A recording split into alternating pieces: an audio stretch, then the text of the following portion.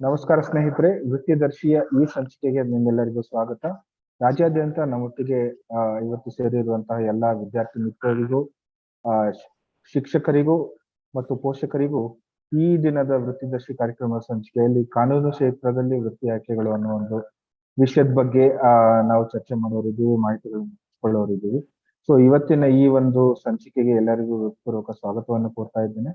ನನ್ನ ಹೆಸರು ನಿಶಾಂತ್ ಚವಾಣ್ ಅಂತ ಹೇಳ್ಬಿಟ್ಟು ವಿಶ್ವಸಂಸ್ಥೆಯ ಅಂಗಸಂಸ್ಥೆಯಾದ United Nations Development Programme UNDP ಯಲ್ಲಿ ನಾನು ಕೆಲಸ ಮಾಡ್ತಾ ಇದ್ದೇನೆ. ಮತ್ತು ಕರ್ನಾಟಕ ಸರ್ಕಾರದ ಈ ವೃತ್ತಿದರ್ಶಿ ಏನು ಕಾರ್ಯಕ್ರಮ ಏನಿದೆ, ಇದಕ್ಕೆ ನಾವು ತಾಂತ್ರಿಕ ಬೆಂಬಲವನ್ನು ಕರ್ನಾಟಕ ಸರ್ಕಾರಕ್ಕೆ ನೀಡುವುದರ ಮೂಲಕ ಇದರಲ್ಲಿ ಪಾಲ್ಗೊಳ್ತಾ ಇದ್ದೀವಿ. ಸೊ ಸ್ನೇಹಿತರೆ, ಮೊದಲನೇದಾಗಿ ಈ ಒಂದು ವೃತ್ತಿದರ್ಶಿಯಲ್ಲಿ ಕಾನೂನು ಕ್ಷೇತ್ರದಲ್ಲಿ ವೃತ್ತಿ ಮಾರ್ಗಗಳ ಬಗ್ಗೆ ತಿಳ್ಕೊಳ್ಳಿಕ್ಕೆ ನೀವೆಲ್ಲ ಇವತ್ತು ನಮ್ಮೊಟ್ಟಿಗೆ ಸೇರಿದ್ದೀರಾ. ಆ ಒಂದು ಚರ್ಚೆ ಮತ್ತು ನಮ್ಮ ಏನು ಪ್ಯಾನಲಿಸ್ಟ್ ಏನಿದ್ದಾರೆ, ವಿಶೇಷಜ್ಞರು ಈ ವಿಷಯದ ಬಗ್ಗೆ ಮಾಹಿತಿಗಳನ್ನ, ಅನುಭವಗಳನ್ನ ಹಂಚ್ಕೊಳ್ಳಿಕ್ಕೆ ನಮ್ಮೊಟ್ಟಿಗಿದ್ದಾರೆ. ಅವರ ಪರಿಚಯದಕ್ಕಿಂತ ಮುಂಚೆ ವೃತ್ತಿದರ್ಶಿ ಕಾರ್ಯಕ್ರಮದ ಸ್ವರೂಪ ಏನು, ಧ್ಯೇಯ ಉದ್ದೇಶಗಳೇನು, ಏನಕ್ಕೆ ಈ ಒಂದು ವೃತ್ತಿದರ್ಶಿ ಕಾರ್ಯಕ್ರಮವನ್ನು ಶುರು ಮಾಡಲಾಯಿತು ಅನ್ನೋ ಒಂದು ವಿಷಯದ ಬಗ್ಗೆ ಒಂದು 2 ನಿಮಿಷ ಕಿರು ಪರಿಚಯನ್ನ ನಾವು ಮಾಡ್ಕೊಂಡ. ಸೊ ಕರ್ನಾಟಕ ರಾಜ್ಯ ಸರ್ಕಾರ ವೃತ್ತಿದರ್ಶಿ ಅನ್ನೋ ಒಂದು ಈ ಕಾರ್ಯಕ್ರಮವನ್ನ ಹಲವಾರು ರಾಜ್ಯ ಇಲಾಖೆಗಳ ಒಂದು ಸಂಯೋಜನೆಯಲ್ಲಿ ಪ್ರವರ್ತಿಸಿರುವಂತಹದ್ದು. ಮುಖ್ಯವಾಗಿ ರಾಜ್ಯ ಯೋಜನಾ ಇಲಾಖೆ, ಶಾಲಾ ಶಿಕ್ಷಣ ಇಲಾಖೆ, ಕಾಲೇಜು ಶಿಕ್ಷಣ ಇಲಾಖೆ, ಕೌಶಲಾಭಿವೃದ್ಧಿ ಇಲಾಖೆ ಮತ್ತು ಗ್ರಾಮೀಣಾಭಿವೃದ್ಧಿ ಮತ್ತು ಪಂಚಾಯತ್ ರಾಜ್ ಇಲಾಖೆಗಳ ಒಂದು ಸಹಭಾಗಿತ್ವದಲ್ಲಿ ನಮ್ಮ ರಾಜ್ಯದ ವಿದ್ಯಾರ್ಥಿಗಳಿಗೆ, ಅದು ಮುಖ್ಯವಾಗಿ 8ರಿಂದ 12ನೇ ತರಗತಿಯಲ್ಲಿರುವಂತಹ ವಿದ್ಯಾರ್ಥಿಗಳನ್ನು ಉದ್ದೇಶಿಸಿ ಅವರಲ್ಲಿ ವೃತ್ತಿಗಳ ಬಗ್ಗೆ, ವೃತ್ತಿ ಮಾರ್ಗಗಳ ಬಗ್ಗೆ ಅವರು ತಮ್ಮ ಏನು ಪ್ರಾಥಮಿಕ ಶಾಲಾ ಶಿಕ್ಷಣವನ್ನ ಮತ್ತು ಪ್ರಿ ಯೂನಿವರ್ಸಿಟಿ ಶಿಕ್ಷಣವನ್ನು ಮುಗಿಸಿದ ನಂತರ ಯಾವ ಬೇರೆ ಬೇರೆ ವೃತ್ತಿ ಮಾರ್ಗಗಳನ್ನ ಅವರು ಆಯ್ಕೆ ಮಾಡಿಕೊಳ್ಳಬಹುದು ಅನ್ನುವಂತಹ ಒಂದು ಮಾಹಿತಿ, ಹೆಚ್ಚಿನ ಮಾಹಿತಿ ಅವರಿಗೆ ಕೊಡ್ಬೇಕಾದಂತಹ ಒಂದು ಅವಶ್ಯಕತೆ ಇದೆ. ಈ ಒಂದು ಮಾಹಿತಿಯನ್ನು ಅವರಿಗೆ ಕೊಡುವ ಮೂಲಕ ನಮ್ಮ ರಾಜ್ಯದಲ್ಲಿ ನಾವೇನ್ ನೋಡ್ತಾ ಇದ್ದೇವೆ, 10 ಮತ್ತು 12ನೇ ತರಗತಿಯ ನಂತರ ನಮ್ಮ ವಿದ್ಯಾರ್ಥಿಗಳು ಹೆಚ್ಚಿನ ಉನ್ನತ ಶಿಕ್ಷಣಕ್ಕಾಗ್ಲಿ, ಕೌಶಲಾಭಿವೃದ್ಧಿ ಆಧಾರಿತ ವೃತ್ತಿಗಳಿಗಾಗಿ, ವೃತ್ತಿಪರ ಕೋರ್ಸ್ಗಳಿಗಾಗ್ಲಿ ಹೋಗುವಂತ ಒಂದು ಶೇಕಡಾವಾರು ಪ್ರಮಾಣ ಏನಿದೆ ಅದನ್ನ ಹೆಚ್ಚಿಸಬೇಕು ಅನ್ನೋ ಒಂದು ಹಿನ್ನೆಲೆಯಲ್ಲಿ ಈ ಒಂದು ವೃತ್ತಿದರ್ಶಿ ಕಾರ್ಯಕ್ರಮವನ್ನು ರೂಪಿಸಿರುವಂತಹದ್ದು. ಸೊ ಈ ಕಾರ್ಯಕ್ರಮದ ಮುಖ್ಯ ಧ್ಯೇಯ ವಿದ್ಯಾರ್ಥಿಗಳು ಏನಂದ್ರೆ, ಮುಖ್ಯವಾಗಿ 13ರಿಂದ 18ನೇ ವಯಸ್ಸಿನ ಏನು ನಮ್ಮ ಯುವ ಜನತೆ ವಿದ್ಯಾಭ್ಯಾಸದಲ್ಲಿ ತೊಡಗಿದ್ದಾರೆ. ಸೊ ಅವರಲ್ಲಿ ಬೇರೆ ಬೇರೆ ವೃತ್ತಿಗಳ ಬಗ್ಗೆ, ಬೇರೆ ಬೇರೆ ಪ್ರೊಫೆಷನ್ಸ್ ಬಗ್ಗೆ, ಬೇರೆ ಬೇರೆ ವೃತ್ತಿ ಮಾರ್ಗಗಳ ಬಗ್ಗೆ ಒಂದು ಮೂಲಭೂತ ಒಂದು ಬೇಸಿಕ್ ಇನ್ಫಾರ್ಮೇಶನ್ ಅವರಲ್ಲಿ ಹಂಚ್ಕೊಳ್ಳುವಂಥದ್ದು ಮತ್ತು ಅವರನ್ನ ಈ ಒಂದು ಬೇರೆ ಬೇರೆ ವೃತ್ತಿಗಳ ಬಗ್ಗೆ ಅವರಲ್ಲಿ ಒಂದು ಆಸಕ್ತಿಯನ್ನು ಮೂಡಿಸುವಂಥದ್ದು. ಸೊ ಒಂದು ಯಾವ ವೃತ್ತಿಗಳು ನಾವು ಆರಿಸ್ಕೋಬಹುದು, ಆ ವೃತ್ತಿಗಳ ಬಗ್ಗೆ ಏನು ಮೂಲಭೂತವಾದ ಮಾಹಿತಿಗಳೇನು, ಆ ವೃತ್ತಿಗಳಿಗಾಗಿ ನಾವು ಯಾವ ರೀತಿಯಾದ ಒಂದು ಶೈಕ್ಷಣಿಕ ಮಾರ್ಗ, ಎಂಟ್ರಿ ಪಾತ್ವೆ ಅಂತ ನಾವು ಹೇಳ್ತೀವಿ, ಯಾವ ರೀತಿ ಓದನ್ನ ಮಾಡ್ಬೇಕಾಗುತ್ತೆ, ಅದಕ್ಕೆ ಎಷ್ಟು ವೆಚ್ಚ ಸಮಯ ತಗಲುತ್ತೆ, ಆ ಒಂದು ಬೇರೆ ಬೇರೆ ವೃತ್ತಿಗಳಲ್ಲಿ ಯಾವ ರೀತಿಯ ಸಂಪಾದನೆ ಅಪೇಕ್ಷೆ ನಾವು ಹೊಂದ್ಬೋದು, ಯಾವ ರೀತಿಯ ಹಣವನ್ನು ಸಂಪಾದಿಸ್ಬೋದು, ಯಾವ ರೀತಿ ಆ ವೃತ್ತಿಯ ಬೆಳವಣಿಗೆ ಇದೆ, ಮತ್ತು ಮುಖ್ಯವಾಗಿ ಆ ವೃತ್ತಿಯಲ್ಲಿ ತೊಡಗಿರುವಂತಹ ವಿಶೇಷಜ್ಞರ ಮೂಲಕ ಆ ವೃತ್ತಿಯ ಅಂದ್ರೆ ಏನು, ಆ ವೃತ್ತಿಯಲ್ಲಿ ಏನನ್ನು ಒಳಗೊಂಡಿರುತ್ತೆ, ಅವರ ಅನುಭವಗಳೇನು ತಿಳ್ಕೊಳ್ಳೋದ್ರ ಮೂಲಕ ಈ ಒಂದು ಧ್ಯೇಯಗಳನ್ನ ಈಡೇರಿಸ್ಬೇಕೆ ಅಂತ ಹೇಳಿ ನಾವು ಈ ಕಾರ್ಯಕ್ರಮವನ್ನು ರೂಪಿಸಿರುವಂತಹದ್ದು. ಸೊ ಮುಂದೆ ನಾವು ನೋಡ್ತಾ ಹೋದ್ರೆ ಈ ಕಾರ್ಯಕ್ರಮದ ಸ್ವರೂಪ ಏನು ಅಂತ ಹೇಳ್ಬಿಟ್ಟು, ಸೊ ಎಲ್ಲಕ್ಕಿಂತ ಮುಖ್ಯವಾಗಿ ಈ ಕಾರ್ಯಕ್ರಮಕ್ಕೆ ಈ ವಿದ್ಯಾರ್ಥಿಗಳಿಗೆ ವೃತ್ತಿ ಮಾರ್ಗದರ್ಶನದ ಬಗ್ಗೆ ಎಲ್ಲ ಮಾಹಿತಿಗಳನ್ನು ನೀಡ್ಲಿಕ್ಕೋಸ್ಕರ ನಾವು ಹಲವಾರು ಸಂಪನ್ಮೂಲಗಳನ್ನು ನಾವು ಒತ್ತು ಮಾಡಿದ್ದೇವೆ. ಆ ಸಂಪನ್ಮೂಲಗಳಿಗೆ ಹೋಗೋಕ್ಕಿಂತ ಮುಂಚೆ ಹೇಗೆ ಈ ಕಾರ್ಯಕ್ರಮ ಅನುಷ್ಠಾನಗೊಳ್ತಿದೆ ಅನ್ನೋದನ್ನ ನಾವು ನೋಡ್ಬೇಕಾಗ್ತದೆ. ಮೊದಲನೇದಾಗಿ ನಮ್ಮ ಏನು ವಿದ್ಯಾರ್ಥಿಗಳ ಜೊತೆ ಪ್ರತಿದಿನ ಒಡನಾಡುವಂತಹ ಅವರ ಶಿಕ್ಷಕರೇನಿದ್ದಾರೆ, ಅವರ ಶಾಲೆಗಳಲ್ಲಿ NSS ಅಧಿಕಾರಿಗಳೇನಿದ್ದಾರೆ, ಮತ್ತೆ ಗ್ರಾಮ ಪಂಚಾಯತ್ ಮಟ್ಟದಲ್ಲಿರುವ ಏನು ನಮ್ಮ ಗ್ರಾಮ ಪಂಚಾಯತ್ ಲೈಬ್ರರಿಗಳ ಗ್ರಂಥಪಾಲಕರೇನಿದ್ದಾರೆ, ಹೀಗೆ ಹಲವಾರು ಗುಂಪುಗಳನ್ನ ಒಬ್ರು ಈ ಒಂದು ವೃತ್ತಿ ಮಾರ್ಗದರ್ಶನದ ಫೆಸಿಲಿಟೇಟರ್ ಗಳಾಗಿ ನಾವು ಗುರುತಿಸಿ ಅವರಿಗೆ ಒಂದು ಪೂರ್ವಾಭಿಮುಖ ತರಬೇತಿಯನ್ನು ನೀಡಿದ್ವಿ, ಒಂದು ಓರಿಯಂಟೇಶನ್ ಪ್ರೋಗ್ರಾಮ್ ಅಂತ ಏನ್ ಹೇಳ್ತೀವಿ. ಸೊ ವೃತ್ತಿ ಮಾರ್ಗದರ್ಶನ ಅನ್ನುವಂತ ಕಾನ್ಸೆಪ್ಟ್ ಏನು, ಸೊ ನಾವು ಯಾವ ರೀತಿ ವಿದ್ಯಾರ್ಥಿಗಳ ಆಕಾಂಕ್ಷೆಗಳು, ಅವರ ಮತ್ತು ಅವರ ಏನು ಆಪ್ಟಿಟ್ಯೂಡ್ ಅಂತ ನಾವು ಹೇಳ್ತೀವಿ, ಅವರ ಆಕಾಂಕ್ಷೆಗಳು ಮತ್ತೆ ಅವರ ಏನು ಕಾಂಪಿಟೆನ್ಸಿಸ್ ಏನಿದೆ, ಅವರ ಕ್ಷಮತೆ ಏನಿದೆ, ಅದನ್ನ ಅರ್ಥ ಮಾಡ್ಕೊಂಡು ಹೇಗೆ ವೃತ್ತಿ ಮಾರ್ಗದರ್ಶನವನ್ನ, ಹೇಗೆ ಸಂಪನ್ಮೂಲಗಳ ಮಾಹಿತಿಗಳನ್ನ ಅವರಿಗೆ ನೀಡಬಹುದು, ಮತ್ತು ಆ ಒಂದು ಮಾಹಿತಿಯನ್ನು ನೀಡುವ ಮೂಲಕ ಒಂದು ಏನು ಈ ವೃತ್ತಿ ಮಾರ್ಗದರ್ಶನಕ್ಕೆ ಒಂದು ಸಪೋರ್ಟ್ ಸಿಸ್ಟಮ್ ನಮ್ಮ ಶಾಲಾ ಮಟ್ಟದಲ್ಲೇ, ನಮ್ಮ PU ಮಟ್ಟದಲ್ಲೇ ನಾವು ಹೇಗೆ ಸ್ಥಾಪಿಸಬಹುದು ಅನ್ನೋದರ ಬಗ್ಗೆ ಒಂದು ಹಲವಾರು ಸುತ್ತುಗಳಲ್ಲಿ ಈ ಒಂದು ಗುಂಪುಗಳಿಗೆ, ಶಿಕ್ಷಕರಿಗೆ, NSS ಅಧಿಕಾರಿಗಳಿಗೆ ನಾವು ಪೂರ್ವಾಭಿಮುಖ ತರಬೇತಿಗಳನ್ನ ನೀಡ್ತಾ ಬರ್ತೀವಿ. ಇದು ಹಾಗೆ ಮುಂದುವರಿತಾ ಹೋಗುತ್ತೆ. ಇನ್ನು ಮುಂದಿನ ಸುತ್ತು ರಾಜ್ಯದ ಎಲ್ಲಾ ಶಿಕ್ಷಕರನ್ನ ನಾವು ಮುಟ್ಟೋ ತನಕ ಈ ಪೂರ್ವಾಭಿಮುಖ ತರಬೇತಿ ನಡೀತಾ ಹೋಗುತ್ತೆ. ಅದರ ಜೊತೆ ಏನು ವಿದ್ಯಾರ್ಥಿಗಳಿಗೆ ಕೆಲವು ಮುಖ್ಯವಾದ ವೃತ್ತಿ ಮಾರ್ಗಗಳ ಬಗ್ಗೆ ಈ ರೀತಿಯಾದ ನೇರ ಪ್ರಸಾರದ ಕಾರ್ಯಕ್ರಮಗಳ ಮೂಲಕ ವಿಶೇಷಜ್ಞರನ್ನ ಆಹ್ವಾನಿಸಿ ಅವರಿಂದ ಮಾಹಿತಿ ಮತ್ತು ಅನುಭವಗಳನ್ನು ಹಂಚಿಕೊಳ್ಳೋದ್ರ ಮೂಲಕ ಆ ಒಂದು ವೃತ್ತಿಗಳ ಬಗ್ಗೆ ವಿದ್ಯಾರ್ಥಿಗಳಲ್ಲಿ ಅರಿವು ಮೂಡಿಸುವಂಥದ್ದು. ಅದರ ಜೊತೆಗೆ ಈ ಏನು 28 ವೃತ್ತಿ ಮಾರ್ಗಗಳಿದೆ, ಇದಲ್ಲದೆ ಇನ್ನು 106 ವೃತ್ತಿ ಮಾರ್ಗಗಳ ಬಗ್ಗೆ ಎಲ್ಲ ಸಂಪೂರ್ಣವಾದ ಸವಿಸ್ತಾರವಾದ ಮಾಹಿತಿಗಳಿರುವಂತಹ ಕೆಲವು ವೆಬ್ಸೈಟ್ ಗಳನ್ನ ಕೂಡ ಈ ಕಾರ್ಯಕ್ರಮದಲ್ಲಿ ತಯಾರಿಸಲಾಗಿದೆ. ಸೊ ಆ ವೆಬ್ಸೈಟ್ ಗಳ ಮೂಲಕ ಈ ಮಾಹಿತಿಯನ್ನು ವಿದ್ಯಾರ್ಥಿಗಳಲ್ಲಿ ತಲುಪಿಸೋದು ಮತ್ತು ಆ ವೆಬ್ಸೈಟ್ ಅನ್ನು ಹೇಗೆ ಉಪಯೋಗಿಸಬಹುದು ಅನ್ನೋದ್ರ ಅರಿವು ಕೂಡ ವಿದ್ಯಾರ್ಥಿಗಳಲ್ಲಿ ಮೂಡಿಸುವಂತದ್ದು ಈ ಕಾರ್ಯಕ್ರಮದ ಸ್ವರೂಪ ಆಗಿದೆ. ಸೊ ನಾನು ಕೆಲವು ಸಂಪನ್ಮೂಲಗಳು ಅಂತ ಮಾತಾಡಿದೆ. ಸೊ ಮುಖ್ಯವಾಗಿ ಏನು ಅಂತ ಅಂದ್ರೆ ನಮ್ಮ ರಾಜ್ಯ ಸರ್ಕಾರದ ಯೋಜನಾ ಸಬಲೀಕರಣ ಮತ್ತು ಕ್ರೀಡಾ ಇಲಾಖೆ ಯುವ ಕಣಜ ಅನ್ನುವಂತ ಒಂದು ವೆಬ್ಸೈಟ್ ನಲ್ಲಿ ಇವತ್ತು ನೀವು ನೋಡ್ತಿರುವಂತಹ ಈ ಲೈವ್ ವಿಡಿಯೋ ಸೆಷನ್ ಇರ್ಬೋದು, ಅಥವಾ ಇನ್ನು ಬೇರೆ ಬೇರೆ ವೃತ್ತಿಗಳ ಬಗ್ಗೆ, ಇವತ್ತಿನ ವಿಷಯ ಕಾನೂನು ಆಗಿದೆ. ಸೊ ಈ ರೀತಿ ಬೇರೆ ಬೇರೆ ವೃತ್ತಿ ಮಾರ್ಗಗಳ ಬಗ್ಗೆನ ಈ ರೀತಿಯಾದ ಏನು ನೇರ ಪ್ರಸಾದ ವಿಡಿಯೋಗಳನ್ನು ನಂತರ ನೀವು ಈ ಯುವ ಕಣಜ ವೆಬ್ಸೈಟ್ ಮೂಲಕ ನೋಡ್ಬೋದು. ಅದರ ಜೊತೆಗೆ 500ಕ್ಕೂ ಹೆಚ್ಚು ವೃತ್ತಿ ಮಾರ್ಗಗಳ ಬಗ್ಗೆ ತುಂಬಾ ಡೀಟೇಲ್ ಇನ್ಫಾರ್ಮೇಶನ್, ಸವಿಸ್ತಾರ ಮಾಹಿತಿ ಇರುವಂತಹ ಒಂದು ಕರ್ನಾಟಕ ಕೆರಿಯರ್ ಪೋರ್ಟಲ್ ಅನ್ನುವಂಥದ್ದನ್ನ ನಮ್ಮ ವಿಶ್ವಸಂಸ್ಥೆ ಇನ್ನೊಂದು ಅಂಗಸಂಸ್ಥೆ ಆದ UNICEF ಅಭಿವೃದ್ಧಿಪಡಿಸಿದೆ. ಸೊ ಆ ಒಂದು ಕೆರಿಯರ್ ಪೋರ್ಟಲ್ ಅಲ್ಲಿ ಹೇಗೆ ರಿಜಿಸ್ಟರ್ ಆಗೋದು, ಹೇಗೆ ನ್ಯಾವಿಗೇಷನ್ ಮಾಡೋದು, ಈ ಒಂದು ತಿಳುವಳಿಕೆಯನ್ನು ತಾವು ಪಡೆದುಕೊಂಡು ಆ ಒಂದು ಕರ್ನಾಟಕ ಕೆರಿಯರ್ ಪೋರ್ಟಲ್ ಅನ್ನು ಉಪಯೋಗಿಸ್ಕೋಬಹುದು. ಇದರ ಜೊತೆಗೆ ಯೋಜನಾ ಏನು ಸಬಲೀಕರಣ ಮತ್ತು ಕ್ರೀಡಾ ಇಲಾಖೆ ಯುವ ಸಹಾಯವಾಣಿ ಏನು, ಸೊ 155265 ಅನ್ನೋ ಈ ಒಂದು ಟೋಲ್ ಫ್ರೀ ನಂಬರ್ ಗೆ ನೀವು ಕಾಲ್ ಮಾಡೋ ಮೂಲಕ ನಿಮ್ಮ ಮುಂದಿನ ವಿದ್ಯಾಭ್ಯಾಸ, ಉದ್ಯೋಗ ಅವಕಾಶಗಳು, ಯಾವುದೇ ರೀತಿಯಾದ ಆಪ್ತ ಸಮಾಲೋಚನೆ ಸೇವೆಗಳನ್ನ ಕೂಡ ನೀವು ಉಚಿತವಾಗಿ ಪಡಿಬಹುದು.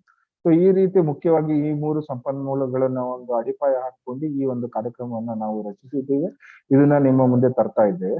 ಸೊ ಇಂದಿನ ಏನು ವಿಷಯವಾದ ಕಾನೂನು ಕ್ಷೇತ್ರದಲ್ಲಿ ವೃತ್ತಿ ಮಾರ್ಗಗಳ ಬಗ್ಗೆ ಮಾತಾಡ್ಲಿಕ್ಕೆ ನಮ್ಮೊಟ್ಟಿಗೆ 3 ವಿಶೇಷಜ್ಞರು ನಮ್ಮೊಟ್ಟಿಗೆ ಇದ್ದಾರೆ, 3 ಎಕ್ಸ್ಪರ್ಟ್ಸ್ ನಮ್ಮೊಟ್ಟಿಗೆ ಇದ್ದಾರೆ. ಸೊ ಅವರ ಪರಿಚಯ ಮಾಡ್ಕೊಳ್ಳೋದ್ರ ಮೂಲಕ ಮುಂದಿನ ಚರ್ಚೆಗೆ ಆಹ್ವಾನ ನೀಡ್ಬೇಕಂತ ಹೇಳಿ ನನ್ನ ಸಹೋದ್ಯೋಗಿ ಸುಪ್ರಿಯ ಅವರಲ್ಲಿ ಕೇಳ್ಕೊಂಡೆ. ಧನ್ಯವಾದಗಳು ನಿಶಾಂತ್, ಈ ಕಾರ್ಯಕ್ರಮದ ಬಗ್ಗೆ ಮಾಹಿತಿ ತಿಳಿಸ್ಕೊಟ್ಟಿದ್ದಕ್ಕೆ. ಸೊ ಇವತ್ತಿನ ವಿಷಯ ಬಂದು ಕರಿಯರ್ ಇನ್ ಲಾ, ಕಾನೂನು ಬಗ್ಗೆ. ಇದರ ಬಗ್ಗೆ ಮಾಹಿತಿ ಕೊಡೋದಕ್ಕೆ ನಮ್ಮೊಂದಿಗೆ 3 ಪ್ಯಾನೆಲ್ ಮೆಂಬರ್ಸ್ ಇದ್ದಾರೆ. ಅವರ ಬಗ್ಗೆ ಸಣ್ಣ ಮಾಹಿತಿ ಕೊಡ್ತಾ ಈ ಕಾರ್ಯಕ್ರಮಕ್ಕೆ ಸ್ವಾಗತ ಕೋರ್ತೀನಿ. ಇದರೊಂದಿಗೆ ಈ ಕಾರ್ಯಕ್ರಮದ ವೀಕ್ಷಿಸ್ತಿರೋ ನಮ್ಮ 12ನೇ ತರಗತಿ ಮಕ್ಕಳು, ಶಿಕ್ಷಕರು ಮತ್ತೆ ಪೋಷಕರನ್ನು ಕೂಡ ಸ್ವಾಗತಿಸ್ತೀನಿ. ಇವತ್ತಿನ 3 ಪ್ಯಾನೆಲ್ ಮೆಂಬರ್ಸ್ ಬಗ್ಗೆ ಮಾಹಿತಿ ನೀಡೋದಾದ್ರೆ, ಮೊದಲಿಗೆ ಡಾಕ್ಟರ್ ಇಂದ್ರಾಣಿ ಅಂತ. ಇವರು ಕರೆಂಟ್ಲಿ ಪ್ರಿನ್ಸಿಪಲ್ ಇನ್ಚಾರ್ಜ್ ಆಗಿ bishop cotton women's Christian law college ನಲ್ಲಿ ತಮ್ಮ ವೃತ್ತಿ ಸೇವೆ ಸಲ್ಲಿಸ್ತಿದ್ದಾರೆ. ಇವರು ವಿದ್ಯಾಭ್ಯಾಸಕ್ಕೆ ಹೋಗ್ಬೇಕಂದ್ರೆ ಇವರು PhD ಮಾಡಿದ್ದಾರೆ 2021ರಲ್ಲಿ. ಇವರು ಶುರು ಮಾಡಿದ್ದು PG ಡಿಪ್ಲೊಮಾ ಅಲ್ಲಿ. ಅಂಡ್ ಇವರು study for human rights law network ಅವರ ವತಿಯಿಂದ ಒಂದು ಕಾರ್ಯಕ್ರಮ ಆಯೋಜನೆ ಆಗಿತ್ತು 2011ರಲ್ಲಿ. ಅದರಲ್ಲಿ ಇವರು ಭಾಗಿಯಾಗಿದ್ರು. ಅದೇ ರೀತಿ panel discussion for consumer protection act 2019 ಅಲ್ಲಿ ಕೂಡ ಇವರು ಪ್ಯಾನಲ್ ಡಿಸ್ಕಷನ್ ಅಲ್ಲಿ ಭಾಗಿಯಾಗಿದ್ರು. So welcome Indrani ma'am. ನಮ್ಮ ಎರಡನೇ ಪ್ಯಾನಲ್ ಮೆಂಬರ್ ಬಂದು ಡಾಕ್ಟರ್ ಹೇಮಂತ್ ಕುಮಾರ್ HS ಅಂತ. ಇವರು ಕಾನೂನು ವಿಭಾಗದ ಅಸಿಸ್ಟೆಂಟ್ ಪ್ರೊಫೆಸರ್ ಆಗಿ ಕೃಷ್ಣ ಲಾ ಕಾಲೇಜ್ ಹಾಸನ್ ನಲ್ಲಿ ವೃತ್ತಿ ಸೇವೆ ಸಲ್ಲಿಸ್ತಿದ್ದಾರೆ. ಇವರು ಸ್ಪೆಷಲೈಸೇಷನ್ ಬಂದು ಇಂಟರ್ನ್ಯಾಷನಲ್ ಲಾ, ಬಿಸ್ನೆಸ್ ಮತ್ತೆ trade law, intellectual property rights, human rights ಮತ್ತು ಎನ್ವಿರಾನ್ಮೆಂಟಲ್ ಲಾ ಅಲ್ಲಿ ಇವರು ಸ್ಪೆಷಲೈಸೇಷನ್ ಇದೆ. ಇವರ 20 ವರ್ಷದ ಟೀಚಿಂಗ್ ಎಕ್ಸ್ಪೀರಿಯನ್ಸ್ ಇದೆ ಇವರಿಗೆ. So welcome Hemant sir. Thank you. ನಮ್ಮ ಮೂರನೇ ಪ್ಯಾನೆಲ್ ಮೆಂಬರ್ ಬಂದು ಶಿವ್ ಪ್ರಸಾದ್ ಅವರು. ಇವರು ಡೈರೆಕ್ಟರ್ ಆಗಿ ಬ್ಯಾಂಗ್ಳೂರ್ ಲಾ ಕಾಲೇಜ್ ನಲ್ಲಿ ವೃತ್ತಿ ಸೇವೆ ಸಲ್ಲಿಸ್ತಿದ್ದಾರೆ. ಇವರಿಗೆ 31 ವರ್ಷದ ವೃತ್ತಿ ಅನುಭವ ಇದೆ. ಇವರು 30 ವರ್ಷನೇ ವಿವೇಕಾನಂದ ಲಾ ಕಾಲೇಜ್ ನಲ್ಲಿ ಸೇವೆ ಸಲ್ಲಿಸಿದ್ದಾರೆ. 2019ರಿಂದ 22ರವರೆಗೆ ಚೀಫ್ ಕಸ್ಟೇಡಿಯನ್ ಆಗಿದ್ರು. ಇವರು ಅಲ್ಮಿನಿ ಕಾಲೇಜ್ ನಲ್ಲಿ ಚೇರ್ಮನ್ ಆಗಿ, ಮೆಂಬರ್ ಆಗಿ ಮತ್ತು GC ಮೆಂಬರ್ ಆಗಿ ಸೇವೆ ಸಲ್ಲಿಸಿದ್ದಾರೆ. ಇವರು ಕಾಲ್ಟಾದಲ್ಲಿ ವೈಸ್ ಪ್ರೆಸಿಡೆಂಟ್ ಆಗಿದ್ರು. So welcome Shiv Prasad sir. ಇದರೊಂದಿಗೆ ನಾನು 3 ಪ್ಯಾನಲ್ ಮೆಂಬರ್ನ ಈ ಕಾರ್ಯಕ್ರಮಕ್ಕೆ ಸ್ವಾಗತಿಸ್ತೀನಿ. Thank you. ಸೊ ಫಸ್ಟ್ ಇವತ್ತಿಂದು ಟಾಪಿಕ್ ಬಂದು ಕರಿಯರ್ ಇನ್ ಲಾ, ಕಾನೂನಿನ ಬಗ್ಗೆ. ಮ್ಯಾಮ್, ಕಾನೂನ್ ಅಂದ್ರೆ ಏನು? ವಾಟ್ ಇಸ್ ಲಾ ಅಂದ್ರೆ? Indrani ma'am, what is law? Law is a set of rules ಅಷ್ಟೇ ಹೇಳಕ್ಕಾಗತ್ತೆ. ಅದು ನಾವು ರೂಲ್ಸ್ ಹೆಂಗೆ ಅದು ಯೂಸ್ ಮಾಡ್ತೀವೋ ಅದ್ರ ಮೇಲೆ. But when it comes to law in the society ಅಂದ್ರೆ it is in regard to law that is laid by the government for the people to live a peaceful life. ಅದು ಒಂದು system of rules. ಆಮೇಲೆ ಅದು regulations ಮತ್ತೆ ನಮ್ government ಇಂದಾನೆ ಬರುತ್ತೆ. ಇವ್ರು ಹಿಂಗೆ ಇರ್ಬೇಕು, ಅವ್ರು ಹಂಗೆ ಮಾಡ್ಬೇಕು ಅಂತ ಒಂದೊಂದು ರೂಲ್ಸ್ ಇರುತ್ತೆ. So all laws are not laws that are given by the government. ಸ್ವಲ್ಪ ಲಾಸ್ ನಾವು ನಮ್ ಕಡೆನೆ ಇದೆ. ಲೈಕ್ ನಾವು ಹೆಂಗೆ ಇರ್ಬೇಕು, ಎಲ್ಲಿ ಹುಟ್ಟಿದೀವಿ, ಏನ್ ಮಾಡ್ತೀವಿ, ಏನ್ ಮಾಡ್ಬೇಕು ಅಂತ ಅನ್ಕೊಳ್ಳೋದಲ್ಲ, ನಮ್ ಕಡೆ ಇರುತ್ತೆ. ಬಟ್ ನಾವು ಸೊಸೈಟಿಯಲ್ಲಿ ಯಾವ ರೀತಿಯಲ್ಲಿ ನಾವು ಭಾಗವಹಿಸ್ಕೊಂಡು ಹೆಂಗೆ ಇರ್ಬೇಕು to be a good citizen, ಅದು is law that is laid by the government and that law has to be respected. Okay, ಈ ಲಾ ಅಲ್ಲಿ ಬೋತ್ ರೈಟ್ಸ್ ಅಂಡ್ ಡ್ಯೂಟೀಸ್. ಯಾವತ್ತೇ ಲಾ ನಮ್ಗೆ ಗವರ್ಮೆಂಟ್ ಕೊಡುತ್ತೋ that becomes a legal right. ಅದನ್ನ ಯಾರಾದ್ರು, if anyone tries to disrupt that particular area, then you have a right to go against the person, because every person has a legal duty to convey that or to finish it up, right? So then comes the area of judiciary, wherein it tries to help people, setting that this has to be done, that cannot be done. So law is nothing but a set of rules given to us by the government or the judiciary. The judiciary takes part in trying to apply them onto the people, to see that the people properly process it and use it. If there is a misuse of law, then it is judiciary that will help them to correct themselves.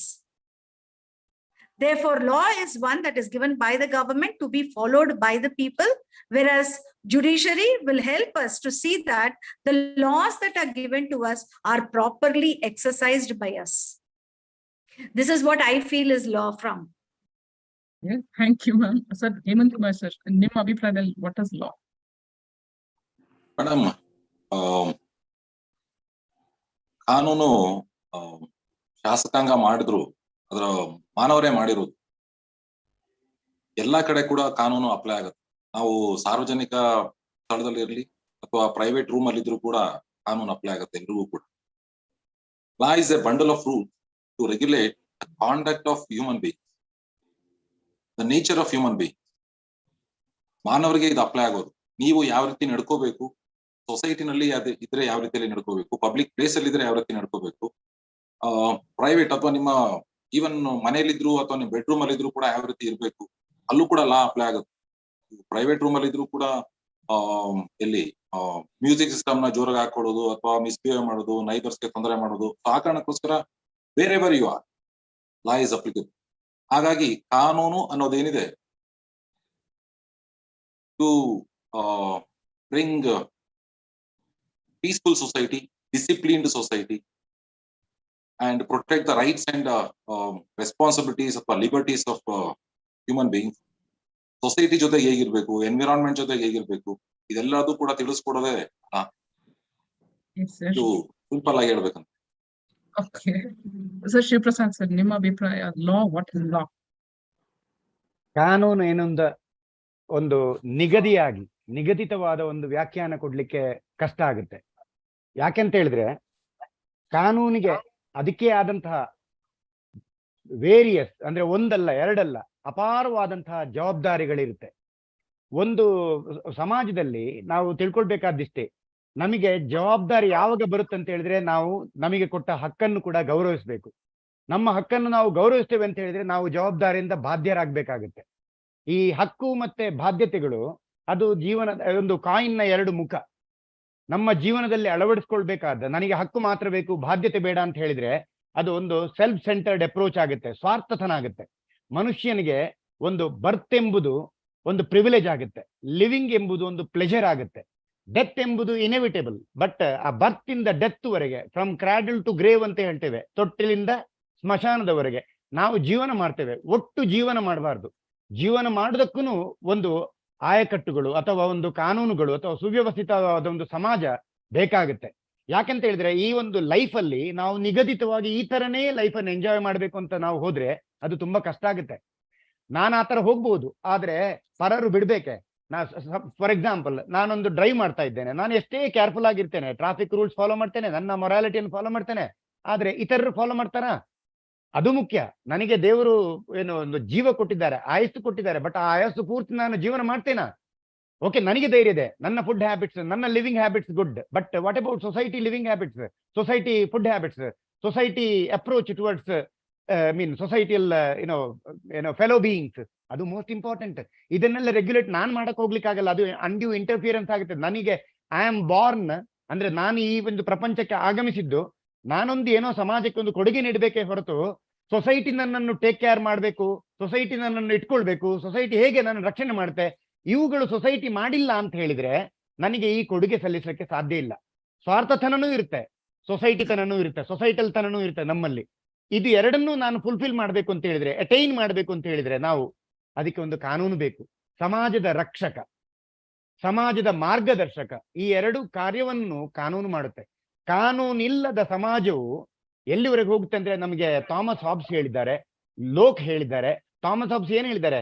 Life of society, life of man without law will be brutish, nasty, haphazard. ಅದಕ್ಕೊಂದು ಏನು ಏನು ಕೊನೆನೂ ಇಲ್ಲ, ಅಥವಾ ಅಂದ್ರೆ ಬುಡನೂ ಇಲ್ಲ, ತಲೆನೂ ಇಲ್ಲ, ಈ ತರ ಆಗ್ಬಿಡುತ್ತೆ.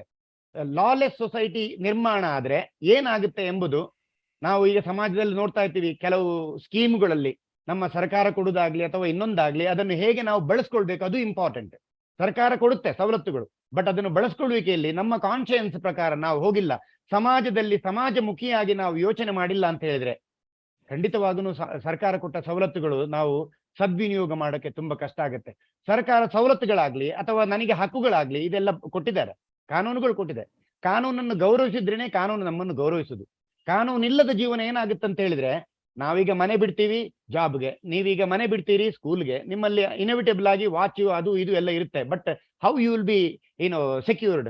ನೀವು ಹೇಗೆ ರಕ್ಷಿಸಲ್ಪಡ್ತೀರಿ? ನೀವು ಹೇಗೆ ಸಮಾಜದಲ್ಲಿ ಉದ್ಧಾರ ಆಗ್ತೀರಿ? ಉದ್ಧಾರ ಅಂತ ಹೇಳಿದ್ರೆ ಅಭಿವೃದ್ಧಿಗೊಳ್ಳುವುದು, ನಿಮ್ಮ ಕರಕುಶಲತೆಯನ್ನು ನೀವು ಅಭಿವೃದ್ಧಿಗೊಳ್ಳುವುದು ಹೇಗೆ ಸಾಧ್ಯ? ಎಲ್ಲದಕ್ಕೂ ನಿಮಗೆ ಕಾನೂನು ಎಂಬುದೊಂದು ಬೇಕಾಗುತ್ತೆ. ಕಾನೂನು ಎಂಬುದೊಂದು ನಮಗೆ ಕಾಣುವುದಿಲ್ಲ, ಆದ್ರೆ ಅದರ ಪ್ರೊಟೆಕ್ಷನ್ ಇದೆಲ್ಲ ಥ್ರೂ ವೇರಿಯಸ್ ಇಟ್ಸ್ ವಿಂಗ್ಸ್, ಅದು ತನ್ನ ಬಹು ಭಾಗಗಳ ಮುಖಾಂತರ ಕಾನೂನು ನಮಗೆ ಒಂದು ಏನೋ ಒಂಥರ ಒಂದು ವಾಹನವಾಗಿ ಬಿಟ್ಟಿದೆ. ಜೀವನವನ್ನು ಸಾಗಿಸ್ಲಿಕ್ಕೆ, ಜೀವನವನ್ನು ಸುಲಲಿತವಾಗಿ, ಸುಗಮವಾಗಿ ಮತ್ತು ಒಂದು ಆಕರ್ಷಣೀಯ ರೀತಿಯಲ್ಲಿ ನಿಮ್ಗೆ ಹೇಳ್ತಾರೆ. ಏನಂತ ಹೇಳಿದ್ರೆ, ನಾವು ಏನು ಜೀವ ತಗೊಂಡಿದ್ದೀವಿ ಇಲ್ಲಿ, ಅಂದ್ರೆ ಬಾರ್ನ್ ಆಗಿದ್ದೀವಿ, ಕಲಿತೀವಿ, S, but at some age we should think of contributing back to the society. This society has contributed, this society has given me the pleasure of living here and it has given me everything, then I should think of giving back to the society. ಇದು ಲಾದಿಂದ ಮಾತ್ರ ಸಾಧ್ಯ. ಆದ್ರೆ ಅದೇ ಲಾಗಿನೂ ಒಂದು quality ಇದೆ Supriya madam. ಏನಂತ ಹೇಳಿದ್ರೆ, ಕಾನೂನು ನಮ್ಮ ಸಮಾಜದಲ್ಲಿ ಇರಬೇಕು ಅಂತ ಹೇಳಿದ್ರೆ ಮೌಲ್ಯಗಳನ್ನು ಕಾನೂನು ತನ್ನಲ್ಲಿ ಅಳವಡಿಸಿಕೊಳ್ಳಲೇಬೇಕು. ಈ ಮೌಲ್ಯಗಳು ಹುಟ್ಟಿಕೊಳ್ಳುವುದೇ ಮನುಷ್ಯನಿಂದ. ಎಲ್ಲಾ ಮನುಷ್ಯರಲ್ಲಿ ಮೌಲ್ಯಗಳಿವೆ, ಗೊತ್ತಿಲ್ಲ ಎಲ್ಲಾ ಮನುಷ್ಯರು ಎಷ್ಟರ ಮಟ್ಟಿಗೆ ಮೌಲ್ಯಗಳನ್ನು ಅಳವಡಿಸಿಕೊಳ್ತಾರೆ. ಆ ಮೌಲ್ಯಗಳೇ ನಮ್ಮ ಕಾನ್ಶಿಯನ್ಸ್. ಸೊ ಕಾನೂನಿಲ್ಲದೆ ಸಮಾಜವಿರ್ಲಿಕ್ಕೆ ಸಾಧ್ಯ ಇಲ್ಲ. ನಾವು ಬದುಕಬಹುದು, ಆದ್ರೆ ಆ ಬದುಕಿಗೆ ಕೊನೆ ಇಲ್ಲ, ಆರಂಭ ಇಲ್ಲ. ಇಂಥ ಒಂದು ಸಮಾಜ ಸೃಷ್ಟಿಯಾಗೋದಕ್ಕೆ ಅವಕಾಶ ಕೊಡುವುದಿಲ್ಲ. ಕಾನೂನು ಇರ್ಬೇಕಾಗತ್ತೆ, ಆದ್ರೆ ಆ ಕಾನೂನು ಹೆಬಿಚುವಲಿ ಅಂದ್ರೆ ಸೊಸೈಟಿಯಲ್ಲಿ ಪ್ರತಿಯೊಬ್ರು ಒಂದು ತಮ್ಮ ಮೆಚ್ಚುಗೆಯಿಂದ, ತಮ್ಮ ಪ್ರೀತಿ ಪಾತ್ರವಾಗಿ ಆ ಕಾನೂನನ್ನು ಫಾಲೋ ಮಾಡ್ಬೇಕಾಗುತ್ತೆ. ಕಾನೂನಿಲ್ಲದ ಸಮಾಜ ಅದು ಸಮಾಜನೇ ಆಗ್ಲಿಕ್ಕೆ ಸಾಧ್ಯ ಇಲ್ಲ ಎಂಬುದು ಅಂದಿನಿಂದ ಇಂದಿನವರೆಗೂ ನಿರೂಪಿಸಲ್ಪಟ್ಟಿದೆ. ಥ್ಯಾಂಕ್ ಯು ಶಿವಪ್ರಸಾದ್ ಸರ್, ಇಂಥ ಮಾಹಿತಿ ಕೊಟ್ಟಿದ್ದಕ್ಕೆ. ಮ್ಯಾಮ್, ಕ್ವಾಲಿಫಿಕೇಶನ್ ಅಥವಾ ಎಲಿಜಿಬಿಲಿಟಿ ಅಂತ ಬಂದ್ರೆ ಕರಿಯರ್ ಇನ್ ಲಾ ಅಲ್ಲಿ ಏನ್ ಕ್ವಾಲಿಟೀಸ್ ಇರಬೇಕು ಮತ್ತೆ ಏನ್ ಎಲಿಜಿಬಿಲಿಟಿ ಇರಬೇಕು? ಲಾ ಜಾಯಿನ್ ಆಗ್ಬೇಕು ಅಂದ್ರೆ the first qualification is +2, 12th pass ಆಗಿರ್ಬೇಕು. ಸೊ ಅವರು CBSE ಆಗ್ಲಿ, ICSE ಆಗ್ಲಿ, ಇಲ್ಲ ಸ್ಟೇಟ್ ಬೋರ್ಡ್ ಆಗ್ಲಿ 12th ಸ್ಟ್ಯಾಂಡರ್ಡ್ ಪಾಸ್ ಆಗ್ಲೇಬೇಕು. ಇವಾಗ ಲಾ ನಮ್ KSLU ಕರ್ನಾಟಕ ಸ್ಟೇಟ್ ಲಾ ಯೂನಿವರ್ಸಿಟಿ ಸ್ಟೇಟ್ ಯೂನಿವರ್ಸಿಟಿ ಆಗಿದೆ ನಮ್ಗೆ. ಸೊ ಅದರಿಂದ that covers around 150 colleges around whole of Karnataka. The rest of the institutions, there are deemed institutions where they can get admissions. But to get into any college that is affiliated to Karnataka State Law University, the student should have minimum 45%. ಅದೇನಂದ್ರೆ KSLU general category ಅವ್ರಿಗೆ 45, ಮತ್ತೆ ಇದು OBC and for SC ST ಅವ್ರಿಗೆ ಅಂದ್ರೆ 43 and 40%. And ಯಾರಾದ್ರೂ join ಆಗ್ಬೋದು. ಅವ್ರ PUC ಅಲ್ಲಿ ಸೈನ್ಸ್ ಕ್ಯಾಟಗರಿ ಇರ್ಬೋದು, ಕಾಮರ್ಸ್ ಆಗಿರ್ಬೋದು, ಕಂಪ್ಯೂಟರ್ ಸೈನ್ಸ್ ಇರ್ಬೋದು, ಹ್ಯುಮ್ಯಾನಿಟೀಸ್ ಇರ್ಬೋದು, ಯಾವುದೇ ಕೋರ್ಸ್ ಆಗ್ಲಿ they can come and adopt or join a law college. So ನಾನು ಇದು ಓದಿದೀನಿ, ನನ್ಗೆ ಓದಕ್ ಆಗತ್ತಾ ಅಂದ್ರೆ ಆ ಡೌಟ್ ಬರೋದೇ ಬೇಡ. ಬಿಕಾಸ್ ನಾವು ಯಾವಾಗ್ಲೂ ಏದೇ ಕಾಲೇಜ್ ಜಾಯಿನ್ ಆಗಿದ್ರೇನು ಹೊಸದಾಗಿ ಕಲೀಲೇಬೇಕು. ಸೊ ನಾನು 10th ವರ್ಗು ಓದಿದ್ದೆ, ನನ್ಗೆ ಗೊತ್ತಿಲ್ಲ ಅದೆಲ್ಲ ಓದ್ತೀನಿ ಅಂತ.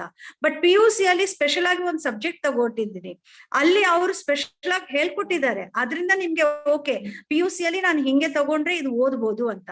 ಸೊ ಈ ಸೈನ್ಸ್ ಬ್ಯಾಕ್ ಗ್ರೌಂಡ್, ಇಲ್ಲ ಕಾಮರ್ಸ್ ಬ್ಯಾಕ್ ಗ್ರೌಂಡ್, ಇಲ್ಲಾಂದ್ರೆ ಹ್ಯುಮ್ಯಾನಿಟೀಸ್ ಬ್ಯಾಕ್ ಗ್ರೌಂಡ್ ಅವರು ಯಾವತ್ತೂ ಅವರು ಹೆದರ್ಬೇಡ, ನಾನು ಇದೆಲ್ಲ ಓದಿಲ್ಲಲ್ಲ, ನನ್ಗೆ ಓದಕ್ ಆಗಲ್ವಾ ಅಂತ. PUC ಆದ್ಮೇಲೆ ಅದು ಇಂಟಗ್ರೇಟೆಡ್ ಕೋರ್ಸ್ ಇದಾವೆ 5 years.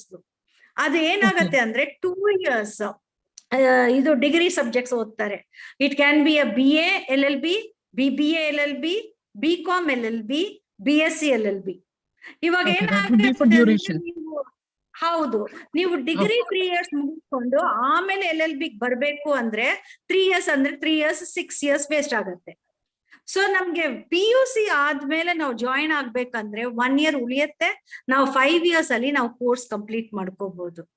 ಎರಡನೇದು ಆಫ್ಟರ್ 3 years ನಾನು PUC ಆದ್ಮೇಲೆ ಜಾಯಿನ್ ಆಗಕ್ ಆಗ್ಲಿಲ್ಲ, ನಾನು ಯಾವ್ದೋ ಡಿಗ್ರಿ ಮಾಡ್ಬಿಟ್ಟೆ, ಪರವಾಗಿಲ್ಲ, ನೀವು ಡಿಗ್ರಿ ಮಾಡಿದ್ಮೇಲೆನು ಲಾ ಕೋರ್ಸ್ ಜಾಯಿನ್ ಆಗ್ಬೋದು. ಅದು 3 years ಕೋರ್ಸ್, ಅದು LLB. ಓಕೆ, ಅದು ಅಡ್ಮಿಷನ್ ಪ್ರೊಸೀಜರ್ ಹೇಗಿದೆ sir?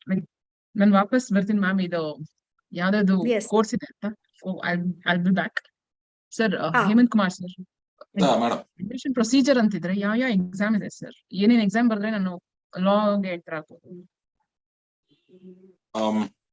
Madam, actually 3 years course ಮತ್ತೆ 5 years ಕೋರ್ಸ್ ಅಂತ ಎರಡು ಇರೋದ್ರಿಂದ ನಮ್ಗೆ ಜಾಯಿನ್ ಆಗೋದಕ್ಕೆ ಸ್ಟೇಟ್ ವೈಸ್ ಆಯಾ ರಾಜ್ಯಗಳಲ್ಲಿ ಅನುಗುಣವಾಗಿ ಎಂಟ್ರೆನ್ಸ್ ಟೆಸ್ಟ್ಗಳಿದೆ.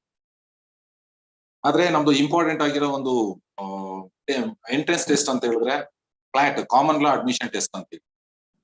ಇದು ಆಲ್ ಓವರ್ ಇಂಡಿಯಾದಲ್ಲಿ ಇರುವಂತಹ 26 ನ್ಯಾಷನಲ್ ಲಾ ಯೂನಿವರ್ಸಿಟೀಸ್ ಅಂತಿದೆ. ಹೆಚ್ಚು ಕಡಿಮೆ 2800 ಸೀಟ್ಗಳು ಇರುತ್ತೆ ಅದರಲ್ಲಿ. ಅದು all over India competition. So ಪ್ರತಿ ವರ್ಷ ಕೂಡ ಡಿಸೆಂಬರ್ ಅಲ್ಲಿ ಆ ಎಕ್ಸಾಮ್ ನಡೆಸ್ತಾರೆ. ಅಲ್ಲಿ 60,000 ಗಿಂತ ಹೆಚ್ಚು ಸ್ಟೂಡೆಂಟ್ಸ್ ಗಳು ಬರೀತಾರೆ ಎಕ್ಸಾಮ್. ಸೊ ಅದು ನ್ಯಾಷನಲ್ ಲಾ ಯೂನಿವರ್ಸಿಟೀಸ್ ಅಂತ ಏನಿದೆ, 26 ನ್ಯಾಷನಲ್ ಯೂನಿವರ್ಸಿಟೀಸ್, ಅಲ್ಲಿಗೆ ಅದು ಅಡ್ಮಿಷನ್ ತಗೊಳ್ಳೋದು. ಅಲ್ಲಿ 5 years ಕೋರ್ಸ್ ಇದೆ. ಸೊ ಅದ್ರ ಜೊತೆಗೆ ನಿಮ್ಗೆ ಲಾ ಸ್ಕೂಲ್ ಅಡ್ಮಿಷನ್ ಟೆಸ್ಟ್ ಅಂತ ಹೇಳಿ, ಅದು ಆಕ್ಚುಲಿ ಸ್ವಲ್ಪ ಕಷ್ಟ. ಆದ್ರೆ ಒಂದೇನಂತಂದ್ರೆ ಅದಕ್ಕೊಂದು ಕೆಲವು ಲಿಮಿಟೆಡ್ ಯೂನಿವರ್ಸಿಟಿ ಅಥವಾ ಕಾಲೇಜ್ಗಳನ್ನ 15 ಕಾಲೇಜ್ಗಳು ಮಾತ್ರ ಮಾಡ್ಕೊಂಡಿದ್ದಾರೆ. ಅವ್ರು ಮಾತ್ರ ಅದನ್ನ ಟೆಸ್ಟ್ ನಡೆಸ್ತಾರೆ. ಅಲ್ಲಿ ಅಡ್ಮಿಷನ್ ತಗೊಂಡು ಇನ್ನ ಬೇರೆ ಬೇರೆ 15 ಬೇರೆ ಬೇರೆ ಆದಂತ ಅಂದ್ರೆ ರಾಜ್ಯದಲ್ಲಿ ಅನುಗುಣವಾಗಿ ಯೂನಿವರ್ಸಿಟೀಸ್ ಅಲ್ಲಿ ಅವ್ರವ್ರ ಯೂನಿವರ್ಸಿಟೀಸ್ ಅಲ್ಲಿ ಎಂಟ್ರೆನ್ಸ್ ಟೆಸ್ಟ್ ಗಳನ್ನ ಮಾಡ್ಕೊಂಡಿದ್ದಾರೆ. ಅದ್ ಬಿಟ್ರೆ ಕರ್ನಾಟಕದಲ್ಲಿ ಸೆಕೆಂಡ್ PUC ಗೆ ಆಗಿರ್ಲಿ ಅಥವಾ ಸೆಕೆಂಡ್ PUC ಆದ್ಮೇಲೆ ಲಾಗೆ ಸೇರ್ಕೊಳ್ಳೋದಕ್ಕೆ, ಮತ್ತೆ ಡಿಗ್ರಿ ಆದ್ಮೇಲೆ 3 years ಕೋರ್ಸ್ಗೆ ಲಾಗೆ ಸೇರ್ಕೊಳ್ಳೋದಕ್ಕೆ ಯಾವುದೇ ಎಂಟ್ರೆನ್ಸ್ ಟೆಸ್ಟ್ ಇಲ್ಲ. ಆದ್ರೆ LLM ಕೋರ್ಸ್ ಅಂದ್ರೆ ಲಾ ಮುಗಿಸಿದ ಮೇಲೆ PG ಪೋಸ್ಟ್ ಗ್ರಾಜುಯೇಷನ್ ಮಾಡೋದಕ್ಕೆ ಮಾತ್ರ ಎಂಟ್ರೆನ್ಸ್ ಟೆಸ್ಟ್ ಮಾಡ್ಕೊಂಡಿದ್ದಾರೆ. ಕರ್ನಾಟಕದಲ್ಲಿ ಯಾವುದೋ ಎಂಟ್ರೆನ್ಸ್ ಟೆಸ್ಟ್ ಅಂತ ಮಾಡ್ಕೊಂಡಿಲ್ಲ. ಕೆಲವೊಂದು ಯೂನಿವರ್ಸಿಟಿಗಳಲ್ಲಿ ಅವ್ರವ್ರ ಯೂನಿವರ್ಸಿಟಿ ಒಳಗಡೆ ಮಾಡ್ಕೊಂಡಿರೋದ್ ಬಿಟ್ರೆ ಇರುವಂತಹ ಕರ್ನಾಟಕ ಸ್ಟೇಟ್ ಲಾ ಯೂನಿವರ್ಸಿಟಿ ಅಡಿಯಲ್ಲಿ ಬರುವಂತಹ 100ಕ್ಕೂ ಹೆಚ್ಚು ಕಾಲೇಜ್ಗಳೇನಿದೆ ಅಲ್ಲಿ ಎಂಟ್ರೆನ್ಸ್ ಟೆಸ್ಟ್ ಗಳಂತ ಮಾಡ್ಕೊಂಡಿಲ್ಲ. ಸೊ ನಾನು ಹೇಳ್ತಾ ಇರೋದು ಆಲ್ ಓವರ್ ಇಂಡಿಯಾ ಲೆವೆಲ್ ಅಲ್ಲಿ ಆದ್ರೆ ಒಂದು 15 ಬೇರೆ ಬೇರೆ ಯೂನಿವರ್ಸಿಟಿಗಳಲ್ಲಿ ಅವ್ರವ್ರು ಮಾಡ್ಕೊಂಡಿದ್ದಾರೆ.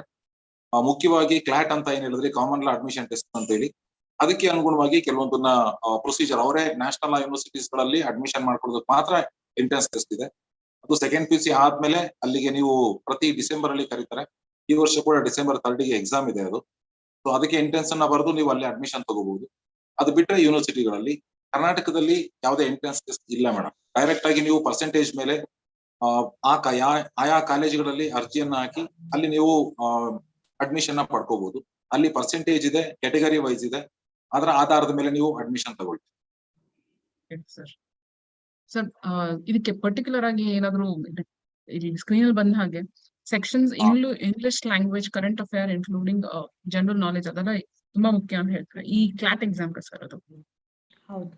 ಕ್ಲಾಟ್ ಎಕ್ಸಾಮ್ ಅಲ್ಲಿ ಮೇಡಮ್ ಸಾಮಾನ್ಯವಾಗಿ ರೀಸನಿಂಗು, ಅನಲಿಟಿಕಲ್ ಥಿಂಕಿಂಗ್ ಮತ್ತೆ ಲಾಗೆ ಸಂಬಂಧಪಟ್ಟ ಹಾಗೆ, ಆಮೇಲೆ ಇಂಟರ್ನೆಟ್ ಮತ್ತು ಇದಕ್ಕೆಲ್ಲ ಸಂಬಂಧಪಟ್ಟ ಹಾಗೆ ತುಂಬಾ ಕ್ವೆಶನ್ಸ್ ಇರುತ್ತೆ. ಆ ಕ್ವೆಶನ್ಸ್ ಬಗ್ಗೆ ನಿಮ್ಗೆ ಇಂಟರ್ನೆಟ್ ಅಲ್ಲಿ ಕ್ಲಾಟ್ ಅದರದೇ ಆದಂತಹ ವೆಬ್ಸೈಟ್ ಇದೆ, ಅಲ್ಲಿ ಹೋದ್ರೆ ನಿಮ್ಗೆ ಸಿಲೆಬಸ್ ಕೊಡ್ತಾರೆ. ಆ ಸಿಲೆಬಸ್ ಬೇಸಿಸ್ ಮೇಲೆ ನೀವು ಓದುವಂಥದ್ದು. ಸೊ ಅದ್ರ ಜೊತೆಗೆ ಅದನ್ನ ಈಗ 150 ಕ್ವೆಶನ್ಸ್ ಇಂದ 120 ಕ್ವೆಶನ್ಸ್ ಗೆ ಈ ಬಾರಿ ಇಳಿಸಿದಾರೆ ಅದು. ಸೊ ಅದು ಈ ಸರಿ ಇದ್ ಮಾಡೋದು. ಲಾಸ್ಟ್ ಟೈಮ್ ಎಲ್ಲ 150 ಕ್ವೆಶನ್ಸ್ ಕೇಳ್ತಾ ಇದ್ರು. ಸೊ ಈಗೆಲ್ಲದೂ ಕೂಡ ಅದನ್ನ ಕಡಿಮೆ ಮಾಡಿದ್ದಾರೆ. ಅಲ್ಲಿ ರ್ಯಾಂಕ್ ವೈಸ್ ಏನಿದೆ ಅದ್ರ ಬೇಸಿಸ್ ಮೇಲೆ ನಿಮ್ಗೆ ಅಡ್ಮಿಷನ್ ಕೊಡ್ತಾರೆ. ಸಾಮಾನ್ಯವಾಗಿ ಅಲ್ಲೆಲ್ಲ ಇನ್ ಡೆಪ್ತ್ ಲಾ ಅಂದ್ರೆ ಪ್ರಾಕ್ಟೀಸ್ ನಮ್ಗೆ ಡೈರೆಕ್ಟ್ ಜಡ್ಜ್ಮೆಂಟ್ ಅದೆಲ್ಲ ಏನಿದೆ ಅದ್ರ ಬೇಸಿಸ್ ಮೇಲೆ ಅಂತಾನೆ ಕೇಳಲ್ಲ. ಲಾ ಬಗ್ಗೆ ತುಂಬಾ ಕ್ವೆಶನ್ಸ್ ಅನ್ನ ಕೇಳ್ತಾರೆ ಮೇಡಮ್. ಪ್ಲಸ್ ರೀಸನಿಂಗು, ಅನಲಿಟಿಕಲ್ ಅದೆಲ್ಲದು ಕೂಡ ಇರುತ್ತೆ questions. Can I put in something into it? yes okay. yes ma'am. Yeah, the thing is that CLAT antadu it is for National Law College University of India. So idu prati state ge onde ಒಂದು university college ಇರುತ್ತೆ. It is by the central government.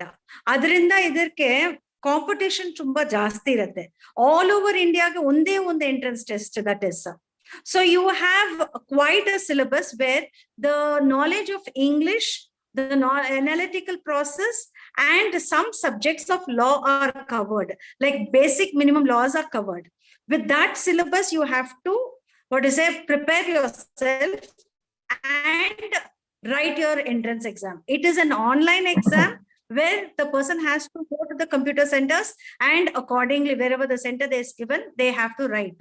Now this goes as per the ranking order. The first 60, if you say, it comes to National Law School of India, University India, that is Bangalore. Then after the 60 continues with other universities. So each state has this one university. Therefore, whoever is trying to enter into it is entering on a national competition level. It is not something that is pertaining to one particular state. Your exposure is much more, and you are also looked up in a higher level because you are competing with whole of India. So the child whoever wants to take up a CLAT exam has to prepare very well. Along with this, there are so many deemed universities and universities for every such state. Some of them like our Symbiosis, you have in Bangalore itself, Alliance, Presidency and all that. They have their own entrance exams. Now, Karnataka did not make a provision for an entrance exam for the reason from the beginning, the number of colleges were privatized. Whereas in other states, it is still held by the government. And therefore, they have one government entrance exam like the Andhra Pradesh law exam, law entrance exam, or the Tamil Nadu law entrance exam. And even for Kerala.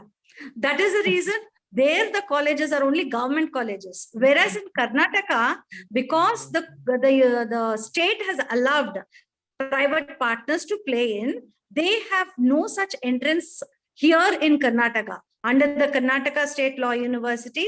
The colleges that are available are almost spread out throughout the Karnataka, covering every region. They are trying to reach to the rural section and to the urbanized section.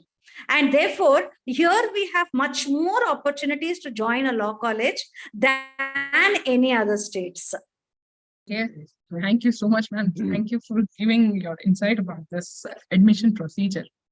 So, Yeah, Shiv thank you. Prasad sir, career courses, if at all I have to say, which are courses offered ಅಂದ್ರೆ ಎಷ್ಟು duration ಮತ್ತೆ ಎಷ್ಟು subject ಗಳಿದೆ sir career? Pardon, ಲಾ course ಅಲ್ಲಿ 5 years and 3 years course ಅಲ್ಲಿ ಎಷ್ಟು ಸಬ್ಜೆಕ್ಟ್ಗಳು ಯಾವ ತರ ಇದೆ ಅಂತ? ಹಾ ಸರ್, ಕೋರ್ಸಸ್ ಯಾವ್ದು ಆಫರ್ ಮಾಡ್ತಾರೆ? ಹಾ, ಮತ್ತೆ ಎಷ್ಟು ವರ್ಷ? Yes madam, yes. 10+2 PUC, pre-university +2 ಆದ್ರೆ there are 4 different streams available. The most usual one existing since from 1984, and it is flourishing quite a lot. ಎಷ್ಟು ಫ್ಲರಿಶ್ ಆಗಿದೆ ಅಂತ ಎಂಬುದನ್ನು ಹೇಳ್ತೇನೆ ಮೇಡಮ್. 1984ಕ್ಕೆ ಪ್ರಥಮ ಬಾರಿಗೆ ನಮ್ಮ ರೆಗ್ಯುಲೇಟರ್, ಟಾಪ್ ರೆಗ್ಯುಲೇಟರ್ ಆದಂತಹ bar council of India advocates act ನ ಅಧಿನಿಯಮದ ಪ್ರಕಾರ ಅವರಿಗೆ ಲೀಗಲ್ ಎಜುಕೇಶನ್ ರಿಫಾರ್ಮ್ಸ್ ಮಾಡುವ ಅಧಿಕಾರ ಇರುತ್ತೆ. ಅದರಂತೆಯೇ ಈ ಲಾ ಕೋರ್ಸ್ ಅನ್ನು ಒಂದು ಮಟ್ಟಕ್ಕೆ ತಗೊಂಡು ಹೋಗ್ಬೇಕು ಅಂತ ಅವರು ಬಯಸಿದ್ರು. ಅದೇ ಒಂದು ಪರಿಣಾಮವಾಗಿ 1984ಕ್ಕೆ ಪ್ರಪ್ರಥಮ ಬಾರಿಗೆ ಭಾರತದಲ್ಲಿ 5 ವರ್ಷದ ವ್ಯಾಸಂಗ, ಕಾನೂನು ವ್ಯಾಸಂಗವನ್ನು ಸ್ಟಾರ್ಟ್ ಮಾಡಲಾಯಿತು. ಅಂದು ಸ್ಟಾರ್ಟ್ ಮಾಡಿದ ನಂತರ ಇವತ್ತು ಯಾವ ಮಟ್ಟಕ್ಕೆ ನಾವು ಹೋಗಿದ್ದೇವೆ ಅಂತ ಹೇಳಿದ್ರೆ 456 ಕಾಲೇಜುಗಳಿತ್ತು ಇಡೀ ಭಾರತದಲ್ಲಿ. ಆವಾಗ ಈ 5 year ಕೋರ್ಸ್ ವ್ಯಾಸಂಗ ಬಂದ ಮೇಲೆ, ನಾನೀಗ 5 year ಕೋರ್ಸ್ ವ್ಯಾಸಂಗನೇ ಶ್ರೇಷ್ಠ ಅಂತ ಹೇಳ್ತಾ ಇಲ್ಲ, ಬಟ್ ಅದು ಬಂದ ಮೇಲೆ ಈ ಕಾನೂನು ವ್ಯಾಸಂಗಕ್ಕೆ, ಈ ಕಾನೂನು ವೃತ್ತಿಗೆ, ಈ ಕಾನೂನು ಡಿಗ್ರಿ ಇದ್ರೆ ಅದಕ್ಕೆ ಭವಿಷ್ಯ ಏನು ಎಂಬುದಕ್ಕೆ ಇದೇ ಸಾಕ್ಷಿ. 5 year ಕೋರ್ಸ್ ಸ್ಟಾರ್ಟ್ ಮಾಡಿದ ಕೂಡಲೇ ಸ್ಟಾರ್ಟ್ ಆಯ್ತು ಕಾಲೇಜುಗಳ ಮೇಲೆ ಕಾಲೇಜುಗಳು. ನಾವು MBA ವರ್ಗದಲ್ಲೂ ನೋಡಿದೀವಿ, ಮ್ಯಾನೇಜ್ಮೆಂಟ್ ವರ್ಗದಲ್ಲೂ ನೋಡಿದೀವಿ, ಫಾರ್ಮಸಿ ವರ್ಗದಲ್ಲೂ ನೋಡಿದೀವಿ, ಬೇರೆ ಆ ಒಂದು ಟೈಮ್ ಆಗುವಾಗ ಅವರ ಕಾಲೇಜುಗಳು ಜಾಸ್ತಿ ಆಗಿ ಕ್ರಮೇಣವಾಗಿ ಅದು ಕ್ಷೀಣಿಸ್ತಾ ಹೋಯಿತು. ಆದ್ರೆ ಕಾನೂನು ಎಂಬುದು ನನಗೆ ತಿಳಿದ ಪ್ರಕಾರ, ನಾನು 1984ರಿಂದ ಇಂದಿನವರೆಗೆ ನೋಡ್ತಿದ್ರೆ ಕಾಲೇಜುಗಳ ಸಂಖ್ಯೆ ಯಾವತ್ತೂ, ಕಾಲೇಜುಗಳು ವೀಕು ಆಗಿಲ್ಲ, ಕಾಲೇಜುಗಳ ಸಂಖ್ಯೆ ಕಡಿಮೆನೂ ಆಗಿಲ್ಲ. ಕಾಲೇಜುಗಳಲ್ಲಿ ಅಡ್ಮಿಷನ್ಸ್ ಆಗ್ಲಿ, ಕಾಲೇಜುಗಳ ಸಂಖ್ಯೆ ಆಗ್ಲಿ, ಅಥವಾ ಬಾರ್ ಕೌನ್ಸಿಲ್ ಆಗ್ಲಿ, ಸುಪ್ರೀಂ ಕೋರ್ಟ್ ಅಥವಾ ಹೈಕೋರ್ಟ್ಗಳು ಅವರು ವೀಕ್ಷಣೆ ಮಾಡಿ, ಅಂದ್ರೆ ಕಾನೂನು ವೃತ್ತಿ ತುಂಬಾ ಅಭಿವೃದ್ಧಿಗೊಳ್ತಾ ಇದೆ. ಇದು ಈ ತರನೇ ಅಭಿವೃದ್ಧಿಗೊಂಡು ಮುಂದೆನೂ ಇದನ್ನೇ ಸಸ್ಟೈನೆನ್ಸ್ ಮಾಡಬೇಕು ಅಂತ ಹೇಳಿದ್ರೆ ಕ್ವಾಲಿಟಿ ಎಜುಕೇಶನ್ ಮತ್ತೆ ಕ್ವಾಲಿಟಿ ಪ್ರೊಫೆಷನ್ ಎರಡೂ ಮುಖ್ಯ. ಬೇಸ್, ನಮ್ಮ ಸೌಂಡ್ ಬೇಸ್ ಮುಖ್ಯ. ಇದಕ್ಕೆ ಸರಿಯಾದ ಶಿಕ್ಷಣವನ್ನು ಕೊಡಬೇಕು. Bar council of India, state bar council ಜೊತೆ ಸಹಕರಿಸಿ, ಆಮೇಲೆ ಅನೇಕ ಶಿಕ್ಷಣ ತಜ್ಞರನ್ನು ತನ್ನ ಮಂಡಳಿಗೆ ಸೇರಿಸಿ ಹೇಗೆ ಈ ಸುಧಾರಣೆಗಳನ್ನು ತರಬಹುದು ಅದು ಮಾಡ್ತಾ ಇರಿ. ಯಾಕಂತ ಹೇಳಿದ್ರೆ ಈಗಾಗಲೇ ಉದ್ಘಾಟನೆಗೊಂಡು ನಡೆಸ್ತಾ ಇರುವಂತಹ ಕಾಲೇಜುಗಳು ಯಾವುದೇ ಕಾರಣಕ್ಕೆ ಕೆಟ್ಟ ರೆಗ್ಯುಲೇಷನ್ ಇಂದಾಗಿ ಅಥವಾ ಕೆಟ್ಟ ನಡವಳಿಕೆಯಿಂದಾಗಿ ಮುಚ್ಚಬಾರದು, ಅದು ಅಭಿವೃದ್ಧಿಗೊಳ್ಬೇಕು. ಈ ನಿಟ್ಟಿನಲ್ಲಿ ನಮ್ಮ ಬಾರ್ ಕೌನ್ಸಿಲ್ ಆಫ್ ಇಂಡಿಯಾ ಹಾಗೂ ಸಂಬಂಧಪಟ್ಟ ವಿಶ್ವವಿದ್ಯಾಲಯಗಳು ಕಠಿಣ ಕಾರ್ಯಕ್ರಮಗಳನ್ನು ಹಮ್ಮಿಕೊಂಡು ಅದು ಮುಂದುವರಿತಾನೆ ಇದೆ. ಸಾಕ್ಷಿ ಏನು, 84, 85 ಅಥವಾ 87 ಈ ಮಟ್ಟಕ್ಕಿದ್ದಂತಹ 1456 ಕಾಲೇಜುಗಳು, ಲಾ ಕಾಲೇಜ್ ಇದ್ರೆ ಇವತ್ತು 1700 ಚಿಲ್ಲರೆ, ಹತ್ರ 1700+ law colleges are existing in India, and some more are coming. And the admission in a college 5 year course ಅಲ್ಲಿ 2 ಬ್ಯಾಚ್, 3 year course ಅಲ್ಲಿ 2 ಬ್ಯಾಚ್, ಅಂದ್ರೆ ಬ್ಯಾಚ್ ಆಫ್ 60 intake each. ಈಗ 5 year course ನಲ್ಲಿ ಅಂದು BA LLB with initial start ಆಗುವಾಗ 2 degree. Soon after the completion of 3 years you would have been awarded with the BAL, Bachelor of Academic Law. ಅದು ಈ 2008 ವರೆಗೂ ಇತ್ತು. 2008ಗೆ ಅದು ಏನ್ ಮಾಡಿದ್ರು, ಇಲ್ಲ ಇಂಟಿಗ್ರೇಟೆಡ್ ಕೋರ್ಸ್, ನಿಮ್ಗೆ 2 ಡಿಗ್ರಿಯನ್ನು ನಾವು 5 years ಆದ್ಮೇಲೆ ಕೊಡ್ತೀವಿ. 3 years ಆದ್ಮೇಲೆ 1 ಡಿಗ್ರಿ ಕೊಡಲ್ಲ, BAL ಅಂತ ಕೊಡಲ್ಲ, 5 years ಆಗ್ಬೇಕು, ಕೊಡ್ತೀವಿ. ಅದು ಯಾಕೆಂದ್ರೆ ಕೆಲವರು BAL ಆಗಿ they would have been eligible to write all competitive examination like civil services, banking, ಅದು ಡಿಗ್ರಿ ಅಂತ ಪರಿಗಣಿಸಿ. ಸೊ ಏನಾಗಿತ್ತು, ಹಾಫ್ ಲಾ ಮಾಡ್ಕೊಂಡು ಅವರು ಹೊರಗೆ ಹೋಗ್ತಾ ಇದ್ರು. ಅದಕ್ಕೆ ಅದು ಆಗ್ಬಾರ್ದು ಅಂತ ಹೇಳಿ ಇನ್ನು ಮುಂದೆ ಹಾಗಾಗ್ಬಾರ್ದು, ಕಂಪ್ಲೀಟ್ ಕೋರ್ಸ್ ಮುಗಿಸಿನೇ ನಿಮಗೆ 2 ಡಿಗ್ರಿ ಕೊಡ್ತೇವೆ ಅಂತ BALLB ಸ್ಟಿಲ್. ತದನಂತರ ಹತ್ರ 2000 ಬಿಗಿನಿಂಗ್ ಅಲ್ಲಿ ಅಥವಾ 98, I mean 20th century end part ಅಲ್ಲಿ BBALLB ಸ್ಟಾರ್ಟ್ ಮಾಡಿದ್ರು. ಅದೊಂಥರ ಮ್ಯಾನೇಜ್ಮೆಂಟ್ ಅಪ್ರೋಚ್ ಇದ್ದುಕೊಂಡು ಫಸ್ಟ್ 2 years ಅಲ್ಲಿ ಮಾತ್ರ ಇದೆಲ್ಲ. ಯಾವ್ದು BA ಅಂದ್ರೆ ಆರ್ಟ್ಸ್ ಸಬ್ಜೆಕ್ಟ್ಸ್, ಹ್ಯುಮ್ಯಾನಿಟಿ ಸಬ್ಜೆಕ್ಟ್ ಇರುತ್ತೆ, BBA ಅಲ್ಲಿ ಮ್ಯಾನೇಜ್ಮೆಂಟ್ ಸಬ್ಜೆಕ್ಟ್ ಇರುತ್ತೆ, BSc ಅಲ್ಲಿ ಸೈನ್ಸ್ ಸಬ್ಜೆಕ್ಟ್ ಇರುತ್ತೆ. ಅಂದ್ರೆ how science is related to law ಅಂತ. Law is everywhere. The knowledge of law is so pertinent and so relevant to each and every aspect of our life and our stream. ಪ್ರತಿಯೊಂದು stream of ಸ್ಟಡಿಗೆ law knowledge ಅತ್ಯಗತ್ಯ. ಅದಕ್ಕೋಸ್ಕರ ಏನ್ ಮಾಡಿದ್ರು, there are some universities, deemed universities, they already commenced BSc LLB start ಮಾಡಿದ್ರು. In the meanwhile BBA ಜೊತೆ ಈಗ BCom LLB start ಮಾಡಿದ್ರು. So there are in all, ಇದೆಲ್ಲ 5-year ಕೋರ್ಸ್. Each ಅದರಲ್ಲಿ 5-year course comprising spread over to 10 semesters. Each semester comprising 5 to 6 subjects. In all, about 43 subjects in 5-year stream, 10 semesters. ಇದು ಎಲ್ಲ ಒಟ್ಟು 10 semester successful completion ಆದ್ಮೇಲೆ they will be awarded the BA LLB, BSc LLB, ಇದು BCom LLB, BBA LLB. ಇನ್ನು ನಂತರ ನಿಮ್ಮ ಪ್ರಶ್ನೆಗೆ ಬರೋಣ. ಅದು ನಂತರ ಹಾಗೆ 3-year ಕೋರ್ಸ್ ಇದೆ. 3-year ಕೋರ್ಸ್ ಅಲ್ಲಿ ಒಂದೇ, ದಟ್ ಈಸ್ LLB. ನಿಮಗೆ ಎಲಿಜಿಬಿಲಿಟಿ ನಮ್ಮ ಇರುವರು ಹೇಳಿದ್ರು. ಏನಂತ ಹೇಳಿದ್ರೆ 3-year ಕೋರ್ಸ್ಗೆ ಯಾವುದೇ degree approved by the bar council of India from a recognised university, ಯಾವುದೇ ಡಿಗ್ರಿ ಆದ್ರೂ ಆಗುತ್ತೆ, ನೀವು 3-year ಕೋರ್ಸ್ ಸೇರ್ಬಹುದು. 3-year ಕೋರ್ಸ್ ಸೇರಿದ್ರೆ 3-year ಕೋರ್ಸ್ ಅಲ್ಲಿ 43 ಸಬ್ಜೆಕ್ಟ್ ಇರುತ್ತಾ? ಇಲ್ಲ. 3-year ಕೋರ್ಸ್ ನಲ್ಲಿ ಇರೋ ಸಬ್ಜೆಕ್ಟ್ಗಳು ಹತ್ರ 29ರಿಂದ 30. ಕರಾರುವಾಕ್ಕಾಗಿ ಹೇಳ್ಬೋದು. ಯಾಕಂದ್ರೆ ಅದು 29ರಿಂದ 30 ಯಾಕೆ ಹೇಳಿದೆ ಅಂತ ಹೇಳಿದ್ರೆ, ಒಂದು ಲ್ಯಾಂಗ್ವೇಜ್ ಇದೆ, ಅದು ಇಂಗ್ಲಿಷ್ ಕಲ್ತವರಿಗೆ ಕನ್ನಡ ಬೇಕು, ಕನ್ನಡ ಕಲ್ತವರಿಗೆ ಇಂಗ್ಲಿಷ್ ಬೇಕು ಅಂತ ಹೇಳುವುದ ಕಾರಣ ನಾನು ಹೇಳಿದ್ದು. ಸೊ ಒಟ್ಟು 30 ಸಬ್ಜೆಕ್ಟ್ಗಳಿವೆ, ಸ್ಪ್ರೆಡ್ ಓವರ್ ಟು 6 ಸೆಮಿಸ್ಟರ್ಸ್. ಹೆಂಗೆ ಸಬ್ಜೆಕ್ಟ್ಗಳಿವೆ ಅಂತ ಹೇಳಿದ್ರೆ, ನಮ್ಮ ಎಲ್ಲಾ aspect of our life from birth to death, registration act ಇಂದ ಒಳಗೊಂಡು ಡೆತ್ ಸರ್ಟಿಫಿಕೇಟ್ ಹೇಗೆ ಕೊಡುದು ಅಂತ ಇಷ್ಟು ಕಾನೂನುಗಳು ನಮ್ಮಲ್ಲಿದೆ. ನಾವು ನಿಜವಾಗ್ಲೂ ಕಾನೂನಿನ ಪರಿಪಾಲನೆ ಮಾಡುವವರಿದ್ರೆ ನಮ್ಮ ಜೀವನದಲ್ಲಿ ನಮಗೆ ಬೇರೆ ಯಾವ ಚಿಂತೆನೂ ಇಲ್ಲ, ನಮ್ಮ ಅಭಿವೃದ್ಧಿ ಬಗ್ಗೆ ಮಾತ್ರ ಚಿಂತೆ ಮಾಡಬಹುದು. Because it gives protection, it gives promotion in every aspect of our life. But it should be like minded ಸೊಸೈಟಿಯಲ್ಲಿ ಲೈಕ್ ಮೈಂಡೆಡ್ ಆಗಿ ಎಲ್ಲರೂ ಇದ್ರೆ ಮಾತ್ರ ಸಾಧ್ಯ. ಇಲ್ಲ ಅಂತ ಹೇಳಿದ್ರೆ ನಮಗೆ ಗೊತ್ತಿದೆ ಏನಂತ ಹೇಳಿದ್ರೆ, ನಮ್ಮ 3 ಅಂಗಗಳಾದಂತಹ ಕಾರ್ಯಾಂಗ, ಶಾಸಕಾಂಗ, ನ್ಯಾಯಾಂಗ. ಶಾಸಕಾಂಗದವರು ಮಾಡಿದ ಕಾನೂನು ಪ್ರಕಾರ ನ್ಯಾಯಾಂಗದವರು ಏನೇನು ವೈಲೇಷನ್ ಬರುತ್ತೋ ಗೌರ್ಮೆಂಟ್ ಲೆವೆಲಿಂದಾಗ್ಲಿ ಅಥವಾ ಇಂಡಿವಿಜುವಲ್ ಲೆವೆಲಿಂದಾಗ್ಲಿ ಕಾನೂನಿನ ಪ್ರಕಾರ ಅದನ್ನು ನೋಡ್ಬೇಕಾಗುತ್ತೆ. ಇವತ್ತು ಇಷ್ಟರ ಮಟ್ಟಿಗೆ ನಾನು ಹೇಳಿದಾಗೆ 1760+ ಕಾಲೇಜುಗಳಿವೆ ಅಂತ ಹೇಳಿದ್ರೆ ಎಷ್ಟು ಅಡ್ಮಿಷನ್ ಆಗ್ತಾ ಇದೆ. ಇಷ್ಟು ಅಡ್ಮಿಷನ್ ಆಗ್ತಾ ಇದೆ ಅಂತ ಹೇಳಿದ್ರೆ ಕಾನೂನು ಪದವೀಧರರಿಗೆ ಇರುವಂತಹ ಭವಿಷ್ಯ ನಾವು ಅನ್ಇಮ್ಯಾಜಿನೇಬಲ್. 1986ಕ್ಕೆ it was up to 1986 or 1990 madam, it was only a part time course. ಅಂದ್ರೆ 2006ನೇ ಇಸುವಿವರೆಗೂ ಹತ್ರ ಒಂಥರ ಪಾರ್ಟ್ ಟೈಮ್ ತರ ನೋಡ್ತಾ ಇದ್ರು. But bar council of India ಮತ್ತು ನಮ್ಮ ಅಪೆಕ್ಸ್ ಕೋರ್ಟ್ಗಳು, ಶಿಕ್ಷಣ ತಜ್ಞರು, ನ್ಯಾಷನಲ್ ಲಾ ಸ್ಕೂಲ್ಸ್ಗಳು ಇವರೇನ್ ಹೇಳಿದ್ರು, ಕಾನೂನನ್ನು ಪಾರ್ಟ್ ಟೈಮ್ ಆಗಿ ಮಾಡುದು ಬೇಡ, ಕಾನೂನು ನಮ್ಮ ಜೀವನದ ಅವಿಭಾಜ್ಯ ಅಂಗವಾದ ಕಾರಣ ಅದನ್ಯಾಕೆ ನಾವು ಒಂದು ಪಾರ್ಟ್ ಟೈಮ್ ಮಾಡಬೇಕು, full time 7 AM to 7 PM with 6 hours course daily ಇರಬೇಕು ಅಂತ ಹೇಳಿ ಫುಲ್ ಟೈಮ್ ಕೋರ್ಸ್ ಆಗಿ ಮಾಡ್ತಾ ಇರುವ ಕಾರಣ ಇವತ್ತು ಕಾನೂನಿಗೆ ಅದಕ್ಕೆ ಆದಂತಹ ವಿಶೇಷವಾದ ಪಾತ್ರ ಇದೆ, ಅದಕ್ಕೆ ವಿಶೇಷವಾದ ಫ್ಯೂಚರ್ನೂ ಇದೆ. ಕ್ಯಾರಿಯರ್ ಆಪರ್ಚುನಿಟೀಸ್ ಬಗ್ಗೆ ತಾವು ಕೇಳುವ ಪ್ರಶ್ನೆಗಳಿಗೆ ಮತ್ತೆ ಉತ್ತರಿಸೋಣ. ಹಾ ಸರ್, ಥ್ಯಾಂಕ್ ಯು ಸರ್ ಇದ್ರ ಬಗ್ಗೆ ಮಾಹಿತಿ ಕೊಟ್ಟಿದ್ದಕ್ಕೆ. What is the purpose of law? ಇದ್ರದ್ದು ಏನ್ ಯೂಸ್ ಇದೆ? ವೈ ಶುಡ್ ಐ ಡೂ ಲಾ? ನಾನು ಹೇಳ್ಬೇಕಾ ಮೇಡಮ್? ಇಲ್ಲ, Indrani ma'am. What is the purpose of law? Why should I learn law? See, law is part of our life.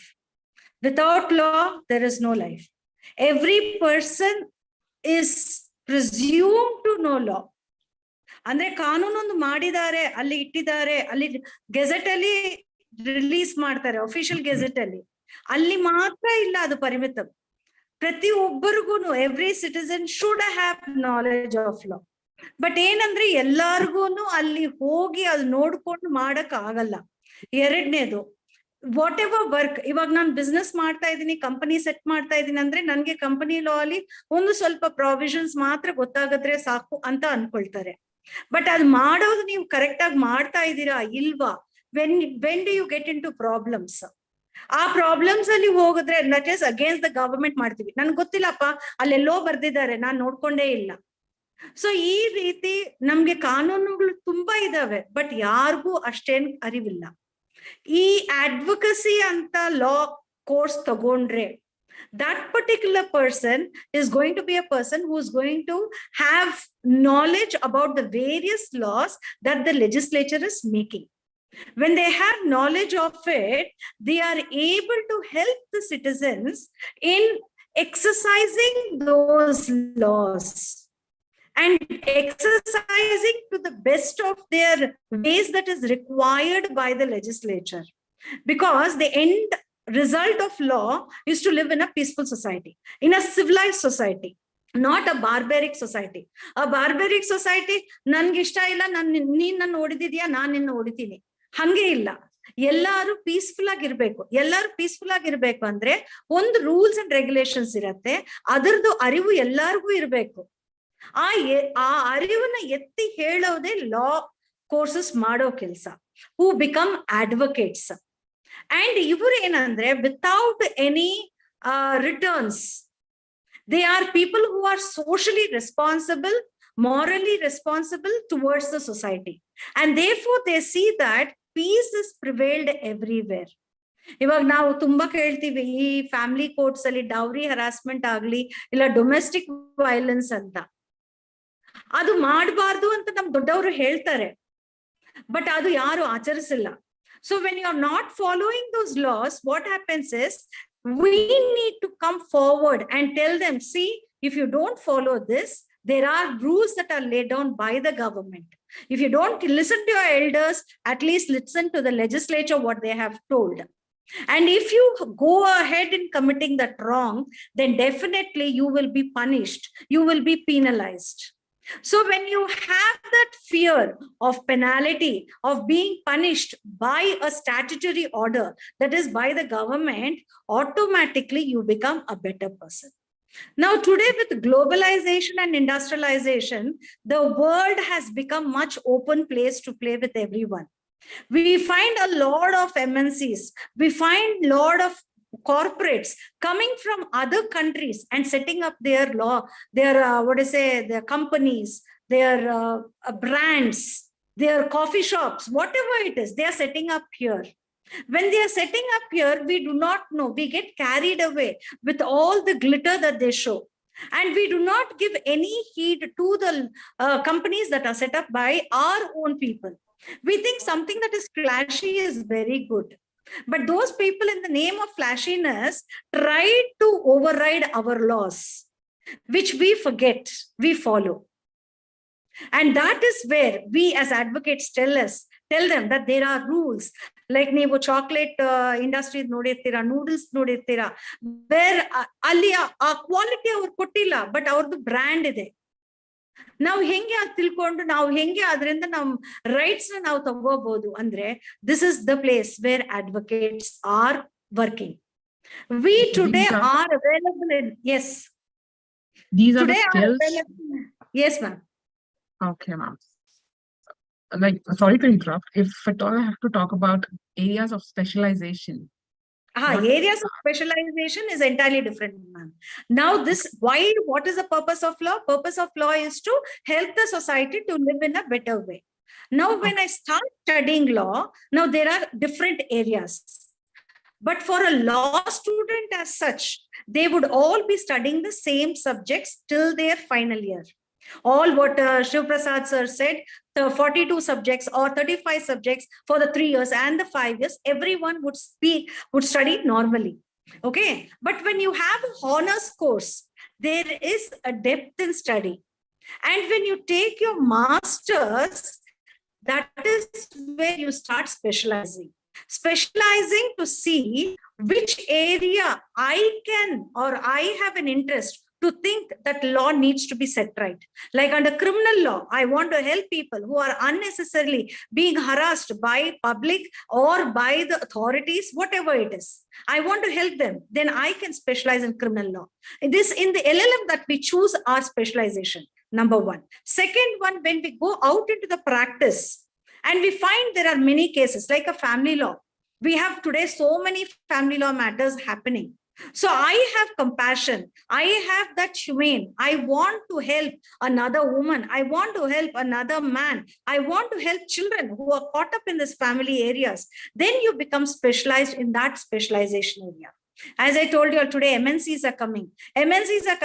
ಮುಂಚೆ ನಮ್ದು ಒಂದು ಮೈಸೂರು ಪಾಕ್ ಇದೆ, ಇಲ್ಲ ಮಲ್ಲಿಗೆ ಹೂವ ಇದೆ, ಯಾವ ಕಡೆ ಬಂದಿದೆ, ಎಲ್ಲಿಂದ ಬಂದಿದೆ, ಯಾರು ಫಸ್ಟ್ ಅದ್ ಮಾಡಿದ್ದು ಅದು ಯಾರಿಗೂ ಗೊತ್ತಿಲ್ಲ. ಬಟ್ ಬೇರೆಯವ್ರು ಯಾರೋ ಮೂರನೇ ವ್ಯಕ್ತಿ ಬಂದು ಅದು ಮಾಡಿ ಅವ್ರು ಸೇಲ್ ಮಾಡಿ ಅದರದ್ದು ಅವ್ರು ದುಡ್ಡು ಮಾಡ್ಕೊಳ್ತಾರೆ. ಅದು IPR. ನನ್ನ ಇಂಟೆಲಿಜೆನ್ಸ್ ನ ಅದು ನಾನು ಸೇಫ್ ಮಾಡ್ಕೊಳ್ಳೋದು. ಸೊ ಅದರಲ್ಲಿ ಸ್ಪೆಷಲೈಸ್ ಮಾಡ್ಕೊಂಡು I will try to go help people.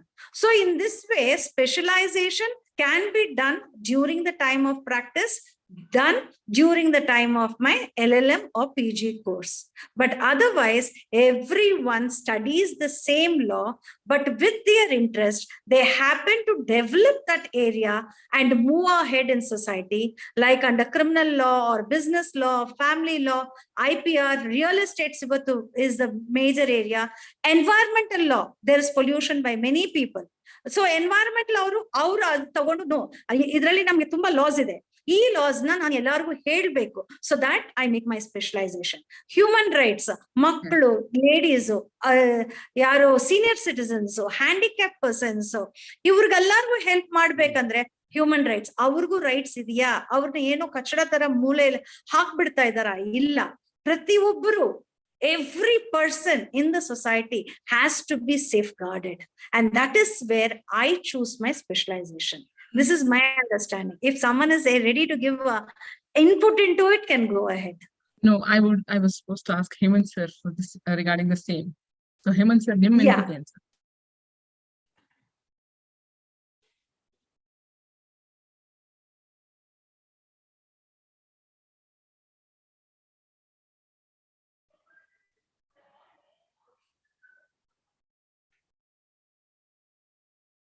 Hemanth sir, ಅವರು muted, I think. so mute. Are you mute? No. ಹೌದು, ಅವ್ರದ್ದು ಕಂಪ್ಯೂಟರ್ ವಾಲ್ಯೂಮ್ ಏನಾದ್ರು ನೋಡಕ್ಕೆ ಇಲ್ಲ, ಅದು ಮ್ಯೂಟ್ ಆಗಿದೆ. ಆಡಿಯೋ ತೋರಿಸ್ತಾ ಇದೆಯಾ? ಹೌದು. ಹೇಮಂತ್ ಸರ್, ಆಡಿಯೋ ಮ್ಯೂಟ್ ಆಗಿದೆ.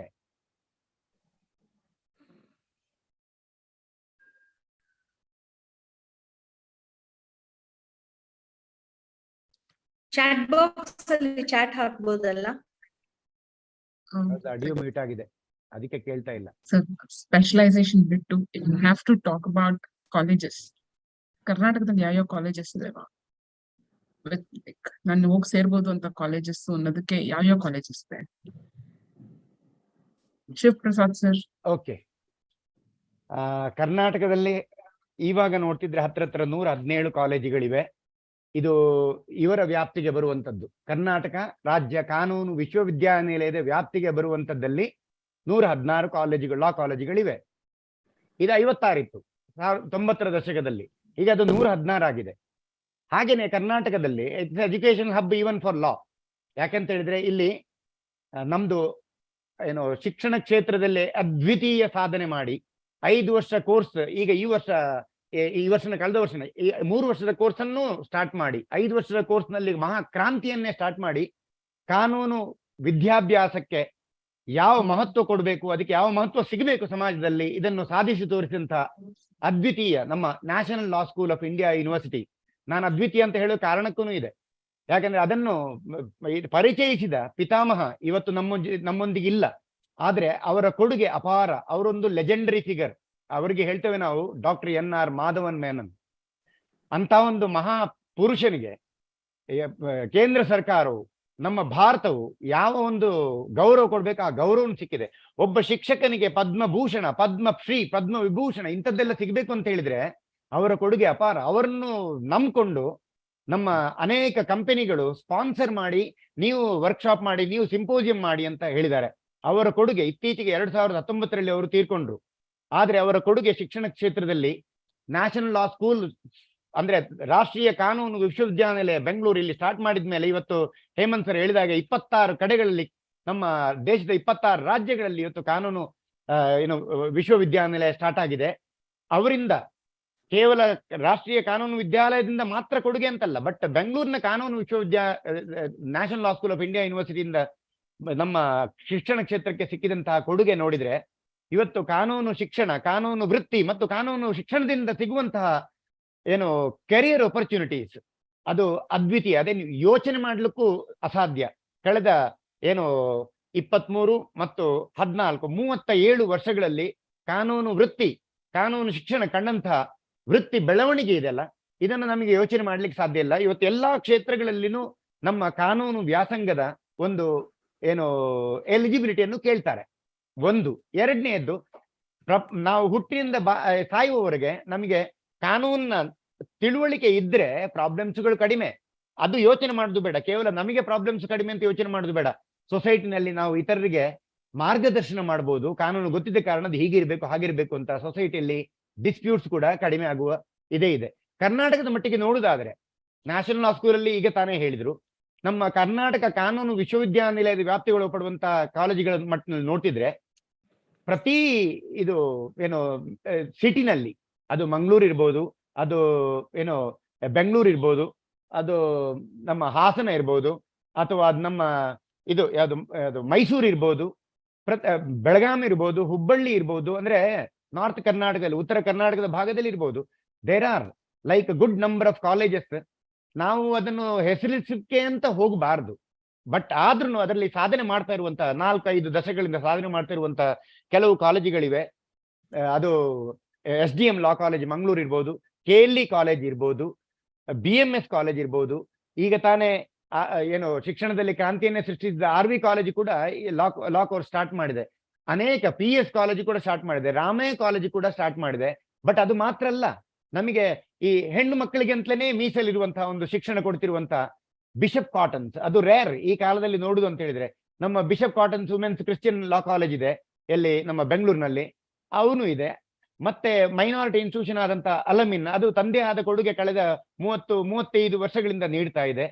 ಕಾಲೇಜುಗಳು ಖಂಡಿತವಾಗಿ ಈ 106ರಲ್ಲಿ ನನ್ನ ಪ್ರಕಾರ ಒಂದು ಒಳ್ಳೆ ಶಿಕ್ಷಣ ನೀಡುವಂತಹ ಹತ್ರ 75 ಕಾಲೇಜುಗಳಿವೆ. ಅದರಲ್ಲಿ ಇವ್ರನ್ನು ಅಂತ ರ್ಯಾಂಕ್ ಮಾಡೋದು ಅದು ಒಂದ್ ಸರಿ ಕರೆಕ್ಟ್ ಆಗಲ್ಲ. ಯಾಕಂತ ಹೇಳಿದ್ರೆ ಲಾಸ್ಟ್ ಇಯರ್ ನನ್ನ ರಿಸಲ್ಟ್ ಚೆನ್ನಾಗಿರ್ಬೋದು, ಈ ವರ್ಷ ಇನ್ನೊಬ್ಬರ ರಿಸಲ್ಟು ಚೆನ್ನಾಗಿರುತ್ತೆ. It depends upon the cooperation, it depends upon the commitment. ನಾನು ಹೇಳಿದ್ದು ನಮ್ಮ ನಾರ್ಮ್ಸ್, ನಮ್ಮ ಮೊರಾಲಿಟಿ, ನಮ್ಮ ಕಾನೂನನ್ನು, ಏನ್ ಕಾನೂನಿದೆ, ಬಾರ್ ಕೌನ್ಸಿಲ್ ರೂಲ್ ಇದೆ, ಯೂನಿವರ್ಸಿಟಿ ಹೇಳುತ್ತೆ, ಹಾಗೂ ನಮ್ಮ ಇನ್ನೊಂದು ಕಾನೂನು, ನಮ್ಮಲ್ಲೇ ಅಡಕವಾಗಿರುವಂತ ಇನ್ನೊಂದು ಕಾನೂನು, ಶ್ರೇಷ್ಠ ಕಾನೂನು, ಎಲ್ಲಕ್ಕಿಂತ ಶ್ರೇಷ್ಠ ಕಾನೂನು ಅಂತ ಹೇಳಿದ್ರೆ ನಮ್ದೇ ಕಾನ್ಶಿಯನ್ಸ್, ಅಂತರಾತ್ಮ. ಅದೊಂದು ದೊಡ್ಡ ಕಾನೂನು. ಯಾಕಂದ್ರೆ ನಾವು ಅಂತರಾತ್ಮಕ್ಕೆ ಅನುಗುಣವಾಗಿ ಹೋಗ್ತೇವ ಇಲ್ವಾ, ಕೆಲವೊಮ್ಮೆ ಸುಳ್ಳು ಹೇಳ್ತೇವೆ, ಆದ್ರೆ ಅಂತರಾತ್ಮ ಯಾವತ್ತೂ ಸುಳ್ಳು ಹೇಳಲ್ಲ. ಬಟ್ ಇದರಲ್ಲಿ ಎಲ್ಲಕ್ಕಿಂತ ಮುಖ್ಯವಾಗಿ ಇದಕ್ಕೆ ಏನೋ ಪೂರಕವಾಗಿ ಹೇಳ್ತೇನೆ ಸುಪ್ರಿಯಾ ಮೇಡಮ್, ಯಾವುದೇ ಕಾನೂನು ಮೇಕರ್ಸ್ ಇರ್ಲಿ ಅಥವಾ ಅವರ ಅಥಾರಿಟಿಯಲ್ಲಿ ನಮ್ಮ ಬೇರೆಯವರು ಯಾರು ಬ್ಯೂರೋಕ್ರಸಿ ತರಲಿ, ಯಾವುದೇ ಕಾನೂನಾಗಿ ಸಮಾಜದಲ್ಲಿ ಪಾಪ್ಯುಲರ್ ಆಗಿ ಜನಪ್ರಿಯವಾಗಬೇಕು ಅಂತ ಹೇಳಿದ್ರೆ ಆ ಕಾನೂನು should contain at least minimum of morality. ಕನಿಷ್ಠ ಪಕ್ಷದ ನೈತಿಕತೆ ಕಾನೂನಿಗೆ ಇಲ್ಲ ಅಂತ ಹೇಳಿದ್ರೆ ಅಂತ ಕಾನೂನು ಸಮಾಜದ ಏಳಿಗೆ ಸಹಕಾರ ನೀಡಲಿಕ್ಕೆ ಸಾಧ್ಯ ಇಲ್ಲ. ಅಂತ ಕಾನೂನು ರಿಪೀಲ್ ಮಾಡೋದೇ ಸರಿ. ಅದು ಲೆಜಿಸ್ಲೇಟರ್ಸ್ ತಿಳ್ಕೊಳ್ಬೇಕಾದ ವಿಷಯ. ಇದು ಜೆರೆಮಿ ಬೆಂಥಾಮ್ ಅವರು ಹೇಳಿದ್ದು. ಆ ಜೆರೆಮಿ ಬೆಂಥಾಮ್ ಅವರು ಅವರ ಕಾಲದಲ್ಲಿ ಹೇಳಿದ್ರು ಏನು, ಇದು greatest happiness of the greatest number ಅಂತ, ಸುಪ್ರಿಯಾ ಮೇಡಮ್. ಬಟ್ ನಾವು ಇಂದಿನ ಕಾಲಕ್ಕೆ ಬರುವಾಗ ಜೆರೆಮಿ ಬೆಂಥಾಮ್ ಪ್ರಿನ್ಸಿಪಲ್ ನಮಗೆ ಅಷ್ಟು ಸಮಂಜಸವಾಗ್ತಾ ಇಲ್ಲ. Greatest happiness of the greatest number ಅಲ್ಲ, greatest happiness of the fullest number. Why you are taking only greatest number? ಇಷ್ಟು ಜನಸಂಖ್ಯೆ ಇದ್ದರೆ ಎಲ್ಲರ ಹ್ಯಾಪಿನೆಸ್ನೂ ಬೇಕು ಅಂತ ಇವತ್ತು ನಾವು ಅದನ್ನು ಚೇಂಜ್ ಮಾಡಿದ್ದೇವೆ. ಅದಕ್ಕೆ ನಾವು ಸಂಸ್ಕೃತದಲ್ಲಿ ಒಂದು ಶ್ಲೋಕ ಇದೆ, ಸರ್ವೇ ಜನ ಸುಖಿನೋ ಭವಂತು ಅಂತ. ಮೇಡಮ್ ಸುಪ್ರಿಯಾ ಮೇಡಮ್, ಸರ್ ಹೇಳಿದಕ್ಕೆ ಒಂದು ಸ್ವಲ್ಪ ಆಡ್ ಮಾಡ್ತೀನಿ. Greatest happiness of the greatest number, very good. ಸರ್ವೇ ಜನ ಸುಖಿನೋ ಭವಂತುನೂ ಇದೆ. ಬಟ್ ನಮ್ ಕಾನೂನು ಬರುವಾಗ ಎಲ್ಲರಿಗೂ ಆ ಆಪರ್ಚುನಿಟಿ ಸಿಗ್ಬೇಕು ಮ್ಯಾಮ್. ಲಾ ಕಾಲೇಜಸ್ ಅಲ್ಲಿ admissions and participation in law college is must for every gender. ಎಲ್ಲರಿಗೂ ಅದು ಅವಕಾಶ ಕೊಡ್ಲೇಬೇಕು. ಸಮಟೈಮ್ಸ್ ನಾವು ಕನ್ಸರ್ವೇಟಿವ್ ಸೊಸೈಟಿಯಲ್ಲಿ ಇನ್ನೂ ಇದೀವಿ, ಇನ್ನೂ ಸುಮಾರು ಫ್ಯಾಮಿಲೀಸ್ ಅಲ್ಲಿ ಲಾ ಅಂದ್ರೇನೆ ಒಂದು ಹಡಲ್, ಒಂದು ಭಯ, ಅಯ್ಯೋ ಅಲ್ಲಿ ಸೇರ್ಸೋದ ಅಂತ. ಹೆಣ್ಮಕ್ಳು ಓದ್ಬೇಕು ಅಂತ ಹೇಳಿದ್ರೆ ಇನ್ನೊಂದು ಭಯ, ಅಯ್ಯೋ ಇವಳು ಹೋಗ್ಬಿಟ್ಟು ಬರೀ ಮಾತಾಗತ್ತೆ, ಮನೇಲೆ ಜಗಳ ಮಾಡ್ತಾಳೆ, ಇನ್ನು ಎಲ್ಲೆಲ್ಲೂ ಹೋಗಿ ಮಾಡ್ತಾಳೋ ಅಂತ. ನಾವು ಆ ಐಡಿಯಾ ಚೇಂಜ್ ಆಗ್ಬೇಕು ma'am. Law is not just for the masculine, it should be inclusive for feminine. Of course, ಎಲ್ಲ ಕಾಲೇಜಸ್ ಅಲ್ಲಿ ಆ ಅವಕಾಶ ಇದೆ. ಬಟ್ ಇನ್ನು ಫ್ಯಾಮಿಲೀಸ್ ಅವರು ಇನ್ನು ಮುಂದಕ್ಕೆ ಬರ್ಬೇಕು, ನಮ್ ಹೆಣ್ಮಕ್ಳು ಮುಂದೆ ಬರ್ಬೇಕು, ಚೆನ್ನಾಗಿ ಕಾನೂನು ಓದ್ಕೋಬೇಕು, and they should form part of the society. Especially because of our law education, we are great entrepreneurs or company what is say CS people, corporate secretaries ಆಗ್ತೀವಿ, ಇಲ್ಲ ಜಡ್ಜಸ್ ಆಗ್ತೀವಿ. ಬಟ್ ಏನಂದ್ರೆ ಆ ಅವಕಾಶ ಲೇಡೀಸ್ಗೆ ಎಲ್ಲಾರು ಕೊಡ್ತಾ ಇಲ್ಲ. ಆ ಮಾರ್ಗ ಇಟ್ಕೊಂಡೆ ಈ ವುಮೆನ್ಸ್ ಕಾಲೇಜ್ ಅಂತ ಒಂದು ಸ್ಟಾರ್ಟ್ ಮಾಡಿದ್ದು. ಬಟ್ ಆ ತರ ಎಲ್ಲಾ ಕಡೆನೂ women have to be supported. Ma'am yes ಇದರ ಬಗ್ಗೆ ನಾನು ಒಂದ್ ಸ್ವಲ್ಪ ಮಾತಾಡಕ್ಕೆ ಇಷ್ಟಪಡ್ತೀನಿ Supriya madam. Professor Shivaprasad sir, ಇದಕ್ಕಿಂತ ಮುಂಚೆ ಒಂದು light Indrani ma'am, doctor Indrani ಅವ್ರು ಹೇಳಿದ್ರೆ ಜಸ್ಟ್ ಸಮರೈಸ್ ಮಾಡ್ಲಿಕ್ಕೆ ನಾನು ಪ್ರಯತ್ನ ಪಡ್ತೇನೆ. ಏನಂದ್ರೆ ನಮ್ಮ ವಿದ್ಯಾರ್ಥಿನಿಯರು ಕೂಡ ಕಾನೂನಿನ ಕ್ಷೇತ್ರದಲ್ಲಿ ಕೆರಿಯರ್ ಗಳ ಬಗ್ಗೆ ಆಕಾಂಕ್ಷೆಯನ್ನು ಹೊಂದಿ ಮತ್ತೆ ಹೆಚ್ಚು ಕಾನೂನು ಕ್ಷೇತ್ರದಲ್ಲಿ ನಿಮ್ಮ ವೃತ್ತಿ ಮಾರ್ಗವನ್ನ ನೀವು ಪ್ಲಾನ್ ಮಾಡಿ ಕಾನೂನು ಕ್ಷೇತ್ರಕ್ಕೆ ಬನ್ನಿ ಅನ್ನುವಂತ ಒಂದು ಮೆಸೇಜ್ ಅನ್ನು ಕೊಡ್ತಾ ಇದ್ದಾರೆ. ಅದರೊಟ್ಟಿಗೆ ಡಾಕ್ಟರ್ ಹೇಮಂತ್ ಕುಮಾರ್ ಅವರು ನಮ್ಮನ್ನು ರೀಜಾಯ್ನ್ ಆಗಿದ್ದಾರೆ. ಸರ್, ಸ್ಪೆಷಲೈಸೇಷನ್ ಬಗ್ಗೆ ತಾವು ಹೇಳ್ತಾ ಇದ್ರಿ, ಸೊ ಅದ್ರ ಬಗ್ಗೆ ಸ್ವಲ್ಪ ನಮ್ಮ ವಿದ್ಯಾರ್ಥಿಗಳಿಗೆ ಏನು ಬೇರೆ ಬೇರೆ ಸ್ಪೆಷಲೈಸೇಷನ್ ಅಂದ್ರೆ, ಈಗ ನಾವು ಡಿಗ್ರಿ ಆದ ನಂತರ 3 ವರ್ಷದ ಕಾನೂನು ಪದವಿ ಓದಿದ್ವಿ, ಇಂಟಿಗ್ರೇಟೆಡ್ ಕೋರ್ಸಸ್ ಓದಿದ್ದಾರೆ ಅವರು. ಸೊ ಅದಾದ ನಂತರ ಇಂದ್ರಾಣಿ ಮೇಡಮ್ ಹೇಳಿದ್ರು ಅವರ ಪೋಸ್ಟ್ ಗ್ರಾಜುಯೇಷನ್ ಅಲ್ಲಿ ಅವರು ಸ್ಪೆಷಲೈಸೇಷನ್ ಅನ್ನು ಮಾಡ್ಬೋದು.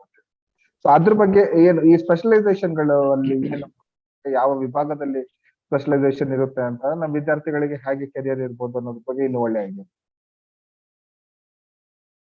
ಕಾನೂನು ಓದ್ಬೇಕಾದ್ರೆ ಓದ ನಂತರ ಈಗ ಸೆಕೆಂಡ್ PUC ಮುಗಿಸಿ 5 years ಕೋರ್ಸ್ ಮಾಡಿದ್ರು ಕೂಡ ಅಥವಾ 3 years ಕೋರ್ಸ್ ಮಾಡಿದ್ರು ಕೂಡ ಒಂದು ಬಾರಿ ಅಡ್ವೊಕೇಟ್ಸ್ ಆಕ್ಟ್ ನಾಡಿನಲ್ಲಿ ಅವರು ಸ್ಟೇಟ್ ಬಾರ್ ಕೌನ್ಸಿಲ್ ನಲ್ಲಿ ನೋಂದಾವಣಿ ಮಾಡಿಸಿದ ನಂತರ ಅವರಿಗೆ ಆಪ್ಷನ್ಸ್ ತುಂಬಾ ಇರುತ್ತೆ. ಒಂದೇನಂತಂದ್ರೆ ಅವ್ರಿಗೆ ಲಾ ಓದೋ ಸಂದರ್ಭದಲ್ಲಿ ಎಲ್ಲಾ ಅವಶ್ಯಕ ಕಾನೂನುಗಳೆಲ್ಲದೂ ಕೂಡ ಓದಿರ್ತಾರೆ. ಆದ್ರೆ ನಾವಿಲ್ಲಿ ಕಾನೂನಿಗೆ ಏನೇನೆಲ್ಲ ಬೇಕು ಅಂದ್ರೆ ಮುಂದೆ ಅವರ ಫ್ಯೂಚರ್ ಯಾವ ರೀತಿಯಲ್ಲಿ ರೂಢಿಸ್ಕೊಡ್ಬೇಕು ಅನ್ನೋದ್ರ ಬಗ್ಗೆ ಹೇಳ್ತಾರೆ. ಆದ್ರೆ ಸಂಪೂರ್ಣ ಅವಲಂಬಿತವಾಗೋದು it is totally based on their skill, knowledge, dedication, patience. ಅವ್ರದ್ದು ಬಾಡಿ ಲ್ಯಾಂಗ್ವೇಜ್ ಇಂದ ಹಿಡಿದು ಎಲ್ಲದೂ ಕೂಡ ಡಿಪೆಂಡ್ ಆಗಿ ಅವರು ಡಿಗ್ರಿ ಮುಗಿಸಿದ ನಂತರ ಅಂದ್ರೆ ಲಾ ಮುಗಿಸಿದ ನಂತರ ಅವ್ರಿಗೆ ಮೂಲಭೂತವಾಗಿ 2 ಆಪ್ಷನ್ ಇದೆ. ಒಂದು ಸರ್ಕಾರಿ ಅಥವಾ ಯಾವ್ದಾದ್ರು ಕಂಪನಿಯಲ್ಲಿ ಜಾಯ್ನ್ ಆಗೋದು, ಸರ್ಕಾರಿ ಸೇವೆಯಲ್ಲಿ ಕಾನೂನು ಅಡ್ವೈಸರ್ ಆಗಿ ಸೇರ್ಕೊಳ್ಳುವಂತದ್ದಾಗಿರ್ಬೋದು, ಅಥವಾ ಖಾಸಗಿಯಾಗಿ ಪ್ರಾಕ್ಟೀಸ್ ಮಾಡೋದಾಗಿರ್ಬೋದು. ಖಾಸಗಿಯಾಗಿ ಪ್ರಾಕ್ಟೀಸ್ ಮಾಡ್ತೀನಿ ಅನ್ನೋದಾದ್ರೆ ಅವ್ರಿಗೆ ಲಿಟಿಗೇಷನ್ ಸೈಡ್ ತುಂಬಾ ಇದೆ. ಅವರು ಕಾರ್ಪೊರೇಟ್ ಲಾಯರ್ ಆಗಿ ವರ್ಕ್ ಮಾಡ್ಬೋದು, ಅಥವಾ ಸಬ್ಜೆಕ್ಟ್ ಬೇಸಿಸ್ ಮೇಲೆ ಸಿವಿಲ್ ಲಿಟಿಗೇಷನ್ ಲಾಯರ್ ಆಗಿ ವರ್ಕ್ ಮಾಡ್ಬೋದು, ಪಬ್ಲಿಕ್ ಇಂಟ್ರೆಸ್ಟ್ ಲಾಯರ್ ಆಗಿ ವರ್ಕ್ ಮಾಡ್ಬೋದು, ಅಥವಾ ಕ್ರಿಮಿನಲ್ ಸೈಡ್ ಅಥವಾ ಸಿವಿಲ್ ಸೈಡ್ ಅಲ್ಲಿ ಅವ್ರು ವರ್ಕ್ ಮಾಡ್ಬೋದು, ಅಥವಾ ಫ್ಯಾಮಿಲಿ ಡಿಸ್ಪ್ಯೂಟ್ಸ್ ಆಗಿರ್ಬೋದು, ಎನ್ವಿರಾನ್ಮೆಂಟಲ್ ಇಶ್ಯೂಸ್ ಆಗಿರ್ಬೋದು, ಇಂಟೆಲೆಕ್ಚುಯಲ್ ಪ್ರಾಪರ್ಟಿ ಇಶ್ಯೂಸ್ ಆಗಿರ್ಬೋದು, ಅಥವಾ ಡಿಜಿಟಲ್ ಮೀಡಿಯಾ ಅಥವಾ ಇಂಟರ್ನೆಟ್ ಇಶ್ಯೂಸ್ಗೆ ಸಂಬಂಧಪಟ್ಟಾಗ ಆಗಿರ್ಬೋದು, ಅಥವಾ ಮೆಡಿಕಲ್ ಮಾಲ್ ಪ್ರಾಕ್ಟೀಸ್ ಗಳಿಗೆ ಸಂಬಂಧಪಟ್ಟಾಗ ಆಗಿರ್ಬೋದು, ಪಬ್ಲಿಕ್ ಇಂಟ್ರೆಸ್ಟ್ ಲಾಯರಿಂಗ್ ಆಗಿರ್ಬೋದು. ಇದೆಲ್ಲದೂ ಕೂಡ ಅವರ ಇಚ್ಛೆಗೆ ಅನುಗುಣವಾಗಿ, ಅವರ ಆಸಕ್ತಿಗೆ ಅನುಗುಣವಾಗಿ ಅವರು ಅದರಲ್ಲಿ ಪ್ರಾಕ್ಟೀಸ್ ಮಾಡ್ಬೋದು. ಇದು ಅವರ ವೈಯಕ್ತಿಕವಾದಂತಹ ಆಸಕ್ತಿಯ ಮೇಲೆ ಅವಲಂಬಿತವಾಗಿದೆ. ಸೊ ಆ ಕಾರಣಕ್ಕೋಸ್ಕರನೇ ಅವರು ಮೂಲ ಅವರ ಗುಣಗಳು ಅಥವಾ ಅದರ ಆಧಾರದ ಮೇಲೆನೆ ಅದು ಮುಂದುವರಿಯುದು. ಆದ್ರೆ ಒಂದು ಖಾಸಗಿಯಾಗಿ ಮಾಡ್ತೀನಿ, ಲಾ ಫರ್ಮ್ ಅಲ್ಲಿ ಮಾಡ್ತೀನಿ, ಅಥವಾ ನಂದೇ ಆದಂತ ಫರ್ಮ್ ಅನ್ನ ಓಪನ್ ಮಾಡ್ತೀನಿ, ಅಥವಾ ಸೋಷಿಯಲ್ ವರ್ಕ್ ಅಲ್ಲಿ ಮಾಡ್ತೀನಿ, ಸಾಮಾಜಿಕ ಸೇವೆಯಲ್ಲಿ ಮಾಡ್ತೀನಿ, ಅಥವಾ ನಾನು ಸಾಮಾಜಿಕ ಸೇವೆ ಅಂತ ಹೇಳಿದ್ರೆ ಪ್ಯಾರಾಲೀಗಲ್ ಸರ್ವಿಸ್ ಅಂತ ಬರುತ್ತೆ. ಪ್ಯಾರಾಲೀಗಲ್ ಸರ್ವಿಸ್ ಅಂತ ಹೇಳಿದ್ರೆ ಲೀಗಲ್ ಅಸಿಸ್ಟೆಂಟ್ ಆಗಿ ವರ್ಕ್ ಮಾಡ್ತಾರೆ. ಕೆಲವರು ಲಿಟಿಗೇಷನ್ ಸೈಡ್ ಅಲ್ಲಿ ಬರ್ತಾರೆ, ಇನ್ನ ಕೆಲವರು ನಾನ್ ಲಿಟಿಗೇಷನ್ ಸೈಡ್ ಅಲ್ಲಿ ಹೋಗ್ತಾರೆ. ಡಾಕ್ಯುಮೆಂಟೇಶನ್, ಡ್ರಾಫ್ಟಿಂಗು, ಇದೆಲ್ಲದೂ ಕೂಡ ಸಂಪೂರ್ಣ ಇದೆಲ್ಲದೂ ಕೂಡ ಖಾಸಗಿಯಾಗಿ ಅವರ ಎಬಿಲಿಟಿ ಮೇಲೆ, ಅವರ ನಾಲೆಡ್ಜ್ ಮೇಲೆ, ಅವರ ಸ್ಕಿಲ್, ಅವರ ಏನು ಇಂಗ್ಲಿಷ್ ನಾಲೆಡ್ಜ್ ಯಾವ ರೀತಿ ಇದೆ, ಭಾಷೆಯಲ್ಲಿ ಹಿಡಿತ ಯಾವ ತರ ಇದೆ, ಅದರ ಆಧಾರದ ಮೇಲೆ ಅವರು ತಮ್ಮ ಅಡ್ವೊಕೇಸಿ ಅಥವಾ ಕಾನೂನನ್ನ ಅವರು ಕಾನೂನಿನ ಸೇವೆಯಲ್ಲಿ ಅವರು ಮುಂದುವರ್ಸ್ಕೊಂಡು ಹೋಗ್ಬೋದು. ಅದು ಬಿಟ್ಟು ಸರ್ಕಾರಿ ಸೇವೆ ಅಂತ ಹೇಳಿದ್ರೆ ನಿಜವಾಗಿಯೂ ಅವ್ರಿಗೆ ಒಂದು ಎಲ್ರೂ ಕೂಡ ಮನ್ಸಲ್ಲಿ ಬರೋದು ಲಾ ಮಾಡಿದಾನೆ ಅಂತಂದ್ರೆ ಲಾಯರ್ ಆಗೋದು ಒಂದೇ ಅಂತ. ನಿಜವಾಗಿಯೂ ಒಬ್ಬ ಅಡ್ವೊಕೇಟ್, ಒಬ್ಬ ಲಾ ಮಾಡಿದಾನೆ ಅಂತಂದ್ರೆ, ಅಡ್ವೊಕೇಟ್ ಆಗಿ ಅವನು ಎನ್ರೋಲ್ ಮಾಡಿಸಿದಾನೆ ಅಂತಂದ್ರೆ ಅವನು ಅನ್ಎಂಪ್ಲಾಯ್ ಅಂತ ಬರೋದೇ ಇಲ್ಲ, ನಿರುದ್ಯೋಗಿ ಅನ್ನೋದು ಬರೋದೇ ಇಲ್ಲ. ಹಾಗಾಗಿನೇ ಯಾರೆಲ್ಲ ಲಾ ಮಾಡ್ತಾ ಇದಾರೆ, ಅಡ್ವೊಕೇಟ್ ಆಗಿ ಮುಂದುವರಿತಾ ಇದಾರೆ, ಅವ್ರು ಎನ್ರೋಲ್ ಮಾಡಿಸ್ತಿಲ್ಲ ಅಂತಂದ್ರೂ ಕೂಡ ಲೀಗಲ್ ಅಡ್ವೈಸ್ ಮಾಡ್ಬೋದು. ಎನ್ರೋಲ್ ಮಾಡಿಸಿದಾರೆ ಅಂತಂದ್ರೆ, ಅಡ್ವೊಕೇಟ್ ಆಗಿ ಒಂದ್ಸರಿ ಎನ್ರೋಲ್ ಆಗಿದ್ದಾರೆ ಅಂತಂದ್ರೆ ಅವನು ನಿರುದ್ಯೋಗಿ ಅನ್ನೋದು ಬರೋದೇ ಇಲ್ಲ. ಆ ಕಾರಣಕ್ಕೋಸ್ಕರನೇ ಲಾ ಒಂದು ರೀತಿಯಲ್ಲಿ ವಿಶಾಲವಾಗಿರುವಂತಹ ಕ್ಷೇತ್ರ. ಆ ಕಾರಣಕ್ಕೋಸ್ಕರನೇ ವಿಶೇಷವಾಗಿ ಸರ್ಕಾರಿ ಕೆಲಸ ಅಂತ ಹೇಳಿದ್ರೆ ಇತರೆ ಡಿಗ್ರಿಯಲ್ಲಿ ಯಾವ ರೀತಿಯಲ್ಲಿ ಕಾಂಪಿಟೇಟಿವ್ ಎಕ್ಸಾಮ್ಸ್ ಅಲ್ಲಿ ಫೇಸ್ ಮಾಡಿ ಮುಂದುವರಿತಾರೆ, ಹಾಗೆ ಇಲ್ಲೂ ಕೂಡ ಜಡ್ಜಸ್ ಆಗಿ ಮುಂದುವರಿಬಹುದು, ಪಬ್ಲಿಕ್ ಪ್ರಾಸಿಕ್ಯೂಟರ್ ಆಗಿ, ಅಸಿಸ್ಟೆಂಟ್ ಪಬ್ಲಿಕ್ ಪ್ರಾಸಿಕ್ಯೂಟರ್ ಆಗಿ. ಇದಕ್ಕೆಲ್ಲದೂ ಕೂಡ ಕ್ವಾಲಿಫಿಕೇಶನ್ ಇದೆ. ಏನು 7 years ಎಕ್ಸ್ಪೀರಿಯನ್ಸ್ ಆಗಿರ್ಬೇಕು. ಈಗೆಲ್ಲ ಕೂಡ ಡೈರೆಕ್ಟ್ ಆಗಿ ಮುನ್ಸಿಫ್ ಜಡ್ಜ್ ಆಗಿ ಅಪಾಯಿಂಟ್ ಆಗ್ಬೋದು. ಲಾ ಮುಗಿಸಿ ಅಡ್ವೊಕೇಟ್ ಆಗಿ ಎನ್ರೋಲ್ ಮಾಡಿಸಿದ್ದಾರೆ ಅಂತಂದ್ರೆ ಸಾಕು, ಅವರ ಕಾಂಪಿಟೇಟಿವ್ ಎಕ್ಸಾಮ್ಸ್ ಅನ್ನ ಫೇಸ್ ಮಾಡಿಕೊಂಡು ಹೈಕೋರ್ಟ್ ನಲ್ಲಿ ಅಥವಾ ಅಲ್ಲಿಯ ಸ್ಟೇಟ್ ಪಬ್ಲಿಕ್ ಸರ್ವಿಸ್ ಕಮಿಷನ್ ಏನಿದೆ ಅದರಲ್ಲಿ ಎಕ್ಸಾಮ್ ಕಂಡಕ್ಟ್ ಮಾಡ್ತಾರೆ ಎಲ್ಲಾ ರಾಜ್ಯಗಳಲ್ಲೂ ಕೂಡ. ನಮ್ಮ ರಾಜ್ಯದಲ್ಲೂ ಕೂಡ ಹೈಕೋರ್ಟ್ ಮುನ್ಸಿಫ್ ಜಡ್ಜ್ ಗಳನ್ನ ಅಪಾಯಿಂಟ್ ಮಾಡ್ತಾ ಇದೆ. ಅದಕ್ಕೆ ಎಕ್ಸ್ಟ್ರಾ ಕ್ವಾಲಿಫಿಕೇಶನ್ ಏನಿಲ್ಲ, ಅಡ್ವೊಕೇಟ್ ಆಗಿ ಎನ್ರೋಲ್ ಮಾಡಿಸಿದ ನಂತರ ಅವರು ಈ ಲೋಯರ್ ಜಡ್ಜಸ್ ಆಗಿ ಅವರು ನೇಮಕಗೊಳ್ಬಹುದು. ನಂತರ ಅವರು 7 years ಎಕ್ಸ್ಪೀರಿಯನ್ಸ್ ಆಗಿದೆ, 10 years ಎಕ್ಸ್ಪೀರಿಯನ್ಸ್ ಆಗಿದೆ ಅಂತಂದ್ರೆ ಅವರು ಡಿಸ್ಟ್ರಿಕ್ಟ್ ಜಡ್ಜ್ ಆಗಿ, ಪಬ್ಲಿಕ್ ಪ್ರಾಸಿಕ್ಯೂಟರ್ ಆಗಿ, ಅಸಿಸ್ಟೆಂಟ್ ಪಬ್ಲಿಕ್ ಪ್ರಾಸಿಕ್ಯೂಟರ್ ಆಗಿ ಕೂಡ ಕಾರ್ಯನಿರ್ವಹಿಸಬಹುದು. ಅದು ಒಂದು ರೀತಿಯಲ್ಲಿ. ಇನ್ನೊಂದು ಇಂಡಿಯನ್ ಲೀಗಲ್ ಸರ್ವಿಸ್ ಅಂತ ಇದೆ, IAS IPS ಇದ್ದಾಗೇನೆ ಅಲ್ಲೂ ಕೂಡ ನೀವು ಆ ಎಕ್ಸಾಮ್ ಅಲ್ಲಿ ಕೂಡ ನೀವು ಫೇಸ್ ಮಾಡಿ ಅದರಲ್ಲೂ ಕೂಡ ನೀವು ಅಚೀವ್ ಮಾಡಬಹುದು. ಇಂಡಿಯನ್ ಲೀಗಲ್ ಸರ್ವಿಸ್ ಅಂದ್ರೆ ಸರ್ಕಾರದ ಸೇವೆಯಲ್ಲಿ ಮುಂದುವರಿಬಹುದು. ಇದೆಲ್ಲಾದ್ರೂ ಹೊರತಾಗಿ ವಿಶೇಷವಾಗಿ ಅಂತ ಹೇಳಿದ್ರೆ ಲಾ ಮಾಡಿದ್ದಾರೆ ಅಂತ ಹೇಳಿದ ತಕ್ಷಣ ಸಾಮಾಜಿಕ ಸೇವೆ ಏನಿದೆ, ಲೀಗಲ್ ಸೋಷಿಯಲ್ ಸರ್ವಿಸ್ ಅಥವಾ ಸೋಷಿಯಲ್ ವರ್ಕ್ ಅಂತ ಏನಂತ ಕರೀತಾರೆ, ತುಂಬಾ ಮೌಲ್ಯ ಇರುವಂತಹ, ನಿಮಗೂ ಕೂಡ ಸಮಾಜದಲ್ಲಿ ಒಬ್ಬ ಅಡ್ವೊಕೇಟ್ ಅಂತ ಹೇಳಿದ ತಕ್ಷಣನೇ ಪ್ರತಿಯೊಬ್ರು ಕೂಡ ಒಂದ್ ರೀತಿ ಭಯ ವ್ಯಕ್ತಪಡಿಸ್ತಾರೆ, ಇಲ್ಲಿ ಲಾ ಅವನು ಮಾತಾಡ್ತಾನಪ್ಪ ಅಂತ ಹೇಳಿ. ಸೊ ಹಾಗಾಗಿ ಪ್ರತಿ ಇಲಾಖೆಗೆ ಹೋದ್ರು ಕೂಡ ಈವನ್ ಪೊಲೀಸ್ ಅವರು ಕೂಡ ಅವ್ರನ್ನ ಫೇಸ್ ಮಾಡೋದಕ್ಕೆ ಸ್ವಲ್ಪ ಹೆದರ್ಕೊಳ್ತಾರೆ. ಏನಕ್ಕೆ ಅಂದ್ರೆ ಲಾ ಎಲ್ಲಿ ಮಾತಾಡ್ತಾನೋ ಅಥವಾ ಲಾ ಎಲ್ಲಿ ಅವನು ಆಚೆ ಆಗ್ತಾನೋ, ಇವನ್ಗಿರುವಂತ ನಾಲೆಡ್ಜು. ಹಾಗಾಗಿ ಅಡ್ವೊಕೇಟ್ ಅಂತ ಹೇಳಿದ ತಕ್ಷಣನೇ ಅನ್ಎಂಪ್ಲಾಯ್ಮೆಂಟ್ ಅನ್ನೋ ಕ್ವಶನ್ ಬರೋದಿಲ್ಲ. ಆ ಕಾರಣಕ್ಕೋಸ್ಕರ ಅವರವರ ಕ್ಷೇತ್ರದಲ್ಲಿ ಅವರವರ ಅಥವಾ ಅವರ ಆಸಕ್ತಿಕರ ವಿಷಯದಲ್ಲಿ ಅವರು ಮುಂದುವರಿಬಹುದು. ವಿಶೇಷವಾಗಿ ಏನಂತಂದ್ರೆ ಈಗ ಹೊಸದಾಗಿ ಅಂತಂದ್ರೆ ತುಂಬಾ ವರ್ಷಗಳಿಂದಾನೇ ಇರುವಂತದ್ದು ಇಂಟೆಲೆಕ್ಚುಯಲ್ ಪ್ರಾಪರ್ಟಿ ಫೀಲ್ಡ್ ಆಗಿರ್ಬೋದು ಅಥವಾ ಇಂಟರ್ನೆಟ್ ಲಾಗೆ ಸಂಬಂಧಪಟ್ಟ ಹಾಗೆ ತುಂಬಾ ಆಸಕ್ತಿ ಬರ್ತಾರೆ. ಏನಕ್ಕೋಸ್ಕರ ಅಂದ್ರೆ ಅದಕ್ಕೆ ಸಂಬಂಧಪಟ್ಟ ಹಾಗೇನೆ ವಿವಾದಗಳು ಹೆಚ್ಚಾಗ್ತಾ ಇವೆ.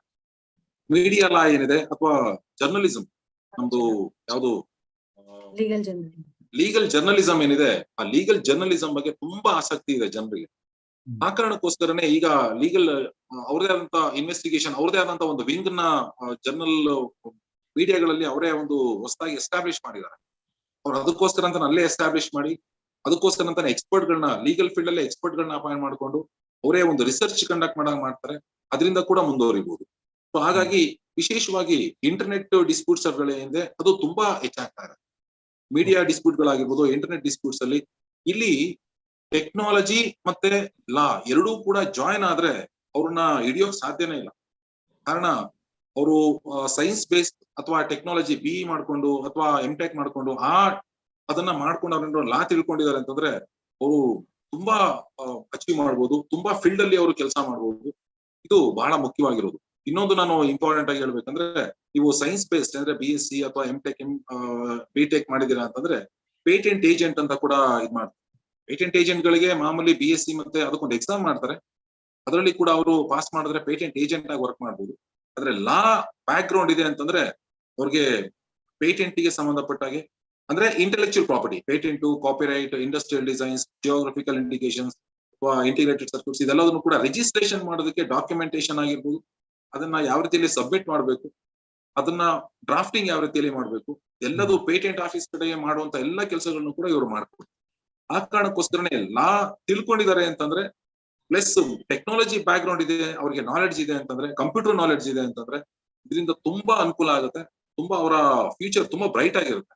ವಿಶೇಷವಾಗಿ ಇದು ನಮ್ಗೆ ಸರ್ಕಾರದ ಒಂದು ಸರ್ಕಾರಿ ಸೇವೆಯಲ್ಲಿ ಮುಂದುವರಿಯೋರು ಅಥವಾ ಖಾಸಗಿ ಆಗೇನೆ ಅವರು ಮುಂದುವರಿಯುವಂತದ್ದು.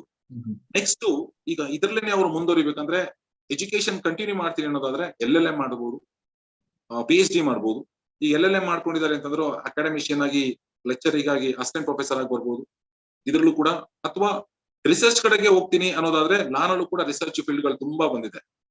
ಈಗ ಲಾ ಯಾವ ರೀತಿ ಅಪ್ಲೈ ಮಾಡ್ಬೇಕು, ಹೇಗೆ ಅಪ್ಲೈ ಮಾಡ್ಬೇಕು, ಹೊಸ ಕಾನೂನು ಬೇಕಾ, ಯಾವ ಕಾರಣಕ್ಕೋಸ್ಕರ ಬೇಕು, ಈಗ ಲೆಸ್ಬಿಯನ್ಸ್, ಥರ್ಡ್ ಜೆಂಡರ್ ಅಂತ ಬಂದಿದಲ್ವಾ, ಅದಕ್ಕೆ ಲಾ ಅಪ್ಲೈ ಮಾಡ್ಬೇಕಾ, ಯಾವ ರೀತಿ ಅಪ್ಲೈ ಮಾಡ್ಬೇಕು, ಅವ್ರದ್ದು ಸೊಸೈಟಿ ಯಾವ ತರ ಇದೆ, ಅವ್ರ ಜೀವನ ಕ್ರಮ ಯಾವ ತರ ಇದೆ, ಇದೆಲ್ಲದನ್ನು ತಿಳ್ಕೊಂಡು ಒಂದು ಡ್ರಾಫ್ಟ್ ಹಾಕಿ ಕನ್ಸರ್ನ್ ಅಥಾರಿಟಿಗೆ ಕೊಡುವಂತದ್ದು ಇದೆಲ್ಲದೂ ಕೂಡ ನಡೀತಾ ಇದೆ. ಪ್ಲಸ್ ಇಂಟರ್ನೆಟ್ ಡಿಸ್ಪ್ಯೂಟ್ ಗಳು ಏನೆಲ್ಲ ಬರ್ತಾ ಇದೆ, ಇಂಟರ್ನೆಟ್ ಸ್ಕ್ಯಾಂಡಲ್ ಗಳು ಏನೆಲ್ಲ ಬರ್ತಾ ಇದೆ, ಅದಕ್ಕೆ ಟೆಕ್ನಾಲಜಿ ಗೊತ್ತಿದೆ ಅಂತಂದ್ರೆ ಅದಕ್ಕೆ ಯಾವ ರೀತಿ ಲಾ ಮಾಡ್ಬೇಕು, ಯಾವ ರೀತಿ ಕಂಟ್ರೋಲ್ ಮಾಡ್ಬೇಕು, ಎಲ್ಲದೂ ಕೂಡ ತಿಳ್ಕೊಳ್ಳೋದಕ್ಕೆ ತುಂಬಾ ಅನುಕೂಲ ಆಗುವಂತದ್ದು ಕಾನೂನುಗಳನ್ನ ಮಾಡೋದ್ರ ಮೂಲಕ ನಮ್ಮ ಸಂಪೂರ್ಣ ವ್ಯವಸ್ಥೆ ಅಂತ ಹೇಳಿದ್ರೆ ನಾವ್ ಯಾವ ರೀತಿಯಲ್ಲಿ ನಡ್ಕೊಳ್ಬೇಕು, ಟೆಕ್ನಾಲಜಿನ ಯಾವ ರೀತಿಯಲ್ಲಿ ಯೂಸ್ ಮಾಡ್ಬೇಕು, ಸಮಾಜದ ಒಳಿತಿಗೆ ಯಾವ ರೀತಿಯಲ್ಲಿ ಕಾನೂನುಗಳನ್ನ ನಿಯಮಗಳನ್ನ ರೂಪಿಸ್ಬೇಕು, ಇದ್ರ ಬಗ್ಗೆ ಕನ್ಸರ್ನ್ ಅಥಾರಿಟಿ ಜೊತೆಗೆ ಡ್ರಾಫ್ಟ್ ಗಳನ್ನ ಮಾಡಿ ಕಳಿಸೋದ್ರ ಮೂಲಕ ಪ್ಲಸ್ ಅವರ ಭವಿಷ್ಯವನ್ನು ಕೂಡ ರೂಪಿಸ್ಕೊಳ್ಳೋದಕ್ಕೆ ತುಂಬಾ ಅನುಕೂಲ ಆಗುವಂತದ್ದು ಈ ಕಾನೂನು.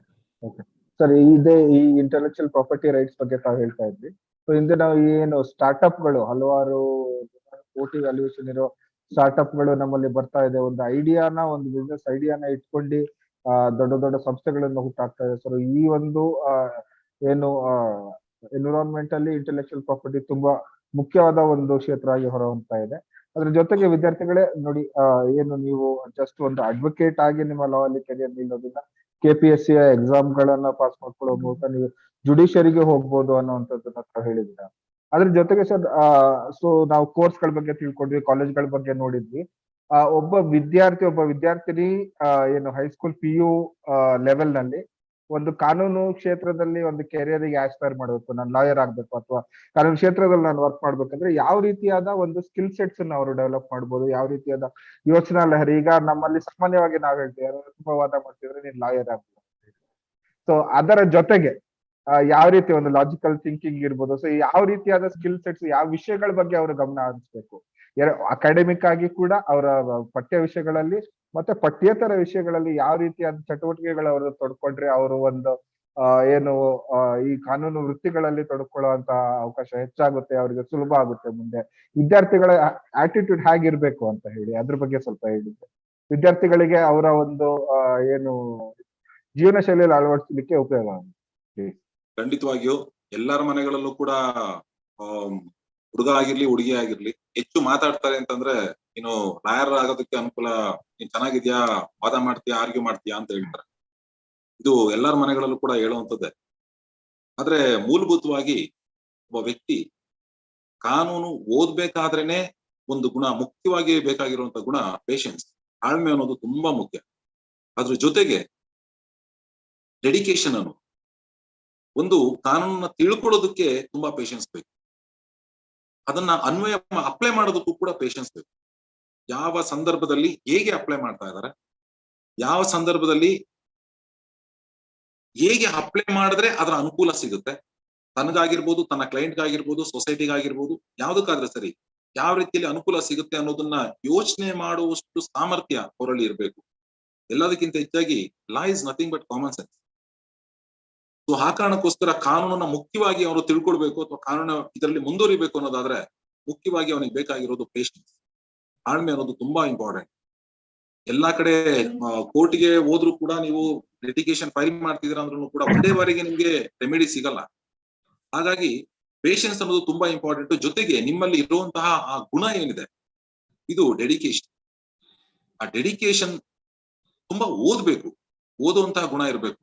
ಹಾಗಾಗಿ ಈ ವಿದ್ಯಾರ್ಥಿಗಳಿಗೆ ನಾನು ಹೇಳ ಬಯಸೋದೇನಂತ ಹೇಳಿದ್ರೆ, ಮುಖ್ಯವಾಗಿ ನೀವು ತುಂಬಾ ಮಾತಾಡ್ತೀರಾ ಓಕೆ, ಆದ್ರೆ ತರ್ಕಬದ್ಧವಾಗಿ ಮಾತಾಡ್ತಾ ಇದ್ದೀರಿ, ಕಾನೂನಿಗೆ ಅನುಗುಣವಾಗಿ ಅಥವಾ ಸಮಾಜಕ್ಕೆ ಒಳಿತಾಗಿ ನಿಮ್ಮ ಕ್ಲೈಂಟಿಗೆ ಅನುಕೂಲ ಆಗುವಾಗೆ ನೀವು ಮಾತಾಡ್ತಿದ್ದೀರಾ. ಅದನ್ನ ಫಸ್ಟ್ ಅವರೇ ಅರಿವನ್ನ ಮೂಡಿಸ್ಕೊಳ್ಬೇಕು. ಇದು ಮುಖ್ಯವಾಗಿ ಬೇಕಾಗಿರೋದು. ಇನ್ನೊಂದು ಓದ್ಬೇಕಾಗಿರೋದು. ಕಾನೂನು ಸುಮಾರು 45,000ಕ್ಕಿಂತ ಹೆಚ್ಚು ಕಾನೂನುಗಳಿದೆ, ಕಾಯ್ದೆಗಳು 45,000ಕ್ಕಿಂತ ಹೆಚ್ಚು ಕಾಯ್ದೆಗಳು ರಾಜ್ಯ ಸರ್ಕಾರ, ಕೇಂದ್ರ ಸರ್ಕಾರದಿಂದ ಮಾಡಿರುವಂತಹ ಕಾನೂನುಗಳು ದೇಶದಲ್ಲಿ.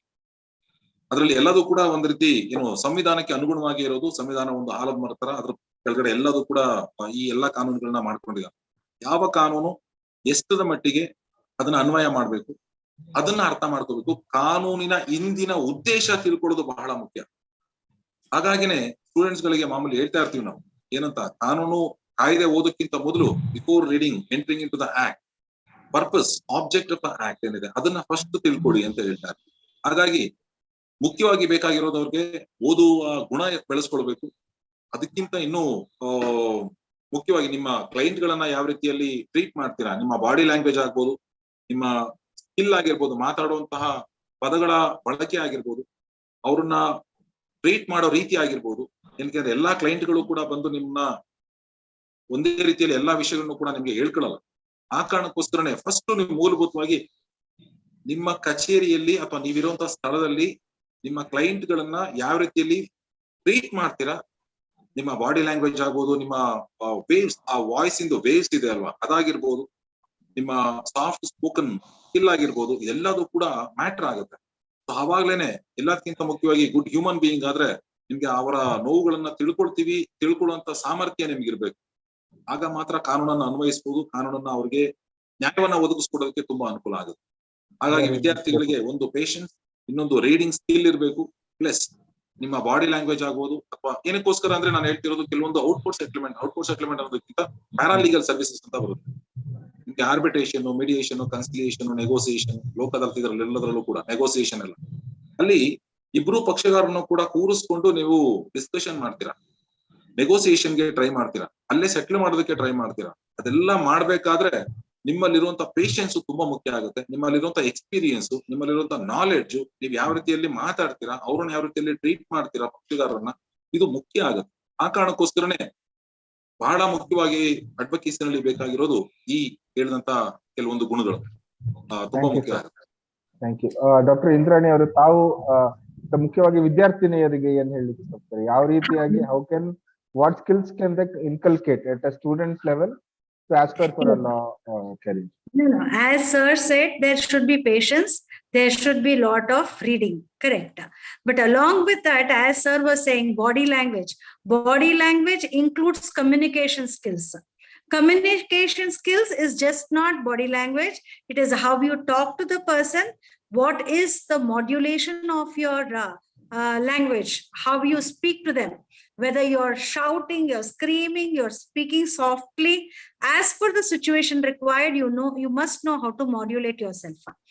Fourth one is research skills, not just reading, but you have to learn. You have to read and reread. When you have an interest on a topic, you must know how and where to go find all your answers. And this will come only if you have those or develop the research skills. And for this, again, reading is very, very important. When you're reading, you need to store your knowledge. Only then you will be able to exercise them whenever it is required. Now, what is reading? Reading cannot be any reading. Here, what we require is legal reading. As an advocate, I am ready to lay the law on what foundation?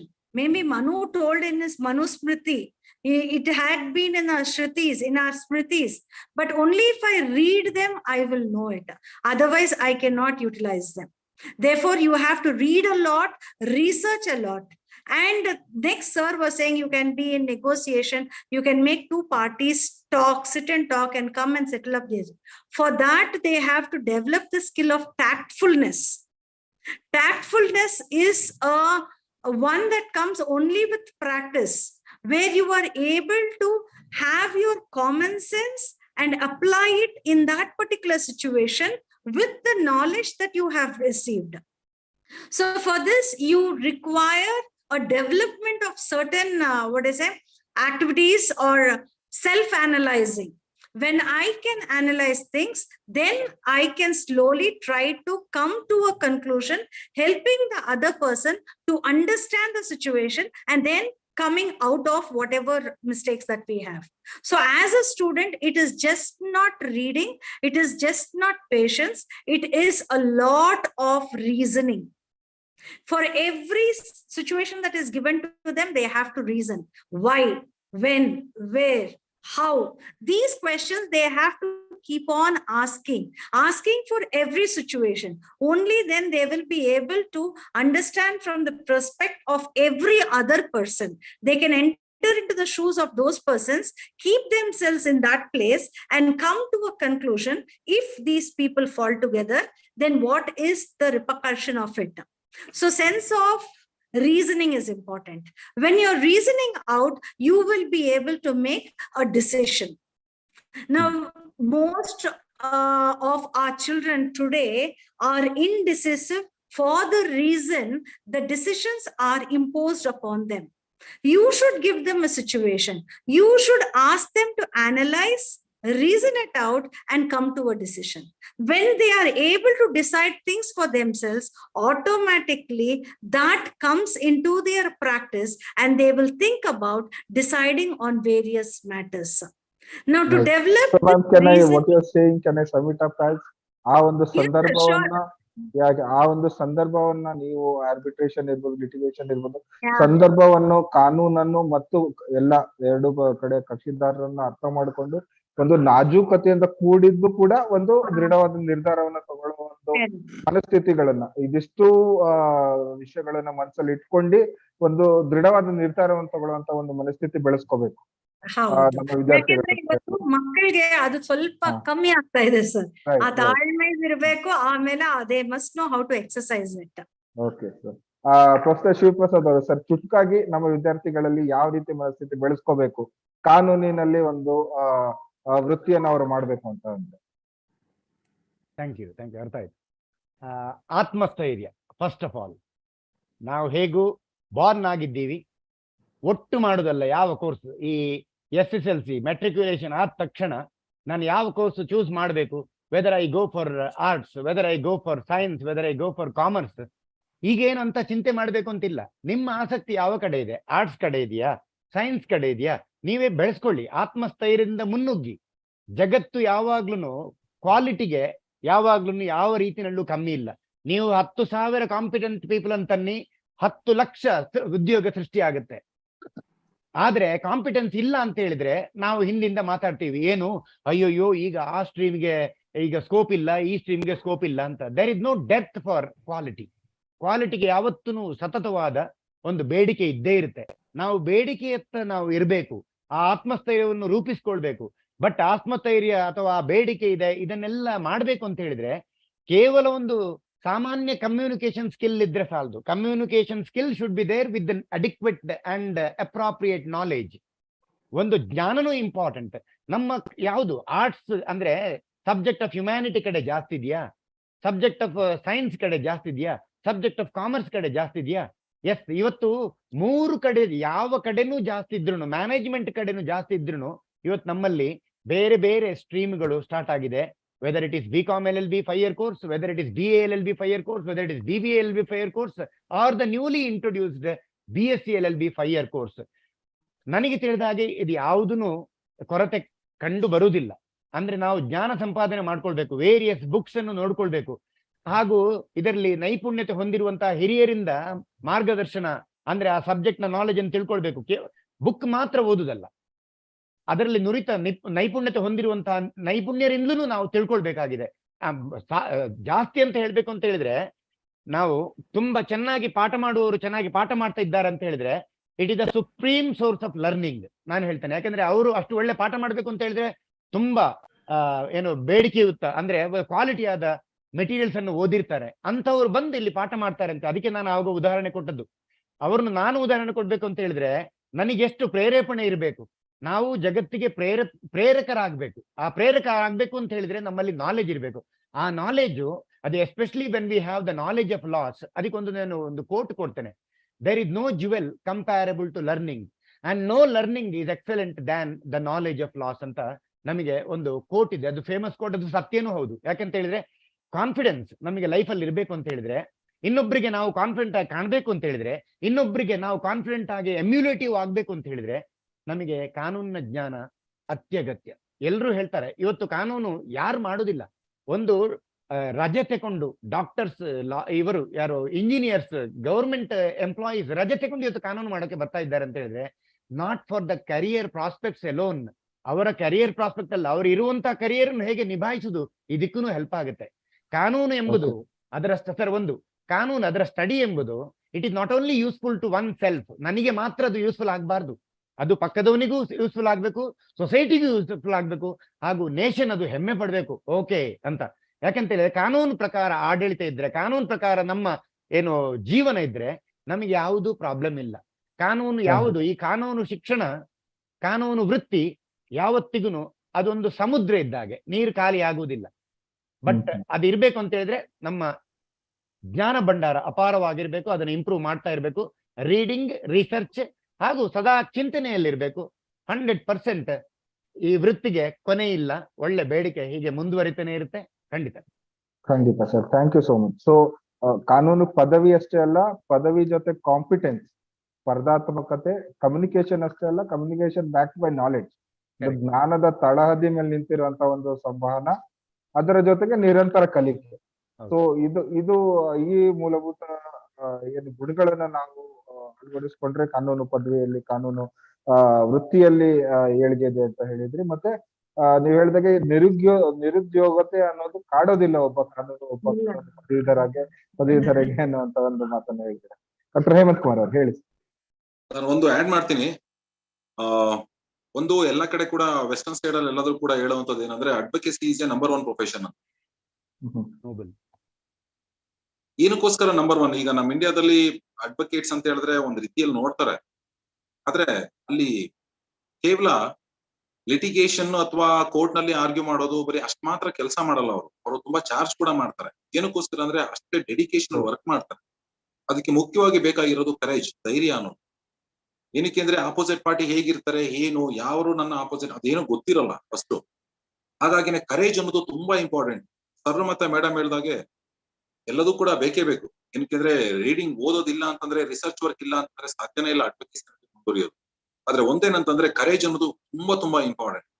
ಅಲ್ಲಿ advocates ಗಳು ಅಥವಾ ನಮ್ಮಲ್ಲೇ ಕೆಲವರು ಮಾಡ್ತಾರೆ. ಏನಂತ ಹೇಳಿದ್ರೆ opposite party ಏನ್ ಮಾಡ್ತಿದ್ದಾನೆ, ಏನ್ ಹಾಕಬಹುದು, ಅವನು ಏನ್ ಸ್ಟ್ಯಾಂಡ್ ತಗೋಬಹುದು, ನಾನು ಏನ್ ತಗೋಬೇಕು, ನನ್ನಲ್ಲಿರುವಂತಹ ಡಾಕ್ಯುಮೆಂಟ್ ಏನು, ನನ್ನಲ್ಲಿರುವಂತಹ ಎವಿಡೆನ್ಸಸ್ ಗಳೇನು, ನನ್ನ ಕ್ಲೈಂಟ್ ನನಗೇನ್ ತಂದ್ಕೊಟ್ಟಿದ್ದಾನೆ ಅಂತ ತಿಳ್ಕೊಳ್ಳೋದ್ರ ಜೊತೆಗೆ ಅಡಿಷನ್ ಆಗಿ ಏನಾದ್ರೂ ಸಿಗುತ್ತಾ ಎವಿಡೆನ್ಸ್ ಅಂತ ಇವನೇ ರಿಸರ್ಚ್ ಮಾಡ್ತಾನೆ. ಇವನೇ ಪ್ಯಾರಾ ಏನು ಇನ್ವೆಸ್ಟಿಗೇಷನ್ ಮಾಡ್ತಾನೆ ಸೆಪರೇಟ್ ಆಗೇನೆ. ಅದು ಆ ಒಂದು ಗುಣ ಬೆಳೆಸ್ಕೋಬೇಕು ಯಾವಾಗ್ಲೂ ಕೂಡ. ಆ ಒಂದು ಗುಣ ಇದ್ರೇನೆ ರಿಸರ್ಚ್ ವರ್ಕ್ ಅಂದ್ರೆ ಇದು ಕೂಡ ಇನ್ಕ್ಲೂಡ್ ಆಗುತ್ತೆ. ಹಾಗಂತ ಹೇಳಿದ್ರೆ ಸೊ ನಮ್ಗೆ ಬೇರೆ ಕಡೆಯಿಂದ ಮಾಹಿತಿಗಳು ಸಿಗುತ್ತಾ.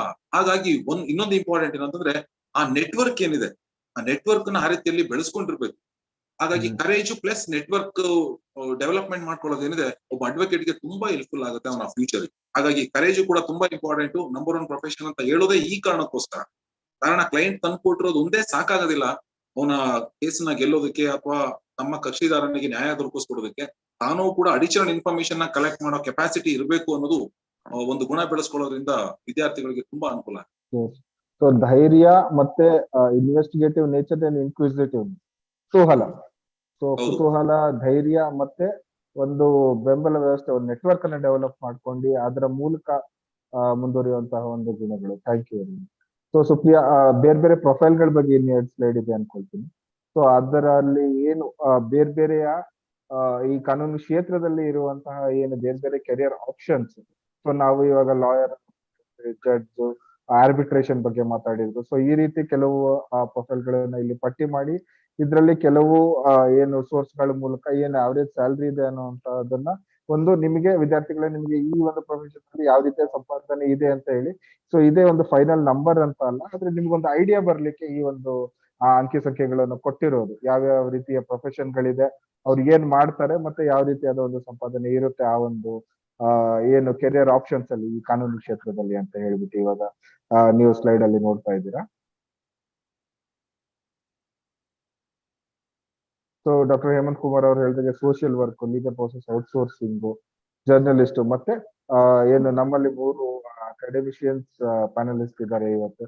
ಸೊ ಅಕಾಡೆಮಿಕ್ಸ್ ಸೈಡ್ ಅಲ್ಲಿ ಕೂಡ ಒಂದು ಉದ್ಯೋಗ ಅವಕಾಶಗಳಿರುತ್ತೆ. ಸೊ ನಾನು ಪ್ಯಾನಲ್ ಅಲ್ಲಿ ಇನ್ನೊಂದು ಚಿಕ್ಕ ಪ್ರಶ್ನೆ ಕೇಳಲಿಕ್ಕೆ ಇಷ್ಟಪಡ್ತೇನೆ. ಸೊ ಇಷ್ಟೆಲ್ಲ ಮಾತಾಡಿದ್ವಿ, ಇದ್ರ ಜೊತೆಗೆ ಒಬ್ಬ ಪ್ರಾಕ್ಟೀಸಿಂಗ್ ಲಾಯರ್ ಆಗಿ ಒಂದು ಲೀಗಲ್ ಪ್ರೊಫೆಷನಲ್ ಆಗಿ ಹಾಗೆ ಇರುತ್ತೆ, how is professional typical working day ಆಗಿರುತ್ತೆ ಅಂತ ಹೇಳ್ಬಿಟ್ಟು, ಆಕ್ಟಿವಿಟೀಸ್ ಏನಿರುತ್ತೆ ಅಂತ ಹೇಳಿ. ಒಬ್ಬ ಪ್ರಾಕ್ಟೀಸಿಂಗ್ ಲಾಯರ್ ಆಗಿರ್ಬೋದು ಅಥವಾ ತಾವೆಲ್ಲ ಇವಾಗ ಅಡ್ಮಿನಿಸ್ಟ್ರೇಟರ್ ಪೊಸಿಷನ್ಸ್ ಅಲ್ಲಿ ಇದ್ದೀರಾ, ಅಕಾಡೆಮಿಕ್ ಪೊಸಿಷನ್ಸ್ ಅಲ್ಲಿ ಇದ್ದೀರಾ. So how is a typical professional day, ಯಾವ ರೀತಿ ಆಕ್ಟಿವಿಟಿ, ಯಾರ್ಯಾರ ಜೊತೆ ಒಡನಾಟ ಇರುತ್ತೆ, ಸ್ಟೇಕ್ ಹೋಲ್ಡರ್ಸ್ ಯಾರ್ಯಾರು, ಸೊ ಆ ರೀತಿಯಾದ ಒಂದು ಐಡಿಯಾ ಕೊಡ್ಬೋದಾ? ಖಂಡಿತ ಸರ್. ಒಬ್ಬ ಅಡ್ವೊಕೇಟ್ ಆದವನಿಗೆ ಯಾವಾಗ್ಲೂ ಕೂಡ ಸಾಮಾನ್ಯ ಯೋಚನೆ ಇರೋದೇನಂತಂದ್ರೆ ತನ್ನ ಕಕ್ಷಿದಾರನಿಗೆ ಯಾವ ರೀತಿಯಲ್ಲಿ ನ್ಯಾಯ ಒದಗಿಸ್ಬೇಕು ಅಂತ. ಅದರ ಜೊತೆಗೆ ಅವನ ಖಾಸಗಿ ಜೀವನ ಕೂಡ ಇರುತ್ತೆ. ಕೌಟುಂಬಿಕ ಜೀವನ ಕೂಡ ಇರುತ್ತೆ. ಹಾಗಾಗಿ ಎರಡೂ ಕೂಡ ಬ್ಯಾಲೆನ್ಸ್ ಮಾಡೋದು ತುಂಬಾ ಕಷ್ಟ. ಕಾರಣ ಪ್ರತಿದಿನ ಡಿಫ್ರೆಂಟ್ ಕೇಸಸ್ ಬರ್ತಾ ಇರುತ್ತೆ. ಒಂದೇ ರೀತಿ ಕೇಸ್ಗಳು ಇರಲ್ಲ. ಫ್ಯಾಮಿಲಿ ಮ್ಯಾಟರ್ ಆಗಿರ್ಬೋದು, ಅಥವಾ ಕಾರ್ಪೊರೇಟ್ ಡಿಸ್ಪ್ಯೂಟ್ ಗಳಾಗಿರ್ಬೋದು, ಲ್ಯಾಂಡ್ ಡಿಸ್ಪ್ಯೂಟ್ ಗಳಾಗಿರ್ಬೋದು, ಇಂಟರ್ನೆಟ್ ಆಗಿರ್ಬೋದು, ತುಂಬಾ ಡಿಸ್ಪ್ಯೂಟ್ ಗಳು, ವೆರೈಟೀಸ್ ಆಫ್ ಡಿಸ್ಪ್ಯೂಟ್ಸ್, ಲಿಟಿಗೇಷನ್ಸ್ ಬರುತ್ತೆ. ಆ ಕಾರಣಕ್ಕೋಸ್ಕರ ಅವನ ಕೇವಲ ಕಾನೂನನ್ನ ಯೋಚನೆ ಮಾಡ್ತಾನೆ, ಕಾನೂನನ್ನೇ ಊಟ ಮಾಡ್ತಾನೆ, ಕಾನೂನೇ ಗಾಳಿ ಸೇವನೆ ಮಾಡ್ತಾನೆ, ಆ ಲೆವೆಲ್ಗೆ ಅವನ ಜೀವನ ಇರುತ್ತೆ. ಅದ್ರ ಜೊತೆಗೆ ಅವನ್ಗೆ ಬೆಳಿಗ್ಗೆ ಅವನ ಆಫೀಸಿಗೆ ಹೋಗಿ ಎಲ್ಲದೂ ಕೂಡ ಫೈಲ್ಗಳನ್ನ ರೆಡಿ ಮಾಡ್ಕೋಬೇಕು, ಜೂನಿಯರ್ಸ್ ಬಂದಿದಾರೋ ಇಲ್ವೋ ನೋಡ್ಬೇಕು, ತಾನೇ ಖುದ್ದಾಗಿ ಕೂಡ ಅದನ್ನ ಫೈಲ್ಗಳನ್ನ ರೆಡಿ ಮಾಡ್ಬೇಕು. ನಂತರ ಕೋರ್ಟ್ ಅಲ್ಲಿ ಪ್ರೆಸೆಂಟ್ ಮಾಡ್ಬೇಕು, ನಮ್ಮ ಕಕ್ಷಿದಾರನ ರೆಪ್ರೆಸೆಂಟ್ ಮಾಡ್ಬೇಕು. ಅದೆಲ್ಲ ಮುಗಿಸ್ಕೊಂಡು ಈವ್ನಿಂಗ್ ಆಫ್ಟರ್ನೂನ್ ಆರ್ಗ್ಯುಮೆಂಟ್ ಇದ್ರೆ ಅಥವಾ ಮಾರ್ನಿಂಗ್ ಆರ್ಗ್ಯುಮೆಂಟ್ ಇದ್ರೆ ಆರ್ಗ್ಯುಮೆಂಟ್ ಮಾಡಿ ಮತ್ತೆ ಅವನು ತನ್ನ ಕಚೇರಿಗೆ ಬರ್ಬೇಕು. ಮತ್ತೆ ನಾಳೆಗೆ ಅವನು ರೆಡಿ ಆಗ್ಬೇಕು. ಅದಕ್ಕೆಲ್ಲ ಡ್ರಾಫ್ಟಿಂಗ್ ಎಲ್ಲ ರೆಡಿ ಮಾಡ್ಕೋಬೇಕು. ಎಲ್ಲದೂ ಕೂಡ ರೆಡಿ ಮಾಡ್ಕೊಳ್ಳುವಂತ ಕೆಲಸ ಪ್ರತಿ ದಿನದ ಕೆಲಸ ಆಗಿರುತ್ತೆ. ಇದ್ರ ಜೊತೆಗೆ ಅವನಿಗೆ ರಿಕ್ರಿಯೇಷನ್ ಅಂದ್ರೆ ಅವನಿಗೆ ರಿಲೀಫ್ ಅಥವಾ ರಿಲ್ಯಾಕ್ಸೇಷನ್ಗೂ ಕೂಡ ಹಲವಾರು ಬೇರೆ ಬೇರೆ ವ್ಯವಸ್ಥೆಗಳನ್ನ ಮಾಡ್ಕೊಂಡಿದ್ದಾರೆ. ಸಾಮಾಜಿಕವಾದಂತ ಜೀವನ ಒಬ್ಬ ಅಡ್ವೊಕೇಟ್ ತುಂಬಾ ಚೆನ್ನಾಗಿರುತ್ತೆ, ಒಂದು ಮೌಲ್ಯಯುತವಾಗಿರುತ್ತೆ. ಯಾವುದೇ ಕಚೇರಿಗೆ ಸಮಾಜದಲ್ಲಿ ಒಂದು ಅವನಿಗೆ ಆದಂತ ಒಂದು ಮೌಲ್ಯ ಇದೆ, ಒಂದು ಬೆಲೆ ಇದೆ. ಅದನ್ನ ಉಳಿಸ್ಕೊಳ್ಳೋ ರೀತಿನಲ್ಲೇ ಅವನ ಎಥಿಕ್ಸ್ ಅನ್ನ ಫಾಲೋ ಮಾಡ್ಬೇಕು. ಆ ಕಾರಣಕ್ಕೋಸ್ಕರನೇ ನಾವು ಪ್ರೊಫೆಷನಲ್ ಎಥಿಕ್ಸ್ ಅಂತಾನೆ ಒಂದು ಸಬ್ಜೆಕ್ಟ್ ಪಾಠ ಮಾಡ್ತೀವಿ. ಸೊ ಅದರಲ್ಲಿ ಅವನಿಗೆ ಕ್ಲೈಂಟ್ ಗಳಿಗೆ ಇರುವಂತಹ ಡ್ಯೂಟೀಸ್ ಆಗಿರ್ಬೋದು, ಕೋರ್ಟ್ಗೆ ಅಂದ್ರೆ ಬೆಂಚ್ ಅದಕ್ಕೆ ಇರುವಂತಹ ಡ್ಯೂಟೀಸ್ ಆಗಿರ್ಬೋದು, ಸಾಮಾಜಿಕವಾಗಿ ಅವನಿಗಿರುವಂತಹ ಕರ್ತವ್ಯಗಳಾಗಿರ್ಬೋದು, ಇದೆಲ್ಲಾ ಕರ್ತವ್ಯಗಳನ್ನು ಕೂಡ ಅವನು ಸರಿಯಾಗಿ ನಿರ್ವಹಣೆ ಮಾಡೋ ಸಾಮರ್ಥ್ಯ ಏನಿದೆ ಅದನ್ನ ಬೆಳೆಸ್ಕೊಳ್ಳೋದು ತುಂಬಾ ಮುಖ್ಯ ಆಗುತ್ತೆ. ಹಾಗಾಗಿನೇ ಒಬ್ಬ ಅಡ್ವೊಕೇಟ್ ಏನಿದಾನೆ ಅವನು ಕೇವಲ ಸಾಮಾನ್ಯ ವ್ಯಕ್ತಿ ಆಗಿರಲ್ಲ, ತುಂಬಾ ಯೋಚನಾ ಶಕ್ತಿ ಇರುವಂತಹ ವ್ಯಕ್ತಿ ಆಗಿರ್ತಾನೆ, ಕಾಮನ್ ಸೆನ್ಸ್ ತುಂಬಾ ಇರುವಂತಹ ವ್ಯಕ್ತಿ ಆಗಿರ್ತಾನೆ. ಅವನ ಪ್ರತಿದಿನದ ಜೀವನ ನ್ಯಾಯಾಲಯ, ಅವನ ಕಚೇರಿ ಮತ್ತೆ ಅವನ ಮನೆ, ಈ ಮೂರಲ್ಲೇನೆ ಕಳೆದು ಹೋಗ್ತಿರುತ್ತೆ. ಅಪರೂಪಕ್ಕೆ ಏನಕ್ಕೆ ಅಂದ್ರೆ ಅಷ್ಟು ಒತ್ತಡ ಇರುತ್ತೆ. ಇನ್ನೊಂದು ಅವನ ಒತ್ತಡವನ್ನ ನಿಭಾಯಿಸುವ ಕಲೆ ಏನಿದೆ ಅದು ತುಂಬಾ ಇಂಪಾರ್ಟೆಂಟ್. ಪ್ರೆಷರ್ ಟ್ಯಾಕ್ಲಿಂಗ್ ಏನಿದೆ ಅದು ತುಂಬಾ ಇಂಪಾರ್ಟೆಂಟ್. ತುಂಬಾ ಪ್ರೆಷರ್ ಇರುತ್ತೆ, ಎಲ್ಲಾ ಕಡೆಯಿಂದನೂ ಕೂಡ ಪ್ರೆಷರ್ ಇರುತ್ತೆ. ಅದೆಲ್ಲದನ್ನು ಕೂಡ ನಿರ್ವಹಣೆ ಮಾಡಿಕೊಂಡು ತನ್ನ ಅಡ್ವೊಕೇಸಿ ಅಂದ್ರೆ ಪ್ರಾಕ್ಟೀಸ್ ಅನ್ನ ಮಾಡುವಂತಹ ಕೆಲಸ ಏನಿದೆ ಅದು ಒಂದು ಚಾಲೆಂಜಿಂಗ್ ಜಾಬ್ ಅಂತಾನೆ, ಸರ್ವಿಸ್ ಅಂತ ಹೇಳುವ, ಜಾಬ್ ಅನ್ನೋದಕ್ಕಿಂತ ಸರ್ವಿಸ್ ಅಂತ ಹೇಳಿ. Thank you sir. Professor Shivaprasad ಅವರು ಇದ್ರ ಬಗ್ಗೆ ಲೀಗಲ್ ಪ್ರೊಫೆಷನ್ ದಿನಚರಿ ಬಗ್ಗೆ ಚುಟ್ಕಾಗಿ ನಮ್ಮ ವಿದ್ಯಾರ್ಥಿಗಳಲ್ಲಿ ಏನ್ ಹೇಳ್ಬೇಕು? ಓಕೆ. ಕಾನೂನು ವೃತ್ತಿ ಮಾಡಬೇಕು ಅಂತ ಹೇಳಿದ್ರೆ ಅವನಿಗೆ 80% ಅಥವಾ 50% ಅಥವಾ 40% ಅದು ಬೇಕಿಲ್ಲ, ಇದ್ರೆ ಒಳ್ಳೇದು. ಯಾಕಂದ್ರೆ 80% ತಗೊಂಡಿದ್ದೀರಿ ಅಂತ ಹೇಳಿದ್ರೆ ನಿಮ್ಮ knowledge level at that stage itself is sound. But how to put the knowledge into practice, ಅದು ಪ್ರಾಕ್ಟೀಸ್ ನಲ್ಲಿ ನಿಮ್ಮ ನಾಲೆಜ್ ಅದು ಇನ್ನೊಂದು ರೂಪ ತಗೊಳ್ಳುತ್ತೆ. ಯಾಕಂದ್ರೆ you are now actually applying the law into practice. ಕಾನೂನಿನ ಜ್ಞಾನವು ಆಕ್ಚುಲ್ ಆಗಿ ಪ್ರಾಕ್ಟೀಸ್ ಅಲ್ಲಿ ಸೊಸೈಟಿಯಲ್ಲಿ ಹೇಗಿದೆ, ನಿಮಗೆ ನಿಮ್ಮ ಆಸಕ್ತಿ ಪ್ರಾಥಮಿಕವಾಗಿ ಪ್ರಾಕ್ಟೀಸ್ ಅಲ್ಲಿ ಹಿಡಿಯುವಾಗ ನಿಮಗೆ ಕೇಸ್ಗಳು ಬೇಕು ಅಂತ ಕಾಣುತ್ತೆ. ಅದು whether you want to practice. ಸಾಮಾನ್ಯವಾಗಿ ಯಾರಾದ್ರೂ ಪ್ರಾಕ್ಟೀಸ್ ಮಾಡುವಾಗ ಸೀನಿಯರ್ ಲಾಯರ್ಗಳ ಜೊತೆ ಟ್ರೈನಿಂಗ್ ಆಗಿ ಅವರು ಸೇರ್ಕೊಳ್ತಾರೆ ಆಸ್ ಎ ಇಂಟರ್ನಿ. ಅದು ಏನು ಶಿಕ್ಷಣ ಮಾಡುವಾಗಲೇ ಮಾಡ್ಬೋದು, ಇಲ್ಲ ನಂತರ ಆಸ್ ಇಂಟರ್ನಿ ಅವರು ಸೇರ್ಕೊಳ್ತಾರೆ ಜೂನಿಯರ್ ಲಾಯರ್ ಆಗಿ ಅಂತ. ಅವರು ಹಾಗೆ ಸೇರ್ಕೊಂಡ ನಂತರ ಒಂದು 2 ವರ್ಷಗಳ ಅವಧಿಯಲ್ಲಿ ಆ ಸೀನಿಯರ್ ಲಾಯರ್, ಒಂದು ಪ್ರಾಬ್ಲಮ್ ಇದೆ, ಸೀನಿಯರ್ ಲಾಯರ್ಗಳು ಸ್ಪೆಷಲೈಸ್ಡ್ ಆಗಿ ಒಂದು ವರ್ಗದಲ್ಲಿ, ಫಾರ್ ಎಕ್ಸಾಂಪಲ್ ಕಾರ್ಮಿಕ ಕ್ಷೇತ್ರದಲ್ಲಿ ಲೇಬರ್ ಲಾ ಇರ್ಬೋದು, ಅಥವಾ ಅಡ್ಮಿನಿಸ್ಟ್ರೇಟಿವ್ ಸೈಡ್ ಇರ್ಬೋದು, ಕಾನ್ಸ್ಟಿಟ್ಯೂಷನಲ್ ಸೈಡ್ ಇರ್ಬೋದು, ಅಥವಾ ಕಾರ್ಪೊರೇಟ್ ಸೈಡ್ ಇರ್ಬೋದು, ಅಥವಾ ಇಂಟೆಲೆಕ್ಚುಯಲ್ ಪ್ರಾಪರ್ಟಿ ಸೈಡ್ ಇರ್ಬೋದು. ಇಂಥದ್ದಾದ್ರೆ ಸ್ವಲ್ಪ ಪ್ರಾಬ್ಲಮ್ ಇದೆ. ಇನ್ನೊಂದು ಪ್ರಾಬ್ಲಮ್ ಏನಂದ್ರೆ ಆ ಸೀನಿಯರ್ ಲಾ ಎಲ್ಲ ಹೈಕೋರ್ಟ್ ಪ್ರಾಕ್ಟೀಷನರ್ ಅಂತ ಹೇಳಿದ್ರೆ ಲೋವರ್ ಕೋರ್ಟ್ ಪ್ರಾಕ್ಟೀಸ್ ಅವರಿಗೆ ಸಿಗುದಿಲ್ಲ. Without lower court practice knowledge, I think higher court practice straight away soon after your completion of LLB. ನೀವು if you enter high court practice, you may find it little bit difficult, and I think not only difficult, your knowledge level in practice will still be incomplete ಅಂತ ಹೇಳ್ತಾನೆ. ಯಾಕಂದ್ರೆ high court ಇರೋದು writ jurisdiction, ಈ ತರ appellate jurisdiction ಎಲ್ಲ ಇರುತ್ತೆ. But ಆದ್ರೂ ಈ ಟ್ರಯಲ್ ಕೋರ್ಟ್ ನಾಲೆಜ್ ಇರುತ್ತಲ್ಲ, ಒಂದು ಪ್ರಾಥಮಿಕವಾಗಿ it is a base, it's a foundation, ಅದಿರ್ಬೇಕಾಗುತ್ತೆ ಒಂದು. ಎರಡನೇದ್ದು, ನೀವು ಆಲ್ರೆಡಿ ಕನ್ನಡ ಇರ್ಬೋದು ಅಥವಾ ಇಂಗ್ಲಿಷ್ ಇರ್ಬೋದು, ಕಮ್ಯುನಿಕೇಶನ್ ಸ್ಕಿಲ್ಸ್ ಬೆಳೆಸ್ಕೊಂಡಿರ್ಬೇಕು. ಆ ಕಮ್ಯುನಿಕೇಶನ್ ಸ್ಕಿಲ್ ಹೆಂಗೆ ಬೆಳೆಸ್ಕೊಂಡಿರ್ಬೇಕು ಅಂತ ಹೇಳಿದ್ರೆ, ನೀವು ಸೊಸೈಟಿಯನ್ನು ಆಧರಿಸಿಕೊಂಡು ನಿಮ್ಮ ಕಮ್ಯುನಿಕೇಶನ್ ಬೆಳೆಸಿ. ಸುಮ್ಮನೆ ನೀವು ಇಂಗ್ಲಿಷ್ ಬಿಡುದಲ್ಲ, ಸುಮ್ಮನೆ ನೀವು ಕನ್ನಡ ಬಿಡುದಲ್ಲ. ಕನ್ನಡ ಬಿಟ್ರೆ ಇಂಗ್ಲಿಷ್ ಬಿಟ್ರೆ ನಿಮಗೆ ಸೊಸೈಟಿಯಲ್ಲಿ ಇರುವಂತಹ, ಈಗ ಲಿಟಿಗೇಷನ್ ಇಟ್ಕೊಂಡು ಯಾರೋ ಬರ್ತಾರೆ, ಅವರು ಲಿಟಿಗೇಷನ್ ನ ಮೂಲ ಕಾರಣ ಏನು, ಅದು ಬಹಳ ಇಂಪಾರ್ಟೆಂಟ್. ಆಮೇಲೆ ಈಗ ಒಬ್ರು ಬಂದ್ರು ನನ್ನ ಹತ್ರ, ನಾನೀಗ ಒಂದು ಲಾಯರ್, ನಾನು ಲಾಯರ್ ಅಂತ ಹೇಳಿದ್ಮೇಲೆ ಅವರ ವಾಂಟ್ಸ್ ಏನು, ಅವರ ಆಶೆ ಏನು, ಅವರ ಇಚ್ಛೆ ಏನು, ಅವ್ರಿಗೆ ಏನ್ ಬೇಕಿದೆ ರಿಲೀಫ್, ಅದನ್ನು ಕಾನೂನಿನ ಚೌಕಟ್ಟಿನೊಳಗೆ ಅವ್ರಿಗೆ ಕೊಡ್ಲಿಕ್ಕಾಗುತ್ತಾ, ಅದು ಇಂಪಾರ್ಟೆಂಟ್. ಹೊರತು ನಾನು ಆ ಒಂದು ಕ್ಲೈಂಟ್ಗೆ ನಾನೊಂದು ರಿಲೀಫ್ ಅನ್ನು ಫೋರ್ಸ್ ಮಾಡುವಂಗಿಲ್ಲ. ಅವ್ರಿಗೆ ಹೇಳ್ಬೇಕು, ಕಾನೂನಿನ ಚೌಕಟ್ಟಿನಲ್ಲಿ ನೀವು ಕೇಳಿದ್ದನ್ನು ಕೊಡ್ಲಿಕ್ಕೆ ಆಗಲ್ಲ, ಬಟ್ ಕಾನೂನು ಚೌಕಟ್ಟಿನಲ್ಲಿ ಇದು ಸಿಗಬಹುದು, I will try my level best ಅಂತ ಹೇಳಿ ಸಪೋಸ್ ಒಪ್ಪಿಗೆ ಆದ್ರೆ, ಈ ಲಾಯರ್ನ ಪ್ರಿಪರೇಷನ್ಸ್ ಯಾವ ಮಟ್ಟಕ್ಕೆ ಇರಬೇಕು ಅಂತ ಹೇಳಿದ್ರೆ, ಇನ್ನೊಂದು ಕ್ಲೈಂಟ್ ಇರ್ತಾನೆ, ಒಪೋನೆಂಟ್ ಕ್ಲೈಂಟ್ ಅಂತ, ಅವರಿಗೂ ಲಾಯರ್ ಇರ್ತಾರೆ. ಸೊ ನನಗೆ ಸಪೋಸ್ ಆ ಕ್ಲೈಂಟ್ ನನಗೆ ಬರ್ತಿದ್ರೆ ನಾನು ಯಾವ ತರ ಪ್ರಿಪೇರ್ ಆಗ್ಬೇಕಿತ್ತು ಅಂದ್ರೆ, ಒಂದು ಲಾಯರ್ ಆಗಿ ಕೊಲ್ಯೂಷನ್ ಅಂತಲ್ಲ, ಒಂದು ಲಾಯರ್ ಆಗಿ ಎರಡು ಸೈಡ್ ನಲ್ಲೂ ಯೋಚನೆ ಮಾಡಿ ಪ್ರಿಪೇರ್ ಮಾಡೋದು.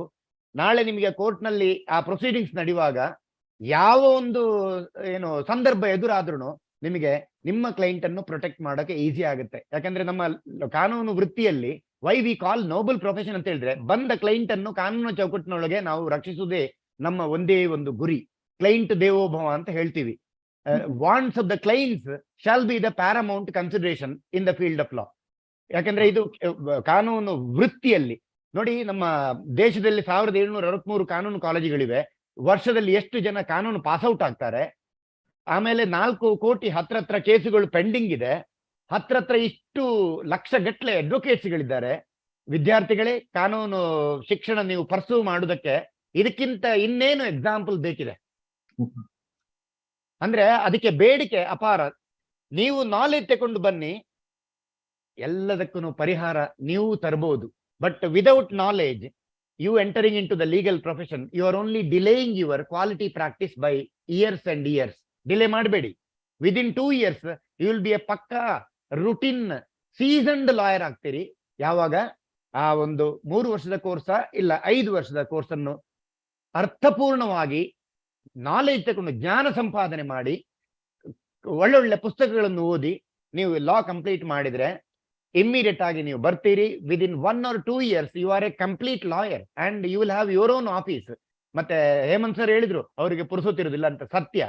ಆದ್ರೆ ಅವರಿಗೆ ಪುರುಸೊತ್ತಿರುವುದಿಲ್ಲ, ಅದು ಇಲ್ಲ ಇದಿಲ್ಲ ಅಂತ ಹೇಳ್ಕೊಳ್ಳುವ ನಿಟ್ಟಿನಲ್ಲಿ ಅವರಿಗೆ ಈ ಮಧ್ಯಂತರ ರಜೆ, ಕೊನೆ ರಜೆ ಅಂತ ಒಂದು 40, 50, 60 ದಿನ ರಜೆ ಸಿಗ್ತದೆ. ಆ ರಜೆಯಲ್ಲಿ ಕೂಡ ಅವರಿಗೆ ನಾನ್ ಲಿಟಿಗೇಷನ್ ಸೈಡ್ ವರ್ಕ್ ಇರುತ್ತೆ. But at least they are safe from visiting the court, saved. ಅವರಿಗೆ ಅಟ್ ಲೀಸ್ಟ್ ಆ ಫ್ಯಾಮಿಲಿಯನ್ನು ಅಟೆಂಡ್ ಮಾಡ್ಬೋದು. ಒಬ್ಬ ಲಾಯರ್ 2 ವರ್ಷದಲ್ಲಿ ಸಾಮಾನ್ಯವಾಗಿ 3ನೇ ವರ್ಷಕ್ಕೆ ಕಾಲಿಟ್ಟ ಅಂತ ಹೇಳಿದ್ರೆ ಅದರ ಅರ್ಥ he is a busy lawyer, he doesn't have time to spend with this family ಅಂತ. It's a good note. ನಾನು ನನ್ನ ಫ್ಯಾಮಿಲಿಗೆ ಟೈಮ್ ಕೊಟ್ಟಿಲ್ಲ ಇದ್ರು ನಾನು ನನ್ನ ಸಮಾಜದಲ್ಲಿರುವಂತ ಎಲ್ಲಾ ಫ್ಯಾಮಿಲಿಗೆ ಟೈಮ್ ಕೊಡ್ತಾ ಇದ್ದೇನೆಲ್ಲ, ಇದಕ್ಕಿಂತ ಒಳ್ಳೆ ಕೊಡುಗೆ ಏನು ಬೇಕಿದೆ? That is why we call it as noble profession again. That you are giving justice, may be at the cost of some injustice to your family, but family will have highest form of patience and endurance to endure this lawyer who becomes a personality for the society. ಹಾಗೆ ಅಷ್ಟು demand ಇದೆ, ಅಷ್ಟು ಒಳ್ಳೆ. Thank you sir. So demand market already ತುಂಬಾ ದೊಡ್ಡದಿದೆ. But you have to make some small sacrifices. Yes. Dr. Indirani, as a woman in legal profession, what would be your sharing on this routine and professional life? So to tell you frankly, today women in any industry are busy and they have enough work.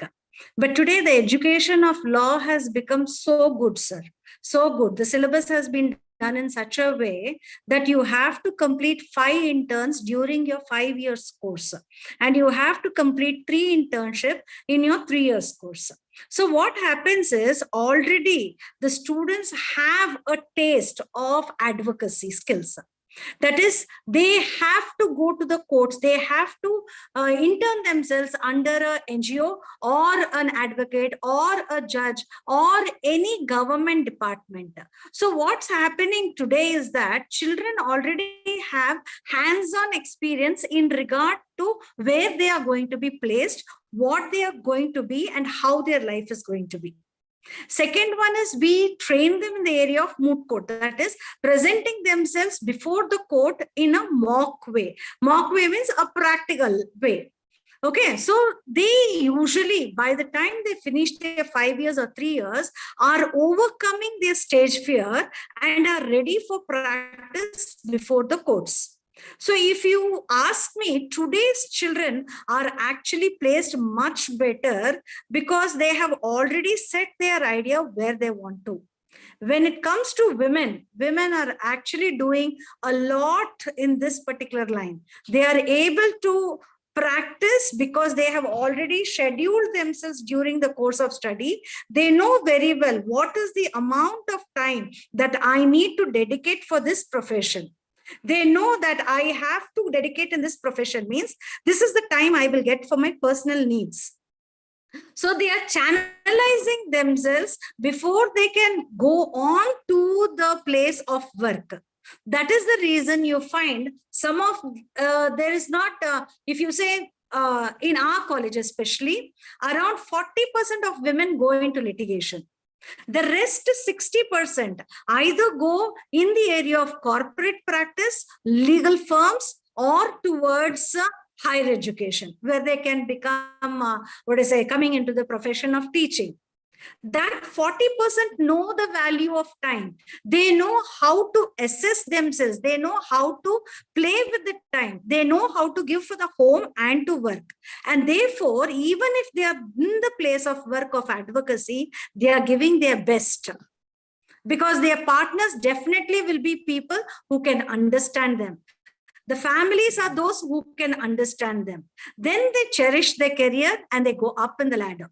Now, once they enter into the profession, there is always a competition as to how they climb up the ladder from becoming from an advocate, being uplifted to the court of a judge, to the place of a judge, or writing judicial exams. In our college itself, around 20% usually clear the judiciary and are well placed. So I feel today the place of law is actually better only for women. It is only that they have to decide how much time they want to give for their profession. Thank you so much, ma'am. So ವಿದ್ಯಾರ್ಥಿಗಳೇ ಕೇಳಿದ್ರಲ್ಲ, ಏನು legal profession, ಕಾನೂನು ಕ್ಷೇತ್ರದಲ್ಲಿ ವೃತ್ತಿಗಳ ಬಗ್ಗೆ ನಮ್ಮೊಟ್ಟಿಗೆ ಇದ್ದ ವಿಶೇಷಜ್ಞರು ಸಾಕಷ್ಟು ಮಾಹಿತಿ, ಅನುಭವ, ಸಲಹೆ ಮೂರನ್ನು ನಮ್ಮೊಟ್ಟಿಗೆ ಹಂಚಿಕೊಂಡಿದ್ದಾರೆ. So yes sir, yes. ನಾನು ಅದು ಕನ್ಕ್ಲೂಡಿಂಗ್ ನಂದು ಒಂದು ರಿಮಾರ್ಕ್ ಅದು ಹಾಕ್ಬೇಕು ಅಂತ, ನೀವು ವಿದ್ಯಾರ್ಥಿಗಳ ಹಿತದೃಷ್ಟಿಯಿಂದ ಅಂತ. ಅಲ್ಲಿ ಹೇಳ್ತಾರೆ, ಇಗ್ನೋರೆನ್ಸಿಯಾ ಜ್ಯೂರಿಸ್ ನಾನ್ ಎಕ್ಸ್ಕ್ಯೂಸೆಡ್ ಅಂತ. ಇದು ನಾವೆಲ್ಲರೂ ತಿಳ್ಕೊಳ್ಬೇಕಾದ್ದು, ಕೇವಲ ವಿದ್ಯಾರ್ಥಿಗಳಿಗೆ ಅಂತಲ್ಲ, ಪ್ರತಿಯೊಬ್ಬರಿಗೂ ಅಪ್ಲೈ ಆಗೋದು. ಕಾನೂನು ಗೊತ್ತಿಲ್ಲದೆ ನಾವೇನಾದ್ರೂ ಮಾಡಿದ್ರೆ ಅದಕ್ಕೆ ಕ್ಷಮೆ ಇಲ್ಲ, ಒಂದು. ಎರಡನೇದ್ದು, ಲೈಫ್ ಆಫ್ ಲಾ, ಕಾನೂನಿನ ಒಂದು ಜೀವ ಹೇಗಿರುತ್ತೆ, ಅದರ ಜೀವನ ಹೇಗಿರುತ್ತೆ ಅಂತ ಹೇಳಿದ್ರೆ ನಾವು ಅದನ್ನು ಗ್ರಹಿಸ್ಲಿಕ್ಕೆ ಸಾಧ್ಯ ಇಲ್ಲ. It has to be experience. Life of law has not been the logic but it's experience ಅಂತ. ಇದು ಎರಡು ಹೇಳುದು. ಸೊ ಈ ಎರಡರ ಪ್ರಿನ್ಸಿಪಲ್ ಏನು ಹೇಳುತ್ತೆ ಅಂತ ಹೇಳಿದ್ರೆ, ಕಾನೂನಿನ ಜ್ಞಾನ ಅತ್ಯಗತ್ಯ. ಒಂದು ಸುವ್ಯವಸ್ಥಿತ ಸಮಾಜಕ್ಕಾಗಿ, ನನ್ನ ಸಮಾಜ ಅಲ್ಲ, ಒಂದು ಸುವ್ಯವಸ್ಥಿತ ನಮ್ಮ ಸಮಾಜಕ್ಕಾಗಿ ಕಾನೂನಿನ ಜ್ಞಾನ ಒಂದು ಅತ್ಯಮೂಲ್ಯ ಅವಿಭಾಜ್ಯವಾದ ಸಾಧನ. It's a vehicle of prosperity. Thank you so much sir. So ವಿದ್ಯಾರ್ಥಿಗಳಿಗೆ ಕೇಳಿದ್ರಲ್ಲ, ಕಾನೂನಿನ ಒಂದು ಏನು ಚೌಕಟ್ಟು ಸಮಾಜಕ್ಕೆ ಎಷ್ಟು ಮುಖ್ಯ ಮತ್ತು ಇದರಲ್ಲಿ ಯಾವ ರೀತಿಯಾದ ಬೇರೆ ಬೇರೆ ವೃತ್ತಿ ಜೀವನಗಳನ್ನ ನಾವು ರೂಪಿಸ್ಕೋಬಹುದು ಅನ್ನುವಂಥದ್ದನ್ನ ನಾವು ತಿಳ್ಕೊಂಡ್ವಿ. ಇದರ ಜೊತೆಗೆ ನಾನು ಈ ವೃತ್ತಿದರ್ಶಿ ಕಾರ್ಯಕ್ರಮದ ಬಗ್ಗೆ ಮಾತಾಡಿದೆ. ಈ ವೃತ್ತಿದರ್ಶಿ ಕಾರ್ಯಕ್ರಮದಲ್ಲಿ ಹಲವಾರು ಸಂಪನ್ಮೂಲಗಳನ್ನ ನಾವು ಕ್ರೋಢೀಕರಿಸಿದೀವಿ ಅನ್ನೋದ್ರ ಬಗ್ಗೆ ಮಾತಾಡಿದೆ. ಸೊ ಏನು ಈ ಸಂಪನ್ಮೂಲಗಳು, ಯುವ ಕಣಜ ವೆಬ್ಸೈಟ್ ಅನ್ನೋದನ್ನ ನಾನು ಅವಾಗ್ಲೇ ತಮಗೆ ಪರಿಚಯ ಮಾಡಿಕೊಟ್ಟೆ. ಸೊ ಈ ಯುವ ಕಣಜ ವೆಬ್ಸೈಟ್ ಅನ್ನುವಂಥದ್ದು ಏನು ಮತ್ತು ಈ ಯುವ ಕಣಜ ವೆಬ್ಸೈಟಿನ ಮೂಲಕ ನಾವು ಹೇಗೆ ಈ ಎಲ್ಲ ವಿಡಿಯೋಗಳನ್ನ ನೋಡ್ಬೋದು, ಮತ್ತೆ Karnataka career portal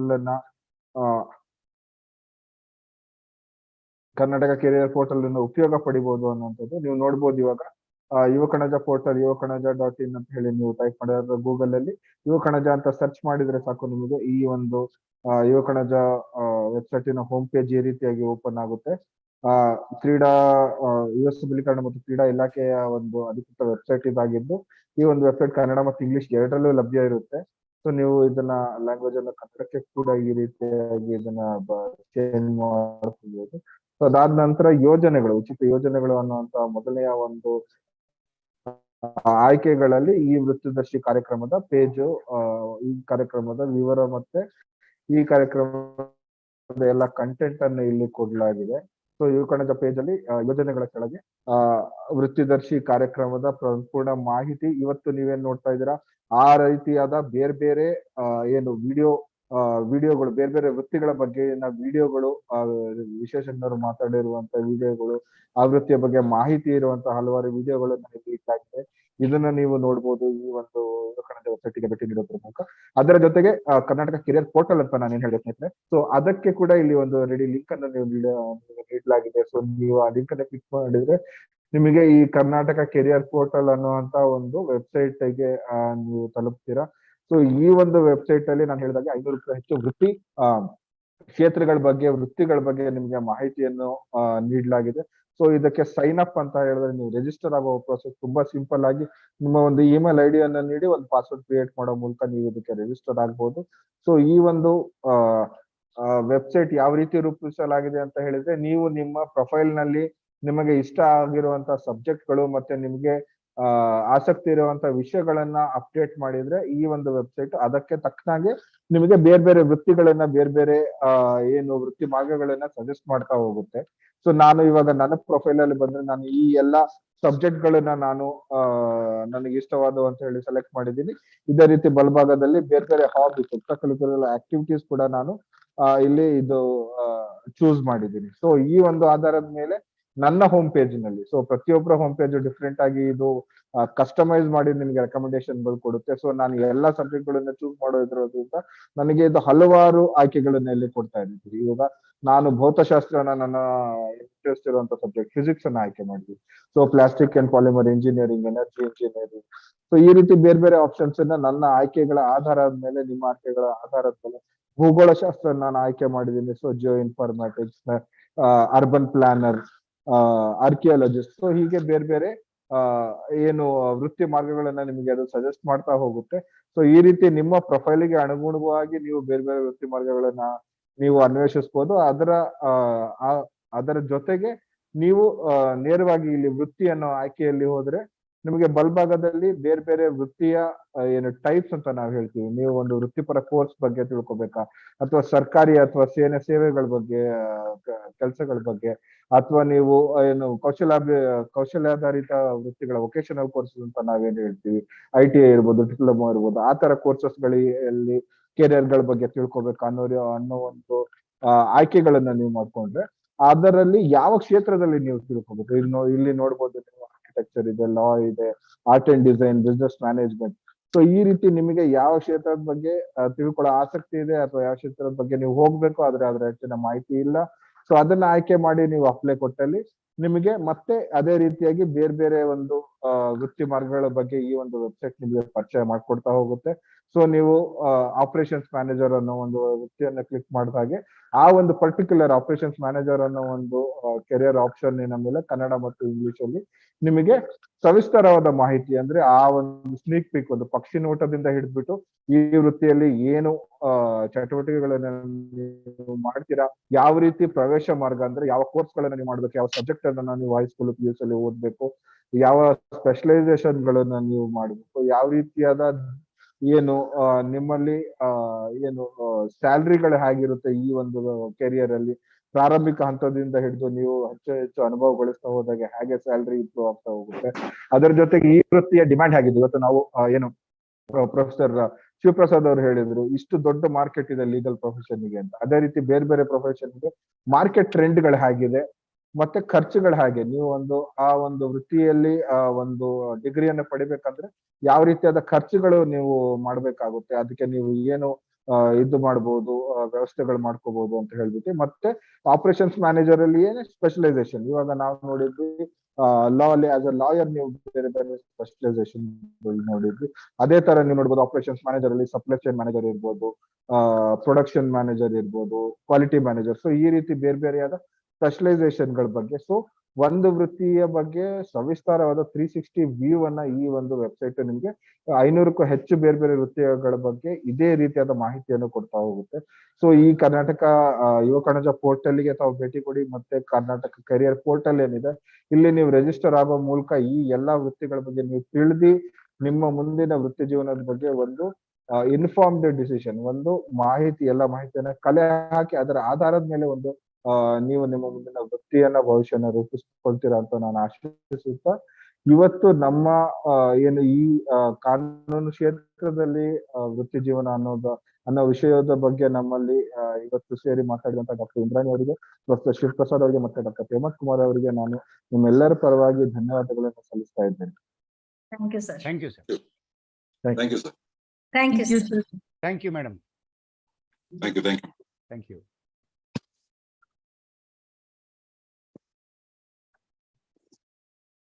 Thank you, Supriya Madam. Thank you, Indrani ma'am. Thank you, Hemanth sir. Thanks, Shivprasad Thank you. sir. Thank you, madam. Thank you. Thank you. Hemanth sir, thank you. And Shivprasad sir, thank you. Thank you. Thank you, madam. Thank you. Thank you, Shiv Prasad sir. Thank you, madam. Thank you.